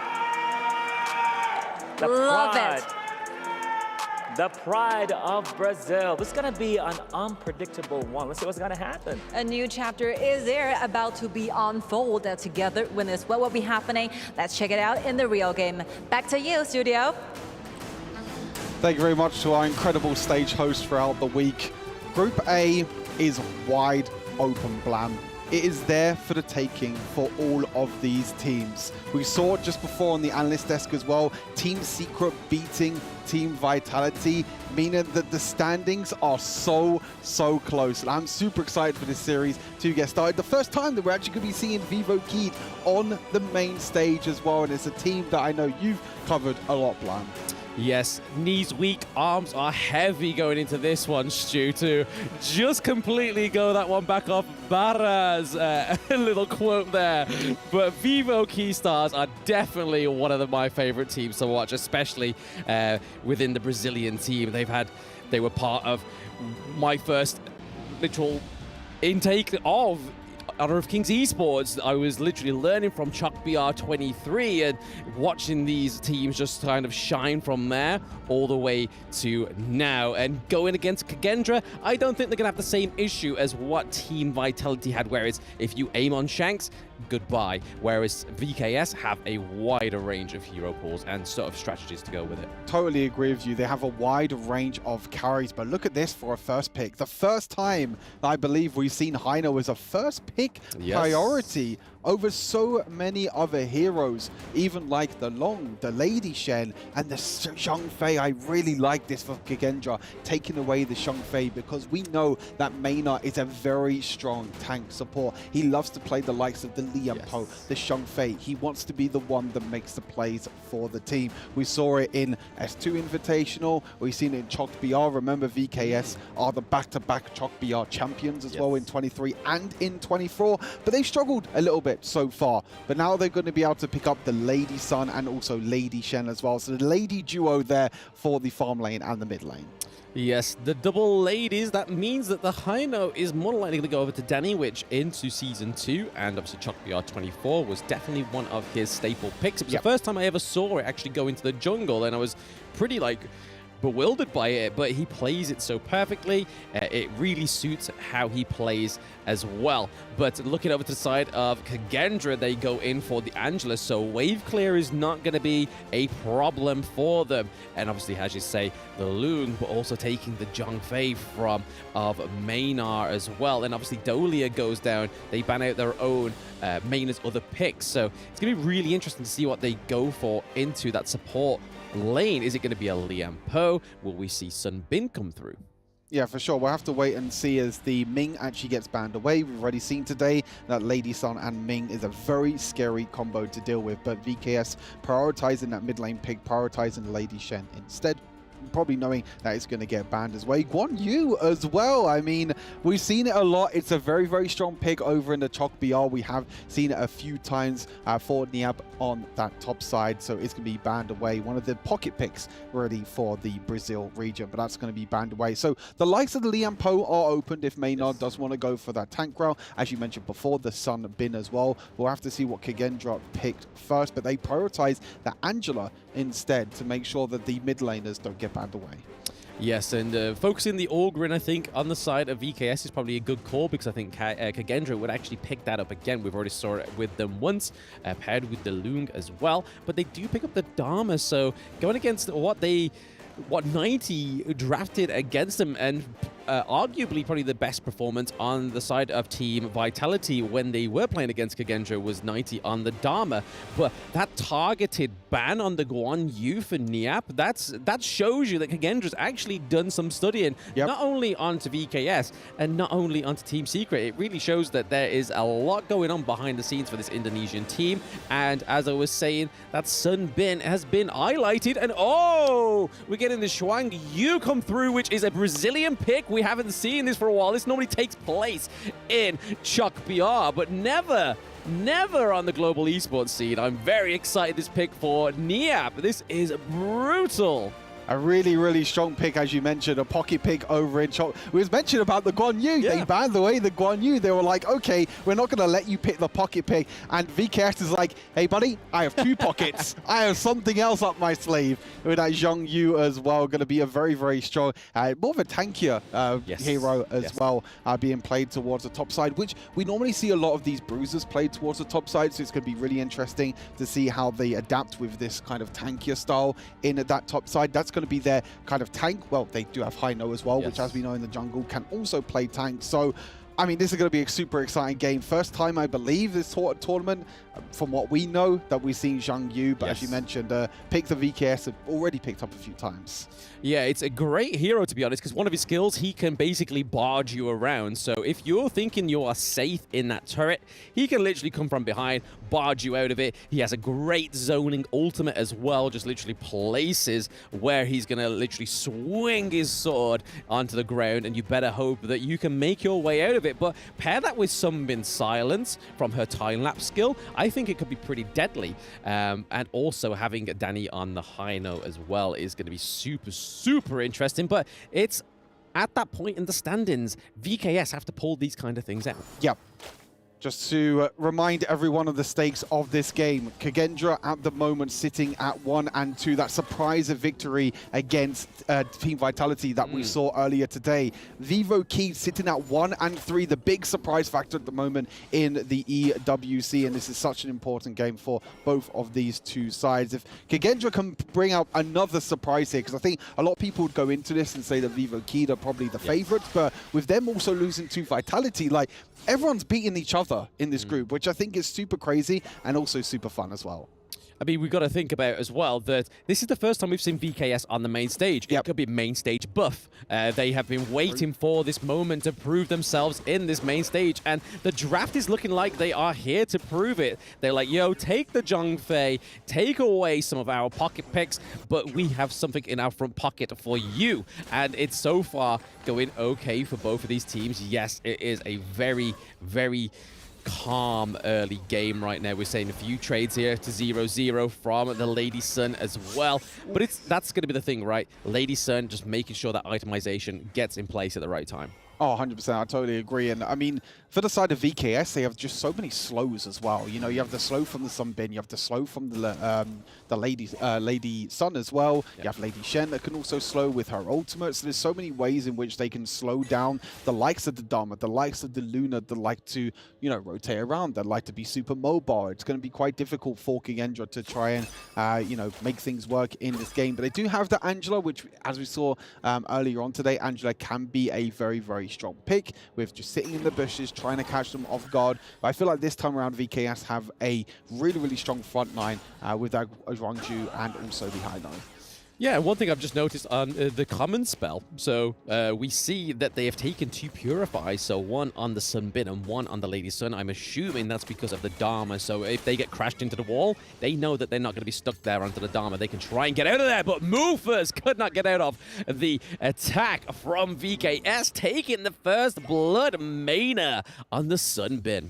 Yeah, really nice gank there as well from Danny, being able to get onto the back line there of Mufas. And with, you know, with Smite being picked up here for Zhongfei, can't really do too much to escape that one, unfortunately. And that's going to be a really nice first blood here for VKS. They keep that momentum going so far in this early game. As you can see, they're trying to defend at the moment. You know, one is trying to defend the jungle for VKS, making sure that no sort of invades happen as well. And one thing that happened during the S2 Invitational, which I loved, is the Brazilian players on Lady Shen. As you can see, the play into the mid lane again, the bomb's not going to tick over and do too much damage. But a comment that I made during S2 Invitational is both Loops and Vivo Key, both their mid laners, like one, 2 of the best Lady Shen players I think I've ever seen, like even throughout even Malaysian teams as well. They play this hero like no other. They play it super aggressively. Sometimes you'll see them flash forward on Lady Shen to try and land the knockups, to try and land the huge amount of crowd control.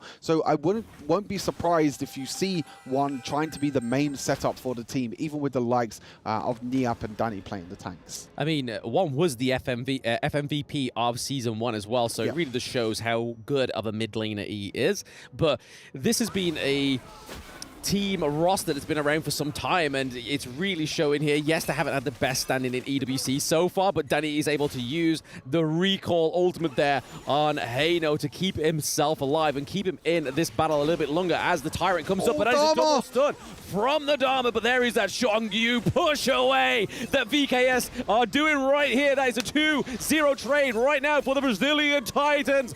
Yara Habibi, you better run.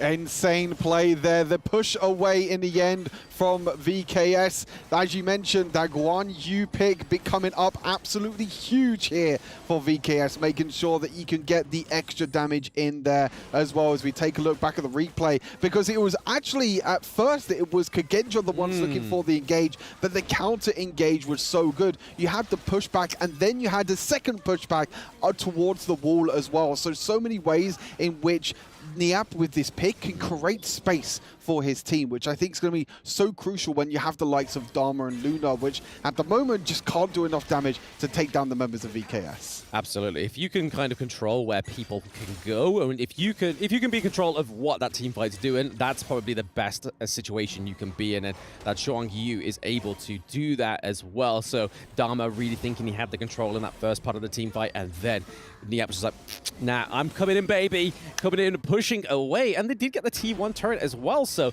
that was overall a fantastic fight for VKS, really showing that even though they took an L from Team Vitality, they're now 4 up to Kagendra, who's just beaten Vitality, and they've just taken the first Tyrant as well.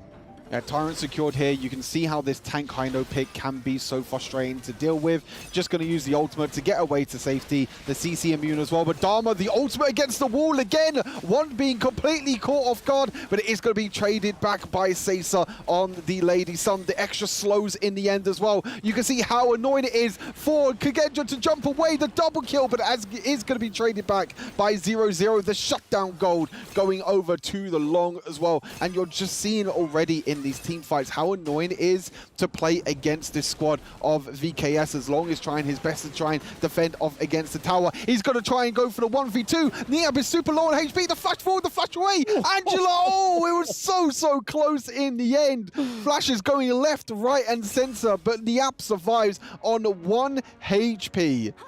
Yep, Niap pulling out the Hail Mary play just to save his life there. But I feel like that Lady Sun double kill, even though we got the shutdown there for a 0-0, I feel like that's going to be a great thing for Lady Sun to just pick up some more gold and just basically further that gap so far between 0-0 and Seiza.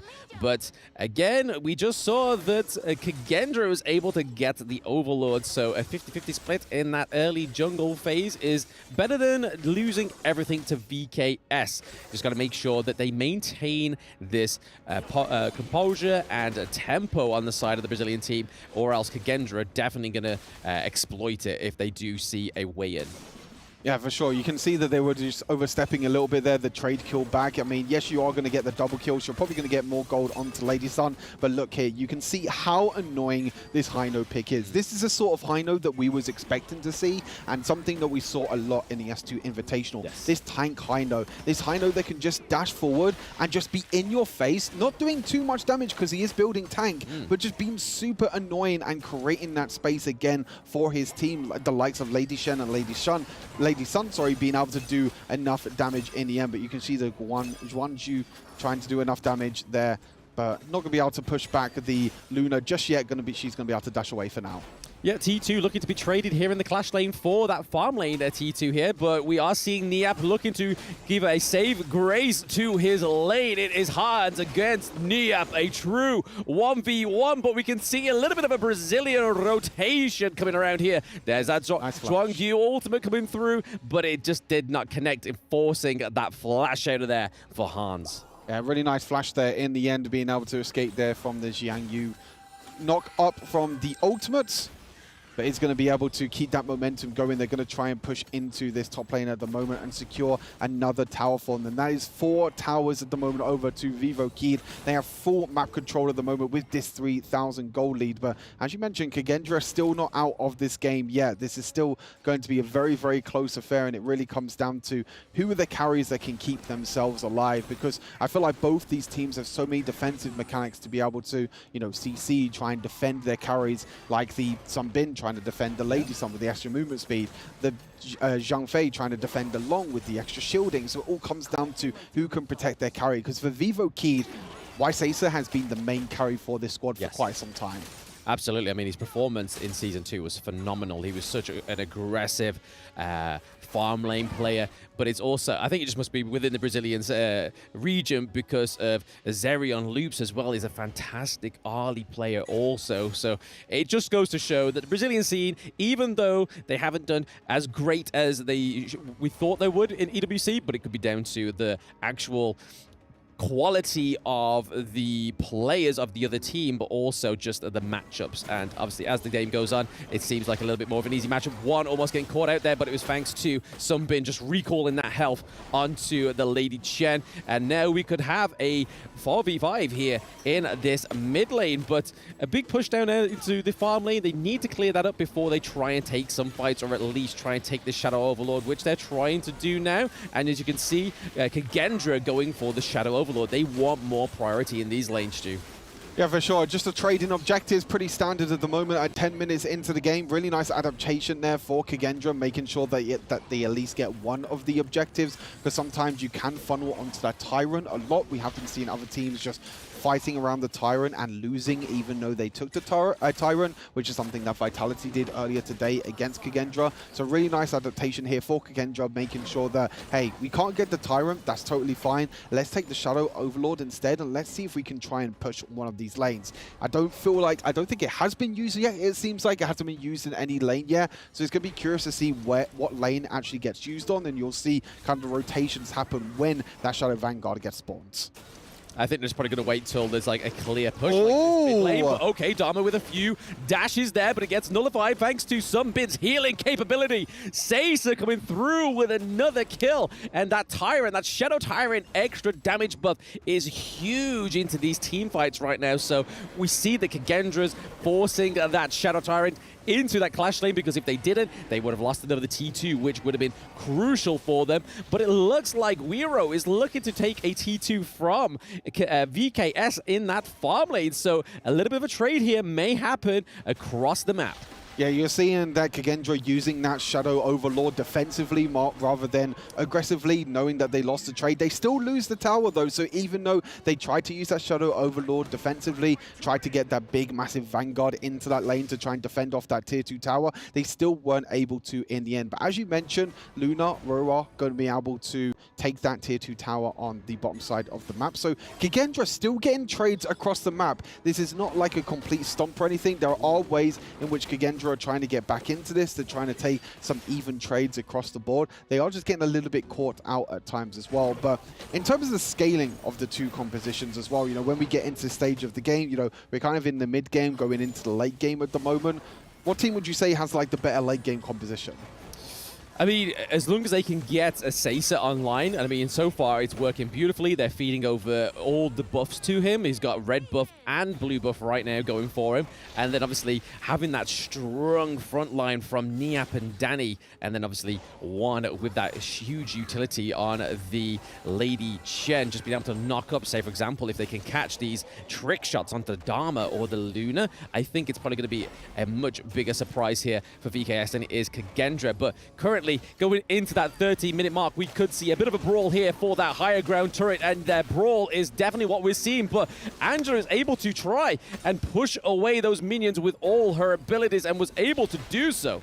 You look at the Luna as well. Again, Riyadh trying to split push, trying to push in that bottom side of the map. It looks like it's actually going to get the high ground tower as well. It's going to do enough damage. And Vivo Key just caught completely off guard.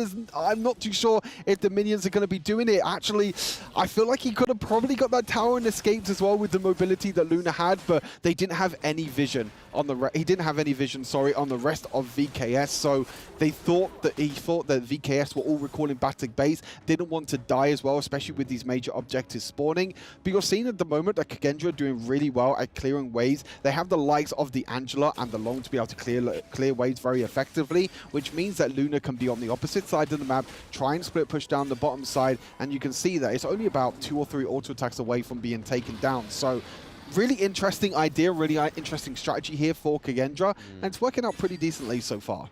Yeah, the split push, rather than using Luna as a clean-up mechanic within these team fights, because of the Niap and obviously Danny being such a strong front line, I think it's not quite viable. If she tries to go to that back line, we'll just see the Zhong Yu just come through and just clean him into the direction that he wants you to be in. But the Shadow Tyrant does go over to VKS once more time, Stu, and that does mean more damage buffs. We see Mufus looking pretty low as well, getting caught out by that Lady Chen ultimate, and then Dharma is just trying to stop this minion wave in the mid lane, but could be getting caught out here. He still has his flash if needs be. The Blazing Brilliance onto the back line as they try and chase the Dharma was a very good call from Kagendra. You can see right now the extra mobility that Vivo Keys have, being able to rotate so much quicker thanks to Sunbin's movement speeds. You also have the extra poke damage as well from the Sunbin, making it super annoying, and also the slows, making it super annoying for Kagendra to deal with. As you mentioned, again, Kagendra doing extremely well at defending their high ground towers. You can see that Niap went down to the bottom side to make sure that lane was pushed in. I think Vivo Key have to keep that in mind now, which is going to be something they have to worry about, I think, throughout the rest of this game. Yes. Is where is Luna on the map? And you can see straight away, look in the mini-map at the moment at your bottom side. Luna is going 1v1 at the moment against Zhang Yu. And this is a thing, right? Every single time the VKS step forward, they have to make sure that they have eyes of Riyadh. They have eyes on Luna, because every single time she's going to try and walk up and take the high ground tower. Yeah, it does make her absent from these neutral objectives, though, so that could be crucial for them. But she is trying to play around the Zhang Yu. They're using it as bait here because they're currently going for a 4v4 under the Shadow Tyrant. They're not going to get it reset, so we do see VKS actually getting another clean neutral objective. But the Sage of Sanctuary baits Hans into the team fight. Hans goes down. Dharma is gone by, and there is the Long getting wiped out by Lady Sun. That is a 2-0 trade. A Shadow Overlord over to the side of VKS. It's only a matter of time, Stu. Whilst they have that Shadow Vanguard, that's going to relieve that pressure in that bot lane. The Resurrect was so huge there. The item being picked up there from Seiza, being able to survive that Dharma flash into the back line. That Resurrect was so huge. And then 0-0 tried his best to use his ultimate to try and get onto Lady Sun. But as soon as Long land, Lady Sun was like, boop, your head's gone. See you later. No worries there at all for Seiza. Again, having an incredible performance here on the Lady Sun, a pick that he has played multiple times in both HoK BR Season 2 as well, and has been an incredible pick. And now Kagendra, they're on the back foot. All high ground towers are being taken down, and the split push is no longer an option. No longer an option, and we see that Luna's trying to keep that Shadow Vanguard away from that crystal. But I think it's probably best here for VKS to not try and be too aggressive. The Vanguards aren't quite around yet. They probably just need to just reformulate what they're going to be doing here. But that completely wipes out all those higher ground turrets now. So the only thing standing between VKS and their second victory within the EWC Mid-Season Invitational is that crystal. They're trying to step out outside of the base at the moment, as you can see, but every single time they step out the base now, they need to be careful that there's no sort of action happening at their crystal. As you mentioned, they're trying to get priority in this river. I mean, VKS has done so well so far, prioritize it, but Luna looking for the engage, and Seiza actually dropping extremely low. Luckily, he does have that Resurrect back up now. The cooldown has come off, which means that the Resurrect is there. So if any of that burst damage does happen again, then Seiza can try and keep himself alive. But Kagendra, they really don't want to give away this Shadow Tyrants. No, the Sage of Sanctuary just come back up onto Danny as well, just in time as he's taken a lot of beatings from the side of Kagendra, but Seiza goes down. Lung is able to disengage. Luna has the Sage of Sanctuary. That gets procced again, but it's not going to be enough. Lady Jen gets the knock-up as well, so down goes the Luna. Down goes that macro play. You can see that fat blue minion wave in the farm lane as they're trying to push away and force them back into that crystal. We see Zero low, Hans is low. The only thing stopping them from taking that down is the Zhongfei, and that goes down. Mufus goes bye-bye. The minions are here. Is Dharma going to be able to clean up the minion wave, and does it so brilliantly? We just need to wait for a minion wave to come through, but is it going to be enough for Dharma and Angela to keep it off? No, it is only Angela alive, and she has not got the Blazing Brilliance on cooldown. Here we go. Yep. The victory, baby!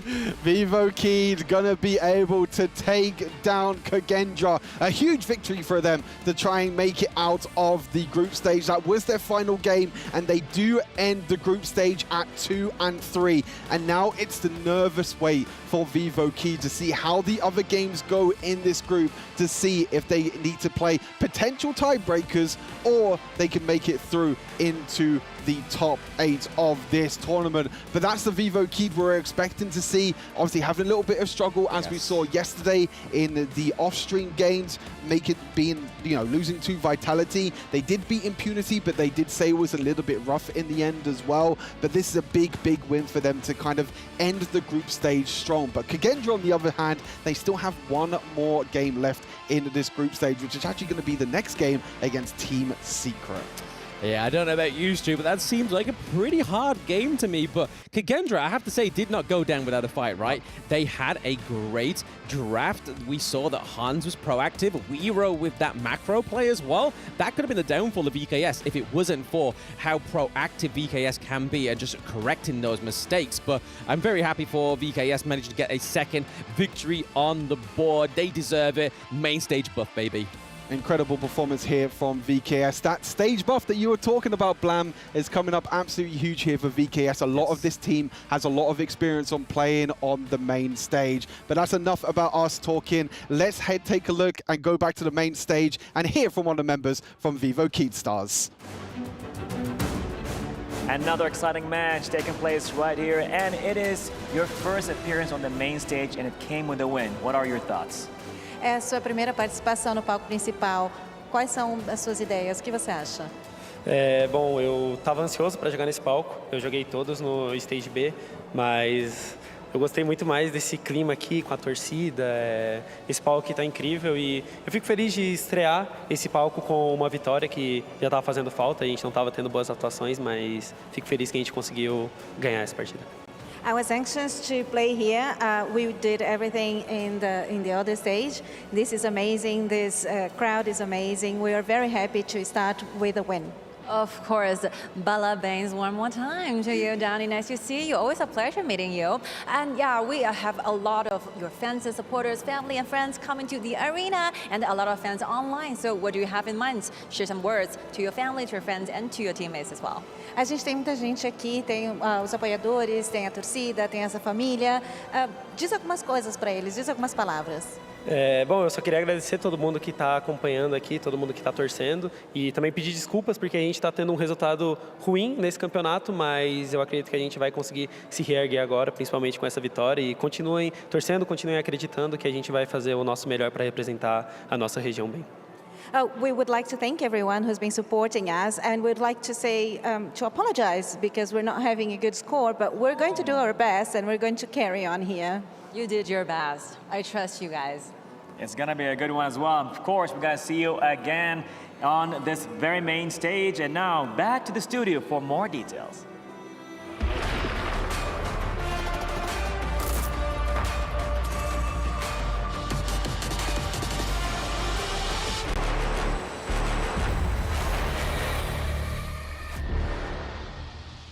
Vivo Keydstars finally showing us what they're really made of.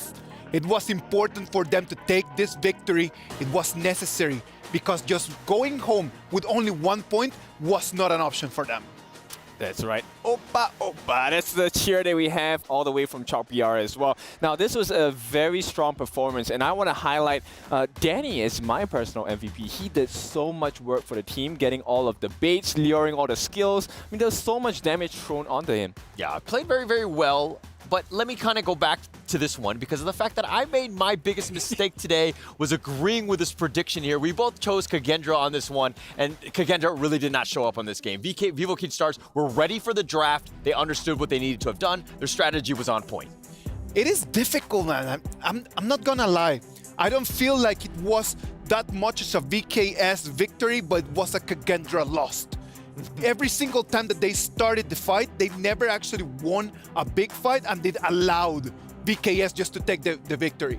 Yeah, but more of a force error here. Maybe we can go with that instead, right? You know, Isaac, you were talking a little bit more about the buffs. Maybe you want to share that with the audiences. Oh, of course, man. Like, if you analyze the BP from Kagendra, the main focus is going to be on what Weiro can do on that Luna. And we know that Luna's extremely blue dependent. If VKS could keep an eye on when the buff was going to spawn, they could always just try to invade and just kind of slow down Weiro. Reason why Weiro decided, like, well, I cannot fight no more, I'm just gonna do the split push. Yeah, but that's why Vivo Kid Stars, their strategy was on point, trying to limit that as much as possible. Agree. And of course, Danny was on point with the high note, just always up in front, being all that bait. And Senku, how many Blazing Brilliances were expended on Danny? Yeah. Too many to count, right? And they were counting on Weiro to have the new moon, but it only happened once in a blue moon. And it is sad, man. It is very, very, very sad because I just feel like Kagendra came with the momentum, but in the moment that they needed to just give that strong punch, they were always missing. Kind of hesitant. It didn't seem like they were making really plays that they knew that they were gonna make. Like they were gonna, take over in certain team fights. They were playing very scared not to lose almost. Yeah, but we have to highlight Nyap and Mena as well. Mena, earlier in day one, we were talking about, hey, he was very trigger happy with his skills. This time, he picked Sunbin, which is, go ahead, throw as many time lapses as you want, as long as you get the correct targets. And Nyap was there to soak up the damage. And with the addition of the time flux, he was able to soak in even more damage and use the ultimate to the full potential against Kagendra. Niab Xiangyu was one of those picks that at the beginning we were not understanding a lot, but it actually paid off, man. Look at that. He's taking the MVP. Sometimes you just need to go back to basics. We knew that in previous seasons, in previous tournaments, that Nia Xiangyu has been really strong. And he just decided when everything is on the line, I really need to come with what is my meta. Yeah, where was that earlier today, though? I mean, yes, they got it, and Nyap really did carry in that game, but I was expecting more. I wanted more of this throughout. I'm actually very disappointed for Vivo Kid Stars, but here are the highlights of, his plays. Yep. One thing you will see later on is his godlike play. It's not a really action-packed one, but it's one that he delayed that bottom T3 being taken by Kagendra. And it's simply because that pressure was never founded on the side of Kagendra that they were able to turn this whole game around, get the lock-ins, and he always timed his fearless charge to perfection. Yeah, definitely. He was coming on points. He was very scary. You always have to respect where he was. His presence was felt. Yes, his KDA might not have been the highest, but it was a moment where, you need to know where he is and you got to respect his damage. Yep, he meant to be as a utility, and boy, was he useful in this game. Yeah, for sure. And this is the closing minutes. I mean, you're seeing one last hope by Senku, trying to keep them alive, not able to do so. Vivo Kid Stars, yes, they won. They're not the happiest at this moment, but I think there was a bit of a sense of relief. Come on, man, we need to understand that in the moment that everything is on the line, you really need to trust your instincts. Just keep going with it. Just move around. And right now, Vivo Kid Stars, 2 points, they get back into the battle. It could have been just game over for them if Team Kagendra takes this victory. And Team Kagendra right now is going to have to go all out against Team Secret. That is going to be our next match. Sadly, Boom Esports, Falcons, it's going to be out, man. Yep, it's unfortunate, but Boom Esports and Team Falcons, I mean, they put up valiant efforts for the games from yesterday and today, but you know, not everyone wins. In a competition, in tournaments, it's brutal. There has to be a winner, there has to be a loser. Yeah, it's going to be sad. And we knew going in today that 4 teams were going to go home. Sadly, that does happen. But we're going to be going up into Kagendra versus Team Secret. That one's going to be the next big one. Can Kagendra pull it off against Team Secret? Yep, it's tough right now. This is even tougher. They could not capitalize on the VKS game, and now they have this huge mountain to climb going up against Team Secret. Like, if I'm in Kagendra's shoes right now, I will be trembling my boots. Like Team Secret right now is going to finish second place. There is no mathematical way that they could make it first, and at the same time, they know that they cannot make it third. Do you think that that's going to affect the way that they're going to see this game? I think not. I think that you play it, you know, you go all out, right? You try out new strategies, maybe a different draft, but at the end of the day, you're still going to go hard because it's all about this is the perfect time to learn. Yeah, of exactly. course. It could be a practice match, maybe. Maybe just a different composition? What do you guys think? Yeah. No, I think I would definitely do that. If I was on Team Secret at this point, I mean, I'm guaranteed the second place. I might as well try something new, see what else is out there. Yeah, exactly, right? Keep the cards close to us, but we get to learn about everyone else in the competition. STC Play predictions. Boys, what do you think? Is it going to be Team Secret just going with the dub, or is it going to be Kagendra? I think we have it aligned, I hope. It's going to be Team... Well, I don't want to say the same word because I made that mistake last time and I don't want to do it, but I'm going to go Team Secret, right? Yeah, Team Secret. All right, Team Secret against Kagendra is going to be our next match. Ladies and gentlemen, let's wait and see what's going to happen in the Amazon Arena with this electrifying match. Let's go right now, heading to the 7th match to summon our heroes. Let's go, Sky. This is the very last hope for Kagendra to find it over for that very spot in the playoffs. Both teams have to be extra careful, but here we go. They're all ready. Let's give our welcome to Team Kagendra.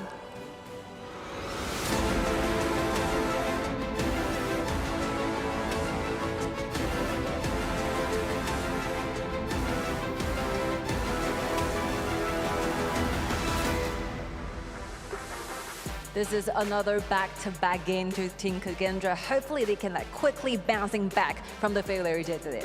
Let's see what's gonna happen right now against their challenger. Let's hear it for Team Secret.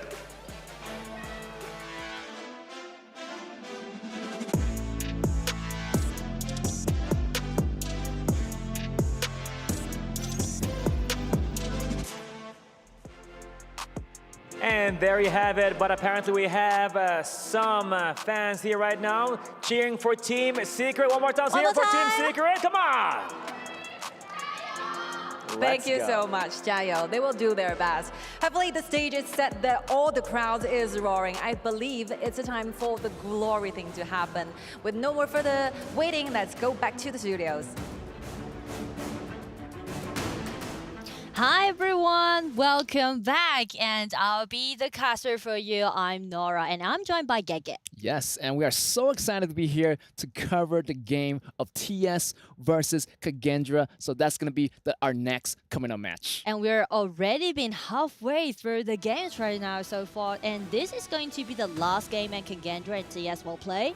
So I'm super excited to see who will be the one to hit the point, because as VKS just finished their game and gaining another point, that makes them to the 3rd place right now in Group A with the 2-3. And Kagendra still got a chance to make it as they are having 1 point in their hand right now. Definitely. I feel like Kagendra just a little bit struggling right now. They are still licking the wounds that just battled from VKS. So they still got a lot of pickup. I feel like this match definitely, I feel like Kagendra definitely have a little bit of edge since they've been learning a lot through the first day. And this is the 2nd day already. They already got 1 point. Why not to get the other points so they can get a chance at going in at the top 4 here in the Group A. And I feel like Kagendra right now is played back-to-back, right? So definitely they're keeping the momentum, and as we can see, the Luna pick that they did when they play against VKS, they're so well at the bottom, almost still that high ground tower down. But the problem is that now they're playing against TS, and since Team Secret is picking out their famous signature hero Daqiao to play as a strategy, I'm a little bit worried about Kagendra, to be honest, right now. Definitely. I feel like they're facing an uphill battle. TS definitely one of the prominent team of Group A, and look at that. They're using their famous signature Daqiao pick. Definitely, I feel like that Fuji is about to come up very much next pick. So that's the reason why Kagendra is actually answering with the Loon, exactly like LGD did last time when they play against TS, and they used this new hero Loon to win out the unbreakable Daqiao strategy back into Season 2, right? So definitely I would say Kagendra is doing great so far. Yes, I feel like this Loon is going to be really, really hard to kill. I mean, the double ultimate coming from Dulia. I mean, this is going to be a really, really interesting game because, you know, Loon is going to survive towards the end. I feel like Kagendra, late game-wise, they do have a great chance of winning, but time is going to run out. They're going to have Daqiao, they're going to have Fuji. I mean, their macro is so good with TS. I mean, they're known for their super, super great teamwork. And I feel like Team Secret are not going to give Kagendra many time to farm. So yeah, time is going to be running out for Kagendra in this match. Exactly, and we can tell that by this Zhou pick by TS, because last time when they played against LGD, they had no other options since LGD just banned out all of those millionaires, which is super for Daqiao strategy. But this time, Zhou as an open choice, actually TS can accelerate their early game pace and trying to do those pushing strategies. So the question will be, can Kagendra keep it on, stand for the early game? Ooh, the early game, man. Look at Team Secret. Daqiao, Fuji, Zhou. I mean, the fire is going to be everywhere. True. They're going to see an acceleration in the pushing, so they have to find a way to definitely to slow down their pushing lanes. I feel like, you know, Ogren, definitely a power pick in the early game. Definitely Kagendra trying to harass their jungle a little bit more, trying to like push TS down. But TS, man, their acceleration, the tower pushing skills is so fast. I'm just really, really worried for Kagendra here. True, and the main thing that Kagendra needs to do right now is try to, you know, build up more power in their mid lane, for their mid lane. And I highly recommend it, Angela, but since TS already banned it out, so I would say maybe for a Wanger pick. How do you feel about that? Ooh, Wanger. Just go in a wild way, you wow, know. Shangguan, wow. Wanger with double ulti by this Dolia can be really dominating in the early game. Yes, it would be a threat to their back row because, you know, Shangguan with double ultimate, and even with the frenzy, that would do a significant amount of damage to the back row. Also, their ADC is going to be really, really much in danger, but you know, the ADC is still up in the air, still for picks now. So, you know, I feel like TS is thinking of something different. Maybe they're predicting what Kagendra try to do here. If they are predicting that Kagendra may go for the Shangguan pick, then TS is going to lock down this Musashi.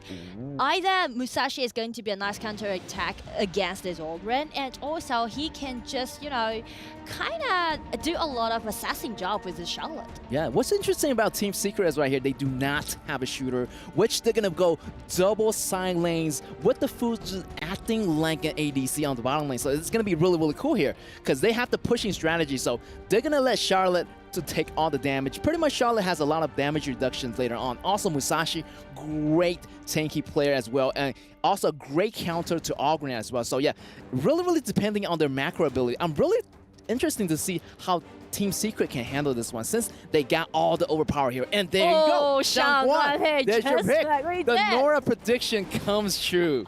But the problem is that we know that Shangguan with his double ulti granted by Dolia can be a nice pick against this Zhou in the early game. But the problem is since Musashi and Charlotte has been picking out, just like you said, triple warriors that we can see from TS composition. If Kagendra, I would just put it like this. If Kagendra can't end this game within 30 minutes, then it's going to be their problem. The time's ticking. That's right, time's ticking, man. I'm telling you, this match is going to be super interesting. Team Secret, I mean, they have 2-1 right now. So definitely they try to get that extra point to get into that top 4 position. I mean, only 4 teams are going to make it from each group, and 4 teams are going home today. So they gotta grab the win right now. Let's go, let's go. It's gonna be the last game that these 2 teams is going to play in the group stage. TS standing on the blue side, play against Kagendra staying on the red.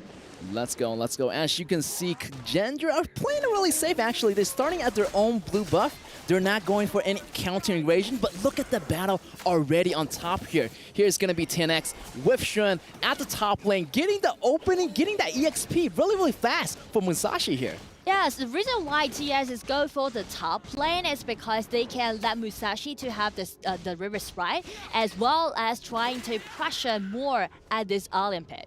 Yes, and look at that. They already got a little bit of lead here. 10X and Shun cleaning out the jungle really, really fast. So they're going to be a little bit quicker here, trying to go to the bottom lane. Maybe a possible potential gank on Loon here. Yeah, that's possible. As long as Fuzi got his ulti when he leveled at the pool, then definitely it's gonna be the engagement that we can see from TS. And right now they're using those damage dealt by this Da Xiao in the early game and try to chop the bar for this Loon. Yes, I feel like Da Xiao is like first and second ability in the early game. Really, really nice poke damage. And definitely that Loon is gonna feel that in the early game. And 0-0 has to be careful because he's gonna be really, really squishy in the beginning. Oh, here we go here.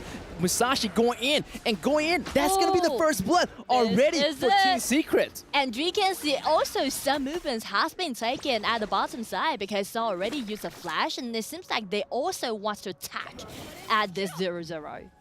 Yeah, so many things happen right now. Yeah, I feel like double buff already on Shishan and 10X. Great beginning for Team Secret already. They got a little bit of huge goal advantage. 1,000 more than Kagendra, so Kagendra still need to pick up the pace here. I mean, they do have the Augury Weibo, so they need to use it to their advantage. Yeah, but I would say like before 6 minutes, maybe they should depend on this Shangguan. But since we can see TS always do a lot of ambush around the mid lane, as you can see, they're trying to call this Shangguan off. And right now it's gonna be ulti, dash in, and with this Alia flash incoming, it made a nice tower dive. Yes, Dan Hans do not disappoint me. And he's really, really good on lane. And you can see it in his previous game. Really, really aggressive top laner. That Zai went in for this Joey right there, successfully taking him out. Also got his flash out as well. So that's going to be a really, really nice trade there just for now to slow down that tower push in the mid lane. Exactly. But somehow they still need to pay for their price, right? Because 10X also take the hands down. So I would say for TS, so far so good. And for Kagendra, again, it's going to be another try down by Cinco. But it's really hard for you to catch a single person with mobility around the riverside. Yeah, I feel like, Cinco still have a little bit more damage to build up, Still early in the game right now. Look at this damage here. 10X goes in. 1 versus 3. And he's still surviving here. Here's the ultimate coming from Hans. Hans is going to have to assist with this Auburn to take him out, but bottom lane also is going to be in trouble. The fire is still burning right now, but still Team Secret is still macroing the game slowly. It's not their time to push just yet, but once that 4 minute comes by, that tower defense goes down, that's going to be the key to push for it. So 13 minutes to be wait for, and that's going to be the cue for TS to start their real attack against Kagendra. But I still need to say that the kill, all right, in the mid lane. Again, Shangguan did such a good job. Nice. Great point out to Shangguan here. And yeah, Joey is pretty squishy in the beginning, so definitely Shangguan is going to be a really nice counter. And also, after taking down their mid lane mage, here is going to be the chance for Kagendra to get the drive with the crucial kill death by Musashi, getting that smite right on time. Great job on 10X getting that steal right there. And I feel like TS trying to get for more, but Kagendra already predict what's their next movement. So as long as Loon has been bound by this Fuzi, all of those members just gather down and try to, be in the backup. Ooh. And right now, Kagendra is doing really good. Wherever the Shangguan go, he's gonna be killing spree. Yeah, I feel like they do have a lot of burst damage potential. I mean, you got 0-0, he's leveling up. Guard got the Axe of Torment. That's gonna be a lot of, like attack penetration, armor penetration, and this is going to be a really, really tough chance for TS because in the later game, that 0-0, the damage is going to go way off the chart. So they got to figure out something fast, and they need to end the game definitely before that 13 minutes. Exactly. So that's the reason why we can see Kagendra just playing so aggressively in the early game, and right now they're trying to get the river control, get the map control, and the next movement might be they're trying to do some invasions. to their opponent's jungles. And right now, Cinco is just an ulti, trying to force Strand getting back and let his team to, you know, secure the Overlord, and that's it. Yes, also that double ultis comes in really, really handy. Yeah. You know, you can use it as engagement, you can use it as an escape, and here you go. Kagendra using an escape, but it's going to be really, really trouble. He's going to be alone in the top lane right here. And that's here going to be... comes Ooh, Shen takes him out, and Alain chasing Charlotte back into the towers right now. But what about the bottom lane? They have to worry, because their towers are getting pushed in on the bottom side here for Kagendra. Man, two teams are doing totally different things at two different lanes. And right now, Kagendra doing so good, just lotting the members from TS, but TS still gonna stick to their plan. Just take down the tower, and that's it. That's right, Team Secret, and they have the tunnel vision for the towers right now. You know, you took one of my heroes away. Well, I'm going to take down one of your towers, maybe even more. Exactly, and speaking to the operation of this game, though we can see a lot of highlights made by Kagendra, right? Really visually stunning. But the problem is that check the gold lead. TS already got 3,000 gold lead against Kagendra. That's going to be some problem for them to solve. And right now it's going to be another engagement happening in the jungle. And it's going to be the Fuzi using his multi. Nice bound. But right now, Waro just coming in and just being killing spree. Take that Fuzi down. That's why, you know, I feel like Fuzi got caught in the way back. A little bit deeper, and the reinforcements starting to arrive. He was already gone. So still, Team Secret do not have to rush this. They still can work with the Da Chao, you know, the Da Chao Fuzi strategy. Agree. Definitely not to be hasty as what happened in the match versus LGD. So they learned their lessons right here. So they need to actually apply it into this match as well. You already can see two reckless movements made by TS, right? One is that TNX going too deep into the cage's wrap-up side and just being killed, like solely, right? And the one that Fuzi did, flash in, tried to do a nice ulti, but the problem is that this kind of terrain is not in favor of TS. And you can see right here, Kagendra, you know, using their vision control, trying to gain a vision of the mid lane. Look at this. Everyone is waiting in the mid lane, waiting for each other to start the fight here. Are you going to start the fight? Well, I'm going to start the fight. But look at Fuji and Dacha always pushing. And Alain is going to have a little bit more pressure on top side because he's facing a lot of enemies right here. But his friends are coming here. Senko and this Murphy are coming in, but they actually go back here with the second ability of Dacha. But coming back, it's going to be a trap. But look at here, Musashi's going to come back in, but still Dacha got taken out. A little bit hasty here. They still choose to come back, but everyone else already arriving at the scene. Kagendra taking Shishan right here. Great teamwork on the side of Kagendra. Definitely, Kagendra is doing so well right now in game, but the problem is, why were those members from TS coming back? That's a little bit overcommitted, to be honest. Yes, I feel like they committed too much right there. You know, they already got the damage done, and they need to get out ASAP, but they still choose to come back, and they gonna punish them for that. Yeah, I feel like TS, they're really dedicated to win against their enemies by using the Sasha strategy. They know that they're really good at it. But the problem is that check TS members, right? Musashi is not there, and only those members with those immobility coming back. And check Cage, Loom already got really decent items, so that can make him to do a lot of insta-kill upon the heroes from TS. Oh, the flash from Fuji, great flash, but 0-0 doesn't have ultimate. No ulti. That's gonna be the Sun taking down 0-0, and there goes the tower right there. That's what I'm talking about. That's the teamwork that TS is well known for. Team Secret taking the towers, taking the lead already in the goals, but they have to watch out because that 0-0's damage is building way up. Exactly, and that's the best thing that TS did for that kind of execution, because they spot out that 0-0 is out of his ulti. His ulti is not available, so that's the reason why TS just made that attack against 0-0. Oh, here's the Pure Sky for Sean. He's going to have so much damage reduction. It's going to really make it hard to kill this Charlotte. Also, 10X already got that Blood Rage as well. So many tanking frontliners. So those are the shields for Team Secret to do. While they have the shields, it's going to be enough more time for Sun and Yuhan to get the Dacho and Fuzi pushing strategy going on here. Hopefully, Kagendra can still able to stop that with their damage right now. And I would say it's going to be the time to slow down a bit, to cool down a bit right now, because we are hitting the 10 minutes mark. So TS definitely going to, just hold back a little bit more and just organize all the lanes and trying to, use those lanes to arrive in at the high ground tower simultaneously. And Cage is setting up a trap, and right now they're hitting it.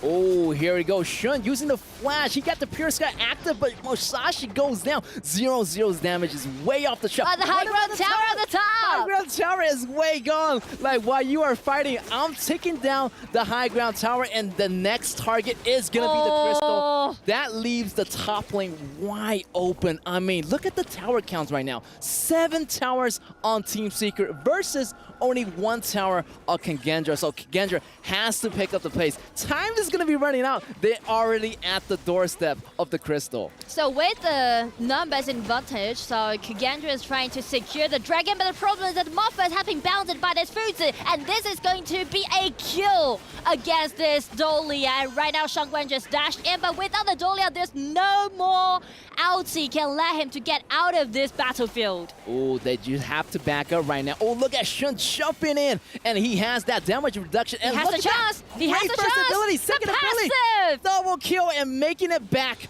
to the home. And now they're gonna transfer back, teleportation. All the teammates are here. 4-member down on Kagendra, and this might be the final push that Team Secret is about to do here. I mean, 0-4 trade, no more way for the Dragons right now. They are just trying to secure their victory. It's coming for this Alien, just using his ulti, and this is the double ulti, but they can't save their Crystal. It's gonna be the victory for TS. Team Secret, yes. What a fantastic battle. Wow, the macro by Team Secret is so well put out. I mean, everything step by step. Everything's so clean. Just for like a small slight mistake in that top lane when that tower is not destroyed, but any other time, they did a really good job of keeping them down. Also, using Fuzi and Dacha really effectively at pushing the towers. I mean, we should not forget that back into Season 2, they used this Dacha 4 times and they win all of them with a 100% winning rate, getting it into EWC right now. And with this signature pick, Dacha again, they secure another point for them, which made them as a 4-1, currently being at a 2nd place in Group A. Yes, and I feel like, everyone knows that Team Secret is going to use that combo. So I feel like, in the future, maybe in the knockout stage, definitely they need to find other strategies instead of using a Dachau strategy combo, maybe use some other strategies as well. Exactly. But still, it's really nice for TS to do that, right? Because they lost the Dachau strategy against LGD, but right now they just improved it again. I feel so glad to see that happen. Yeah, that's crazy, man. I'm telling you, Team Secret definitely have something going on, and we're going to go into a small interview here on stage at the Amazon Arena. And ladies and gentlemen, we are here right now with one of the members of Team Secret. I can tell you had the confidence that you're going to win this match, but how do you feel that you had people flying all the way from China just to be here to witness this win? 首先，恭喜玉涵选手获得本局比赛的胜利。我们能看得出来你们的表现非常的自信。当然呢，我们也有很多来到我们场馆支持你的粉丝朋友们，他们也在赛前为你们应援。有什么想和他们分享的吗？谢谢，就是粉丝来帮我们应援，就是可以多多支持我们。All right, thank you for the fan support, and I hope that you can support us more in the future. Something happened around the top side with that tier 2. You managed to go back, but you turn out, as an entire crowd, you come back with the Dachau's teleportation. What happened? 刚才呢，在上路的那个2塔附近呢，有一波很神奇的画面啊，就是你们其实当时全队是选择了回来，哎，当时是发生了一个什么样的一个情况，跟我们分享一下吗？你还记得吗？你不记得了。上路2塔，对，就基本操作吧，就大家一起说了。对. All right, it's very hard to remember, but it's basic. We are very skilled, and I think we're so used to the fact that these are the combos and composition that we feel comfortable with. All right. So now, what is that one team that you want to go against in the coming matches? 在未来还有机会的话，有没有哪支队伍是你特别想要交手的呢？组内组外都可以。KPL Dream Team. Of course. Of course. KPL Dream Team. I'm not surprised at all, but let's see what's going to happen right now. Back to the studio.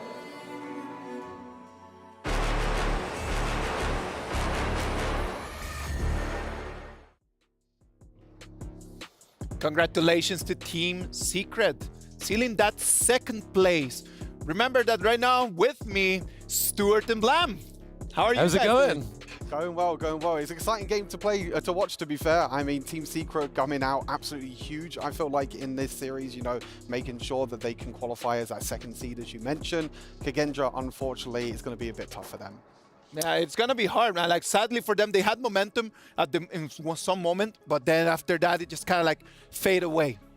That's it. I mean, that's the unreal expectation of it all, really. It's like what we were saying beforehand. Is like, oh, because this is going to be the decider for tiebreakers or not, will Team Secret play a little bit more tame? But at the end of the day, they went for the Dachao and the Futsu, and that wasn't the case. Oh, come on. Like, Team Secret, they are allowing them to play the Dachao Futsu.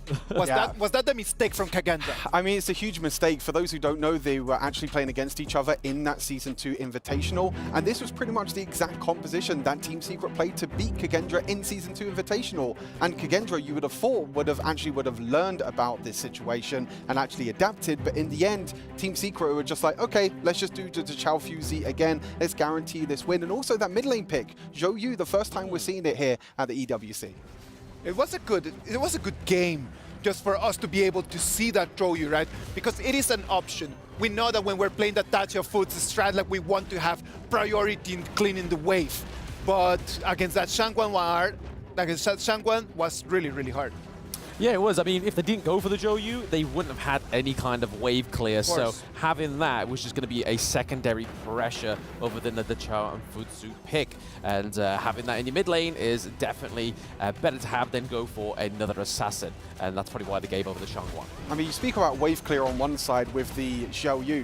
You look on the other side on Kagendra, there is zero wave clear at all. How are they supposed to defend against the Chao Fuzi in the split push-in when they have no one? They have an assassin mid lane like the Shangguan. We know that these assassins in the mid lane can be a good pick, but against the Chao Fuzi, I feel like it's extremely difficult because you've got them split push-in and you have no one to clear the wave, so the high ground towers just went so quickly.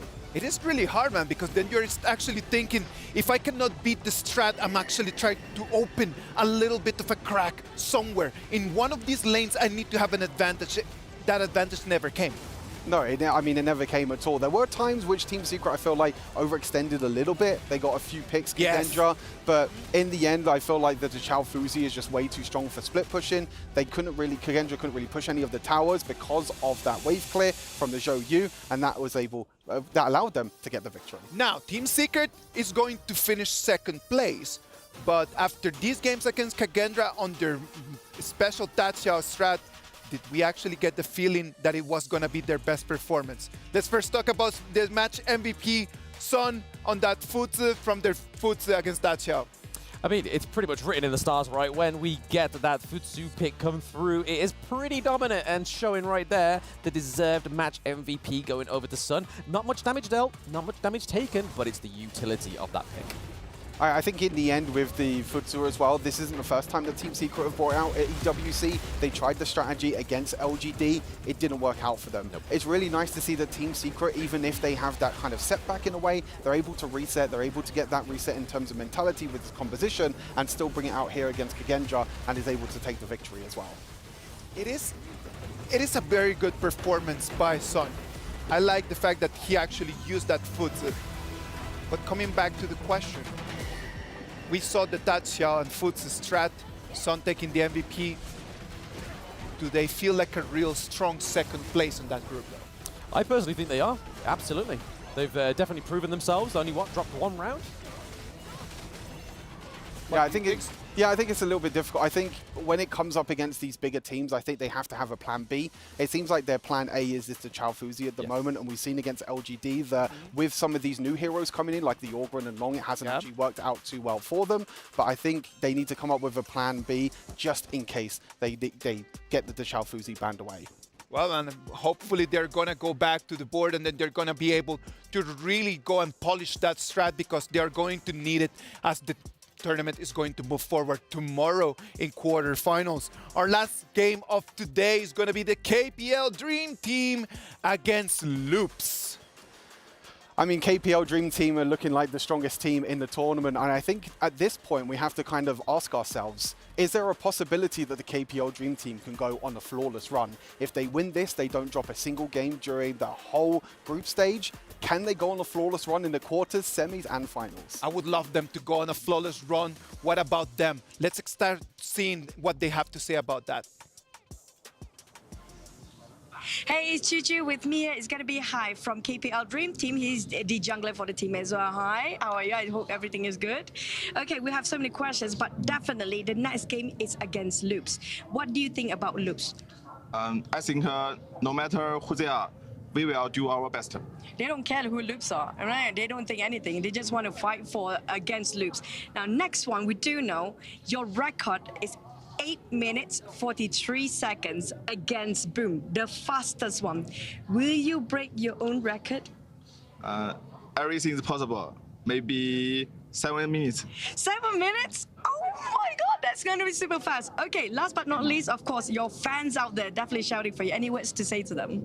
就非常感谢所有观看我们比赛的粉丝吧，包括来到现场的，感谢你们，我们有更加的动力去赢得比赛。好，谢谢 Thank you so much for Hai and see you guys in the game. Boys, KPL Dream Team, the team to beat. Can Loops get the job done? What about if we get some STC play predictions? Who do you think is going to take the dub? I mean, I'd like to play the devil's advocate and go for Loops, and I think I'm going to do that. To be honest, I'm keeping my copium, and my hopium. We just saw VKS get to that main stage. Maybe Loops can do it. What about you? I have to go for KPL Dream Team. I mean, it's without a doubt. He might have a bit of a hopium, but I don't, unfortunately. I think KPL Dream Team just way too strong. And Loops, they're going to have to try and figure out something. I want to see APH on a hyper carry, but they're going to have to figure out something huge against the KPL Dream Team. You know what? I'm going to go KPL Dream Team as well. Hopefully Loops are going to show us a new strat, thinking on something that they can do against the other team. But let's wait and see what happens in the Amazon Arena. And as we can see right now, we have an amazing crowd. Let's hear it one more time for KPL Dream Team! 让我们听你们的声音。那边呢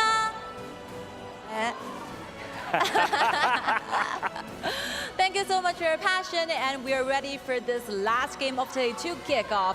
Please, first, the one and only KPL Dream Team.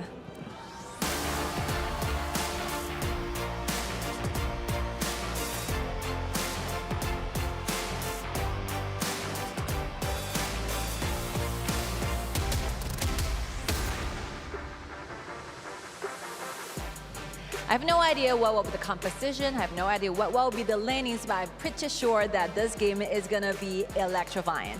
True, true, saving the best for last. And now for their challengers, here comes Loops.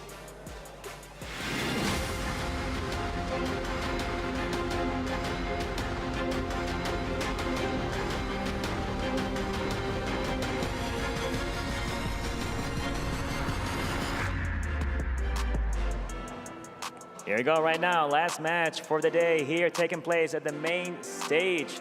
It should be a good one to watch. This is where legends are made and dreams come true. We are ready for the final match of today. Let's give it back to the studios.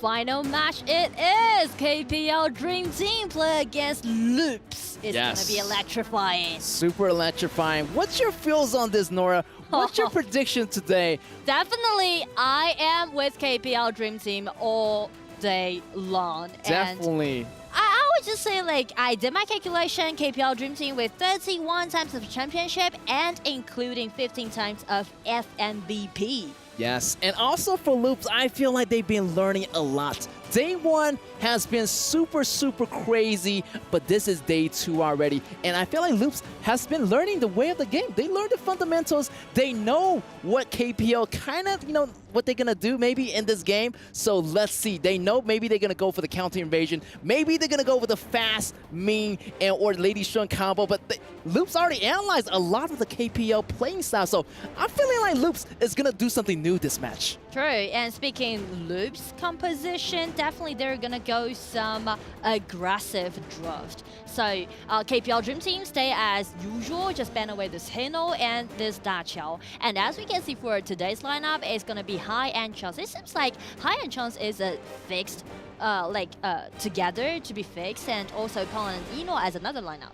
Yes, I see the switch coming on right here. Also, I saw Hai's interview, really interesting. Really confident jungler here from the KPL Dream Team here. And yeah, we see Arlie as the fix, the first pick here. Super high mobile. I'm feeling their ADC is going to be really hard to catch. So let's see what Loops has to here to counter this Arlie. And the trick that KPL team is doing right now in the draft is that they are taking this Arlie away as a ban, because Loops, for their marksman Shero, he has played Gongsun Li all the time, and played this Arlie, all the time. So this is the thing that KPL Dream Team is doing right now. Yes, and you can see that Ogron already getting the second pick, and that's going to be a really power pick here. Already know this Ogron might be a flex pick. You can use it as the top lane. Maybe Fly can use it as he did last time, gaining a lot of great moments right here. Or they're going to use another jungler to play as jungle while, Ogron can be the top laner. I feel like Loops really need to ban away this Monkey. Oh, yes. They really shouldn't let Monkey to be an open choice, because they already show off this Musashi, so definitely they're trying to counterattack this Ogren pick, and so does this Arlie. So if they want to do so, they need to take that Monkey away from KPL Dream Team. Oh, I don't think so. They're not going to take it away. This might be a deja vu moment here. Maybe it's going to be Monkey and Ogren on the same team again. That's going to be monstrous. And how Loops is going to deal with that. I mean, two heavy tanks in the front line, and you got Yuhuan as well. Oh, they let it open. Oh, okay. KPL might think of something new here. Maybe they're going with some experimental builds, which I do like. They're already this strong, so they might do something a little bit different in this last match against Loops. It's going to be the time for Loops to pick some heroes. Well, it's really interesting that actually they can't just take that Monkey away, because Musashi is a fixed jungler pick as usual. So they are trying to do another thing, is that they are just trying to empower their marksman and trying to pair this Lady Sun with this Mozi. And they are building kind of like a waning lane at the bottom. Yeah, I feel like the winning lane is going to be really effective against Arlie in the laning phase. Definitely, they do have the advantage in the early games. Lady Swan, Mozi, harassment, keeping the distance away from Arlie, and letting this Lady Swan farm. But look at here. Again. The scariest thing has happened here. Monkey, Janfei, and Ogron. Wow, what a great front line here for the KPL Dream Team. I do feel like it's kind of like Loops don't think Hai has the hero pool to play this Monkey. Because last time we know that KPL Dream Team play against AG, while they used that Ogren as a flex pick, that was Pawn as the jungler.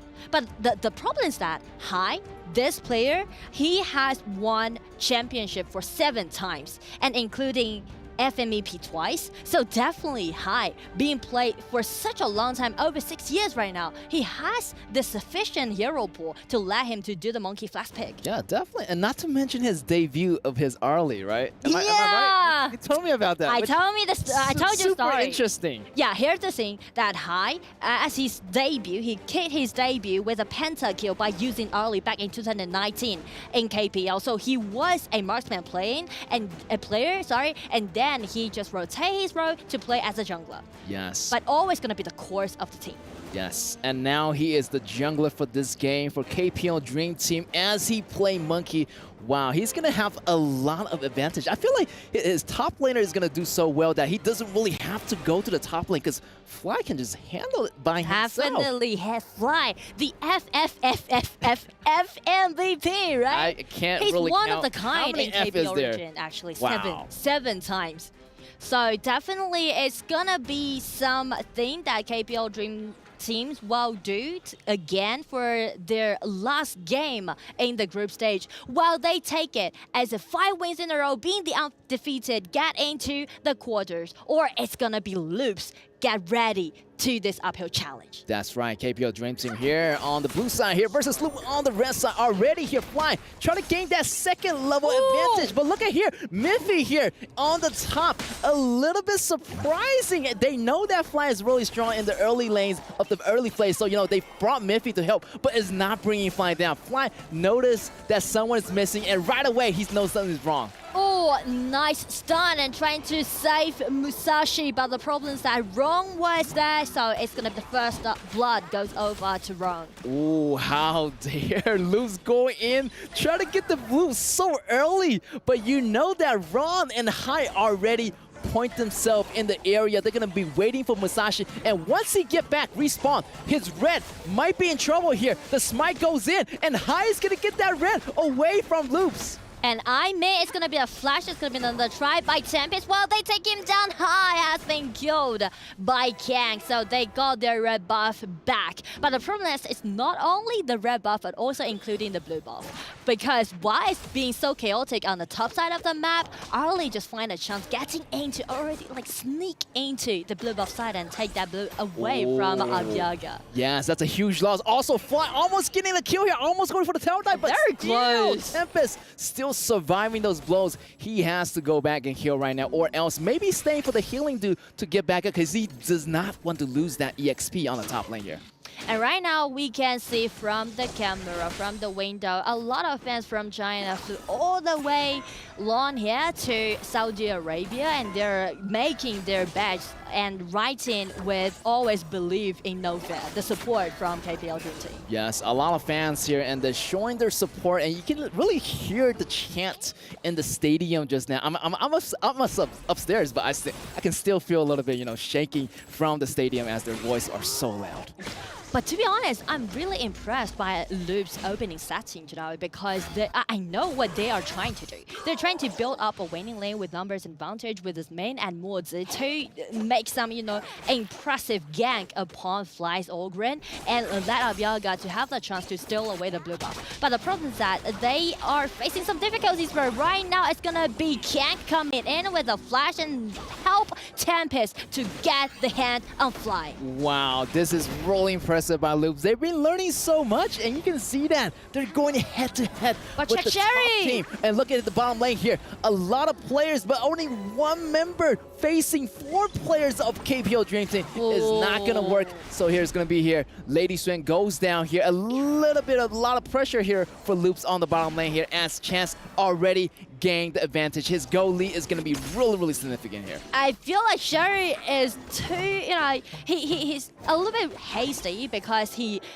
as long as he spot that chance, HP bar has been chopped away, he is trying to flash and get that insta-kill. But the problem is that the tower is still standing there. It hasn't been 4 minutes, so still Chance has his chance to stay alive. That's right. The tower protection is going to be available before the 4 minutes is going to be due here. Also here, Mai Ying taking the kill on Fly, which is going to be super interesting. So here comes Musashi. A great engagement here, but can Fly get away? But no, great combo here. Great coordination coming in from Loops, getting the second kill on Fly already. And that's how we're gonna see Musashi being such a nice counter-attack towards Ogren, because no more like sustainability can be seen from Ogren. Exactly, that Musashi ultimate is gonna lock in that HP. We really can't recover a lot of HP during that period under that ultimate of Musashi, so it's gonna roll really nice counter here. And Fly is finally feeling some pressure on the top lane. Yeah, I feel like he's having an easy time right now, but I feel like KPL Dream Team, you know, this is going to be not a really easy game to win here. And I feel like this might be the reason why Loops let this monkey to be an open choice, because they are ready for it. It's going to be the ulti from Lady Jin and trying to take Chance down, but still, it hasn't been 4 minutes, but I feel like so far so good for Loops. Yeah, Loops is handling They did their homework. Yeah, definitely. They're handling themselves really, really good. I mean, yeah. Look at that scoreboard. Are 2 and 3, and they got that extra kill. So yeah, they're technically in the lead right now in the kill count. And it's gonna be the ulti from Jumpin, and also the ulti from Monkey dashing in, trying to make the tower dive happen. Kang is gonna be the one to be taken down. Ooh, KPL Dream Team are fighting back right now. Great tower dive Great initialization by the whole team here. And also now that I feel like bottom lane gone, almost gone. They're going to open up the way for the jungle. The jungle is going to be way open. That's going to be a really, really nice time to capitalize on the situation. And if Fly can go in, High can go in, they can gain more advantage getting those goals and resources away from Loops. And I feel like from now on, Loop's gonna collapse since their mid lane tower has been taken down. So it's gonna be another try from Musashi, but he's using his ulti, trying to lock Monkey down with his teammates coming in. And also the ulti from Mods. Get a really nice 0-2 trade on the top side of the map. Yeah, 0-2 trade. That was a 4 versus 2 situation. Great teamwork on Loops, trying to pressure in Fly on the top side here. Top side might be the first tower to go down as there's nobody defending it and creeps are moving in. But the battle still happening here. Yuhuan doing really nicely to clean up that Lady Xuan. I feel like a lot of things are happening right now, simultaneously on the map. But Loops, they are keep watching out this Ogren pick from Fly. But the problem is that they show less care about their marksman, which might be a big problem because Lady Sun definitely is going to be the late game core for Loops. But right now, Sherry has been taken out twice in a row, and he has such a great goal deficit against this chance early pick. That might be a slight problem. That's right. I feel like definitely that Arlie already got that damage ability. And he's going to get his item a lot quicker than, Sherry. So definitely, I feel like, late game-wise, Lady Sun is not going to be that helpful towards the team. Loops, however, did get, a lot of damage on Fly on the top side here. So they might slow down on the top side. But what about Arlie? Arlie is already pretty much stacked in all the items. And using the mobility that Arlie has and also those ulti from Zhangfei Peg played by Nofia, the next step that KPL Dream Team is going to do is control the map. They are just do a lot of jungle cleaning, just clean up all those resources that they can. Yeah, right now, the game a little bit slowed down right now. KPL Dream Team trying to find their way and catch them at the best moments. So right now, the Dragon is up right now. Also, another counter for the Tyrant is also up. So, they have two choices. Either go for the Dragon for more pushing power or go for the Tyrant for the extra damage buff. And if we scrutinize the board that we just see on the screen, Chance already got 2,000 gold lead against Shara's Lady Sun pick.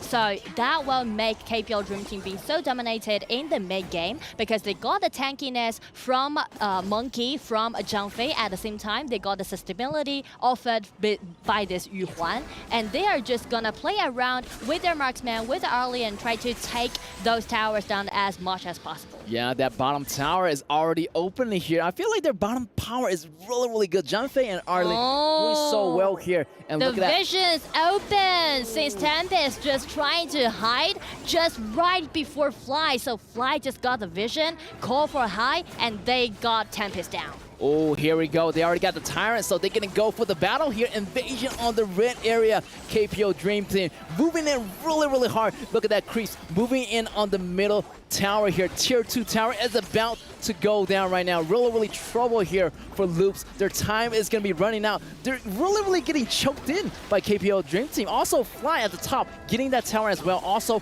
wow, so many towers are going down simultaneously. I mean, a lot of things that we can see from Loops is that they highlight a lot on the top side of the map, right? They are trying to take Fly down several times. They tried a lot, but two things that they didn't really care is that the farming pace about their marksman is not that well, and at the same time they lost their mid lane tower around like 4 or 5 minutes, right? That's quite an early time in this game. Definitely. Also, High, try to farm up, try to get more items. I mean, 2 Pure Skies already on the KPL Dream Team here. Flying got the Pure Sky as well. Also, High got the Pure Sky. That's a lot of damage reduction. That's going to be really, really effective against, when, Musashi jumps in, or the damage coming in from Tempest jumping in on them to get activated. Also, on the other side, they have the Pure Sky as well. So, yeah, both sides looking really, really well on their items. But, yeah, it's all about the late game. Can Shears get this item? Can he get more item or more damage back up to back up Loops in the final part? And right now it seems to be an engagement happening in the mid. Nice stun by Yuhuan, just forced out the flash from Tempest and using his ulti try to get away from this kind of trap.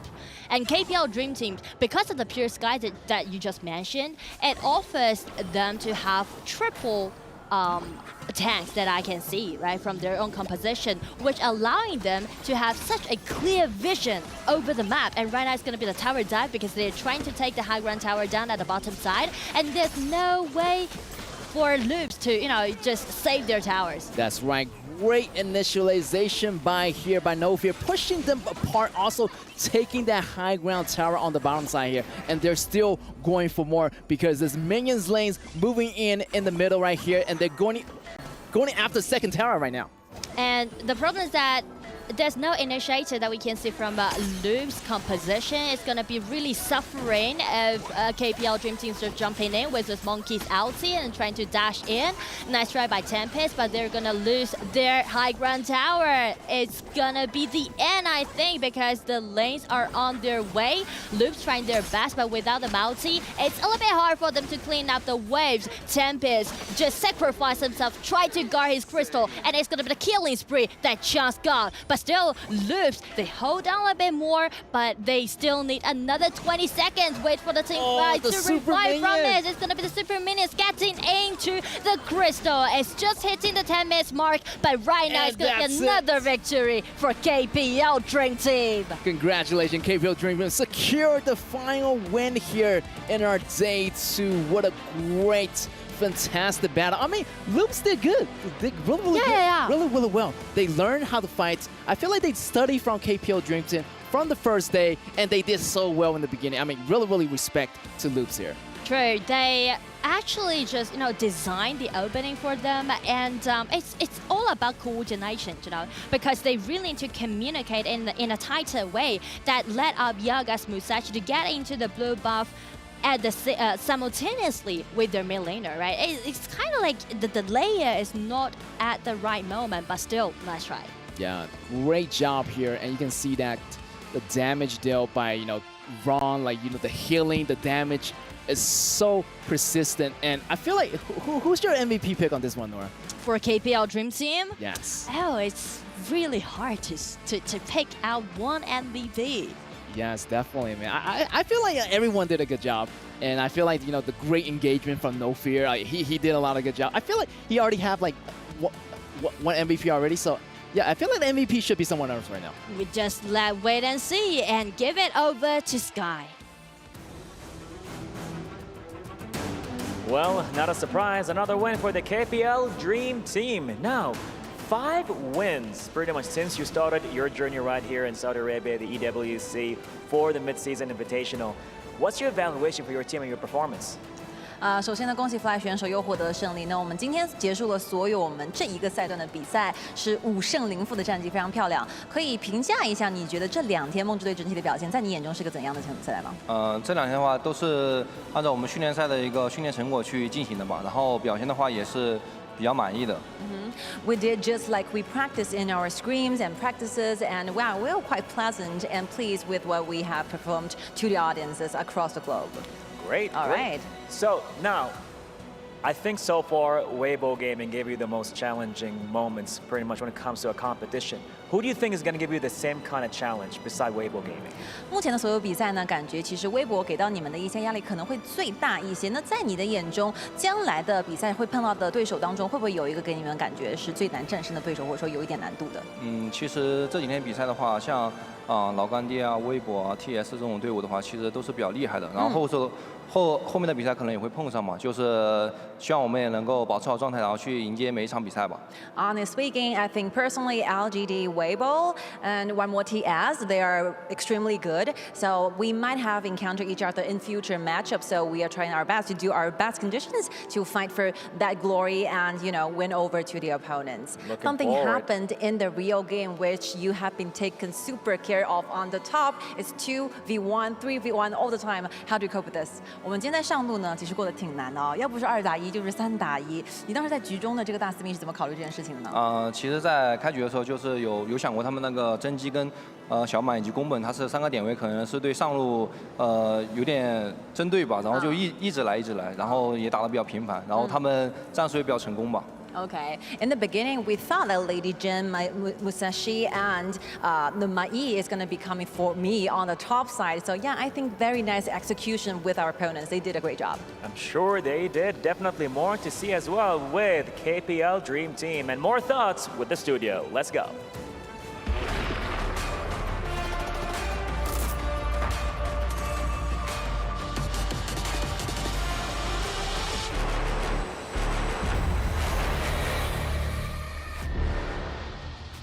Congratulations to the KPL Dream Team on that victory.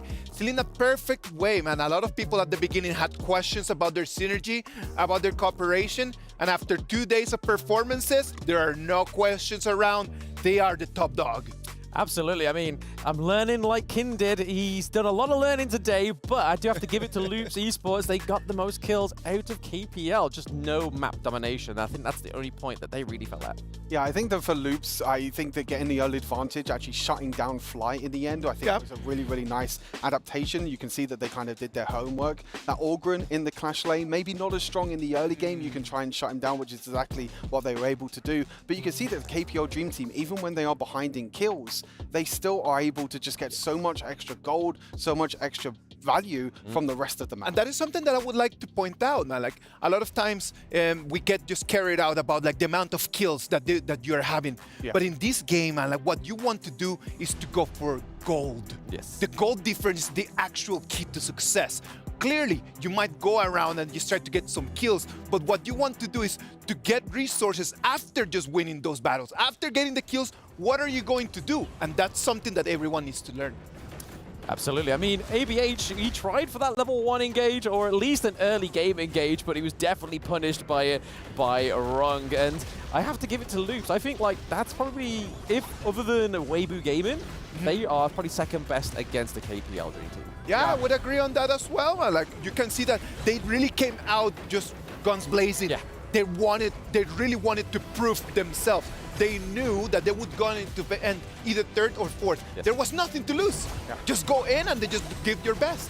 No, I think that's what you have to do against this KPL Dream Team, because I think everyone is going to be the underdogs against this KPL Dream Team. Obviously, them and also LGD are the only undefeated teams in the group stage, but making sure that you actually get the extra advantages, you know, the small advantages that you're able to get. But then, like you mentioned, Isaac, is what they do afterwards. They have to try and look to try and invade the jungle, deny gold away from the KPL Dream Team, because if you don't deny gold away from them, they're just going to take everything that they can get. It is important to see like what Sky was talking to with Fly.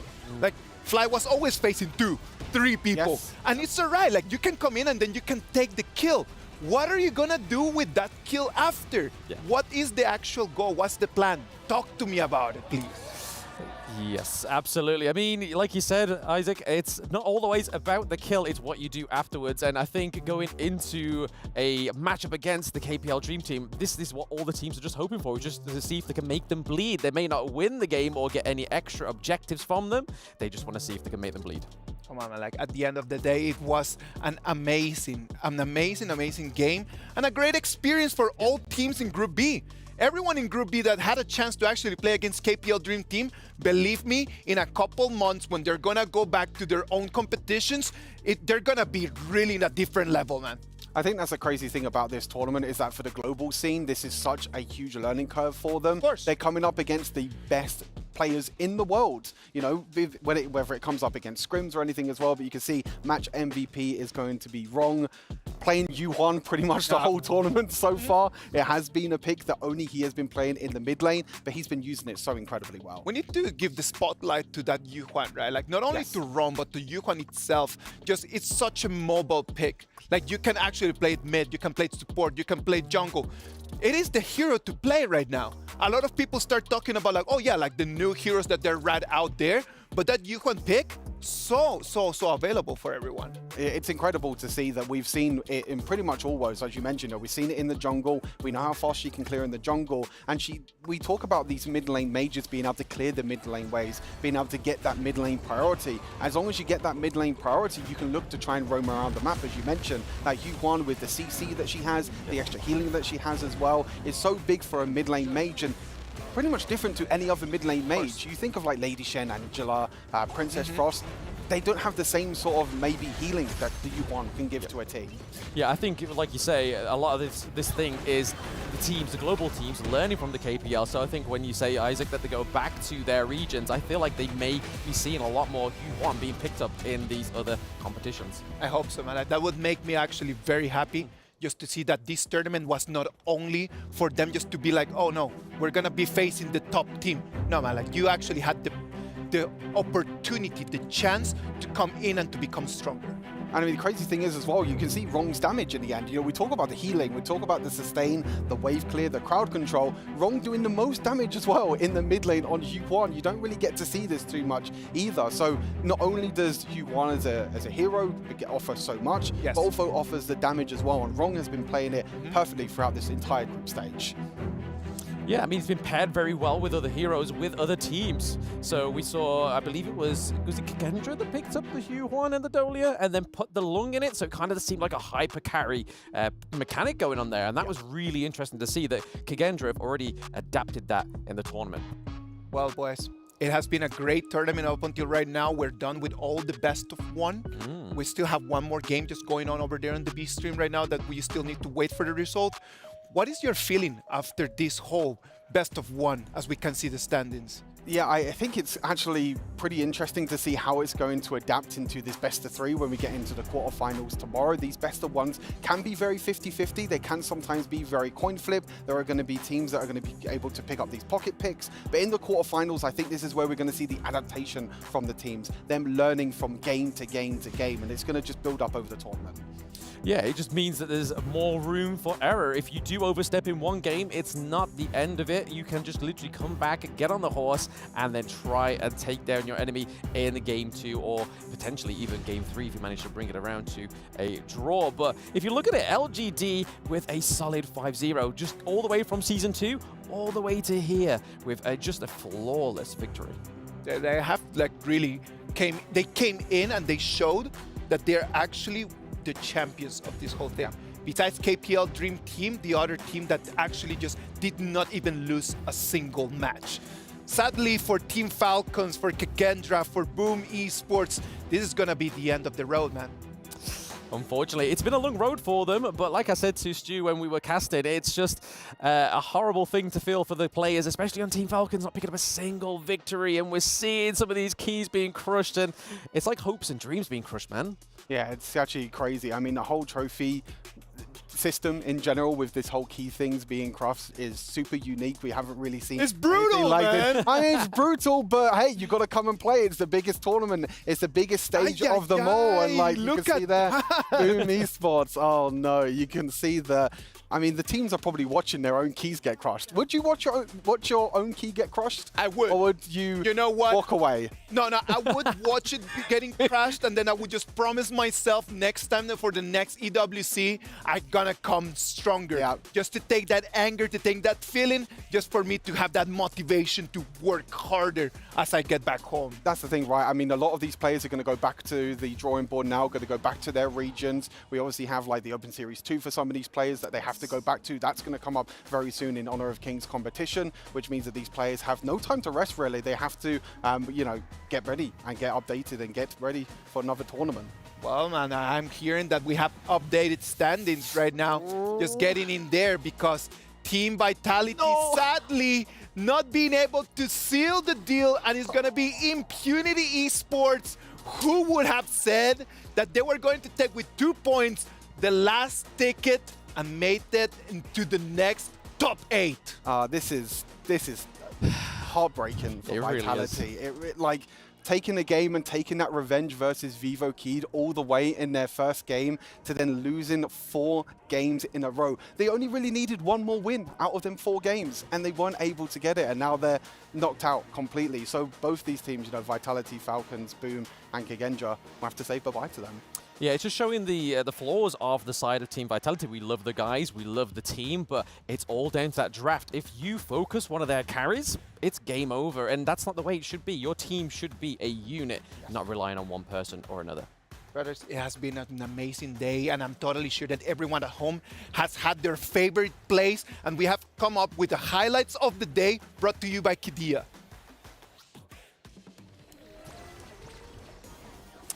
But yes, just look at these plays. It's KPL and WG. So Weibo game in here. One of my favorite games to cast today. I don't know about you, Stu, but I was really hyped for this game going into it. And I don't think I was disappointed with this one. Yeah, the aggressive plays from Yinyo in the end, being able to place aggressive flash in with Long. We've seen that the KPL can play this hero so incredibly well and better than anyone else that we've seen so far in this tournament. So Yinyo getting one of the plays of the day. Yes, it is another one of Weibo game, and it looks like it's a Weibo day, baby, against Falcon, who we've just been speaking about, who haven't been able to get a single victory on the board within the EWC Midseason Invitational. But when you're playing against Conling on this Ogryn, it's crazy, that triple kill, man.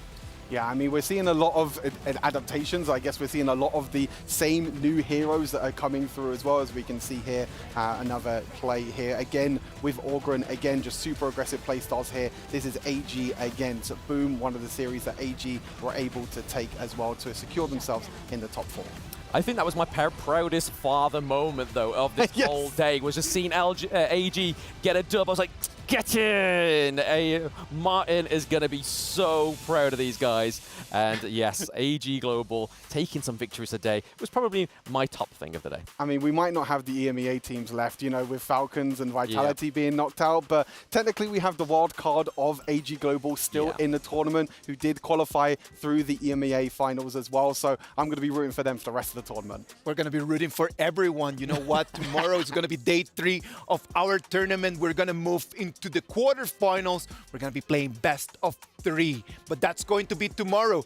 For today, Blam, Stuart, thank you very much for joining me right over here at the desk. I am Isaac Peña. Thank you very much to everyone for being here. Be online tomorrow at the same time. We're going to bring you more Honor of Kings. Thank you very much. See you tomorrow.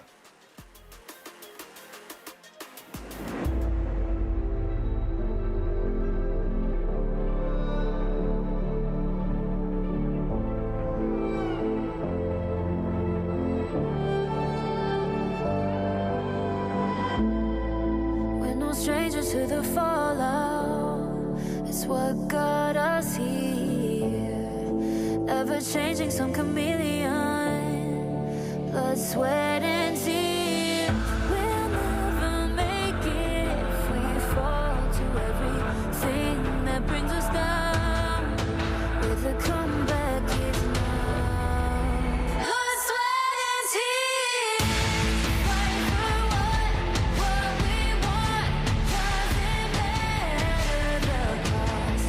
Every day, put in work. Blood, sweat, and tears. Nothing comes overnight. Taking numbers, start to line. We don't bow to fear. Blood, sweat, and tears.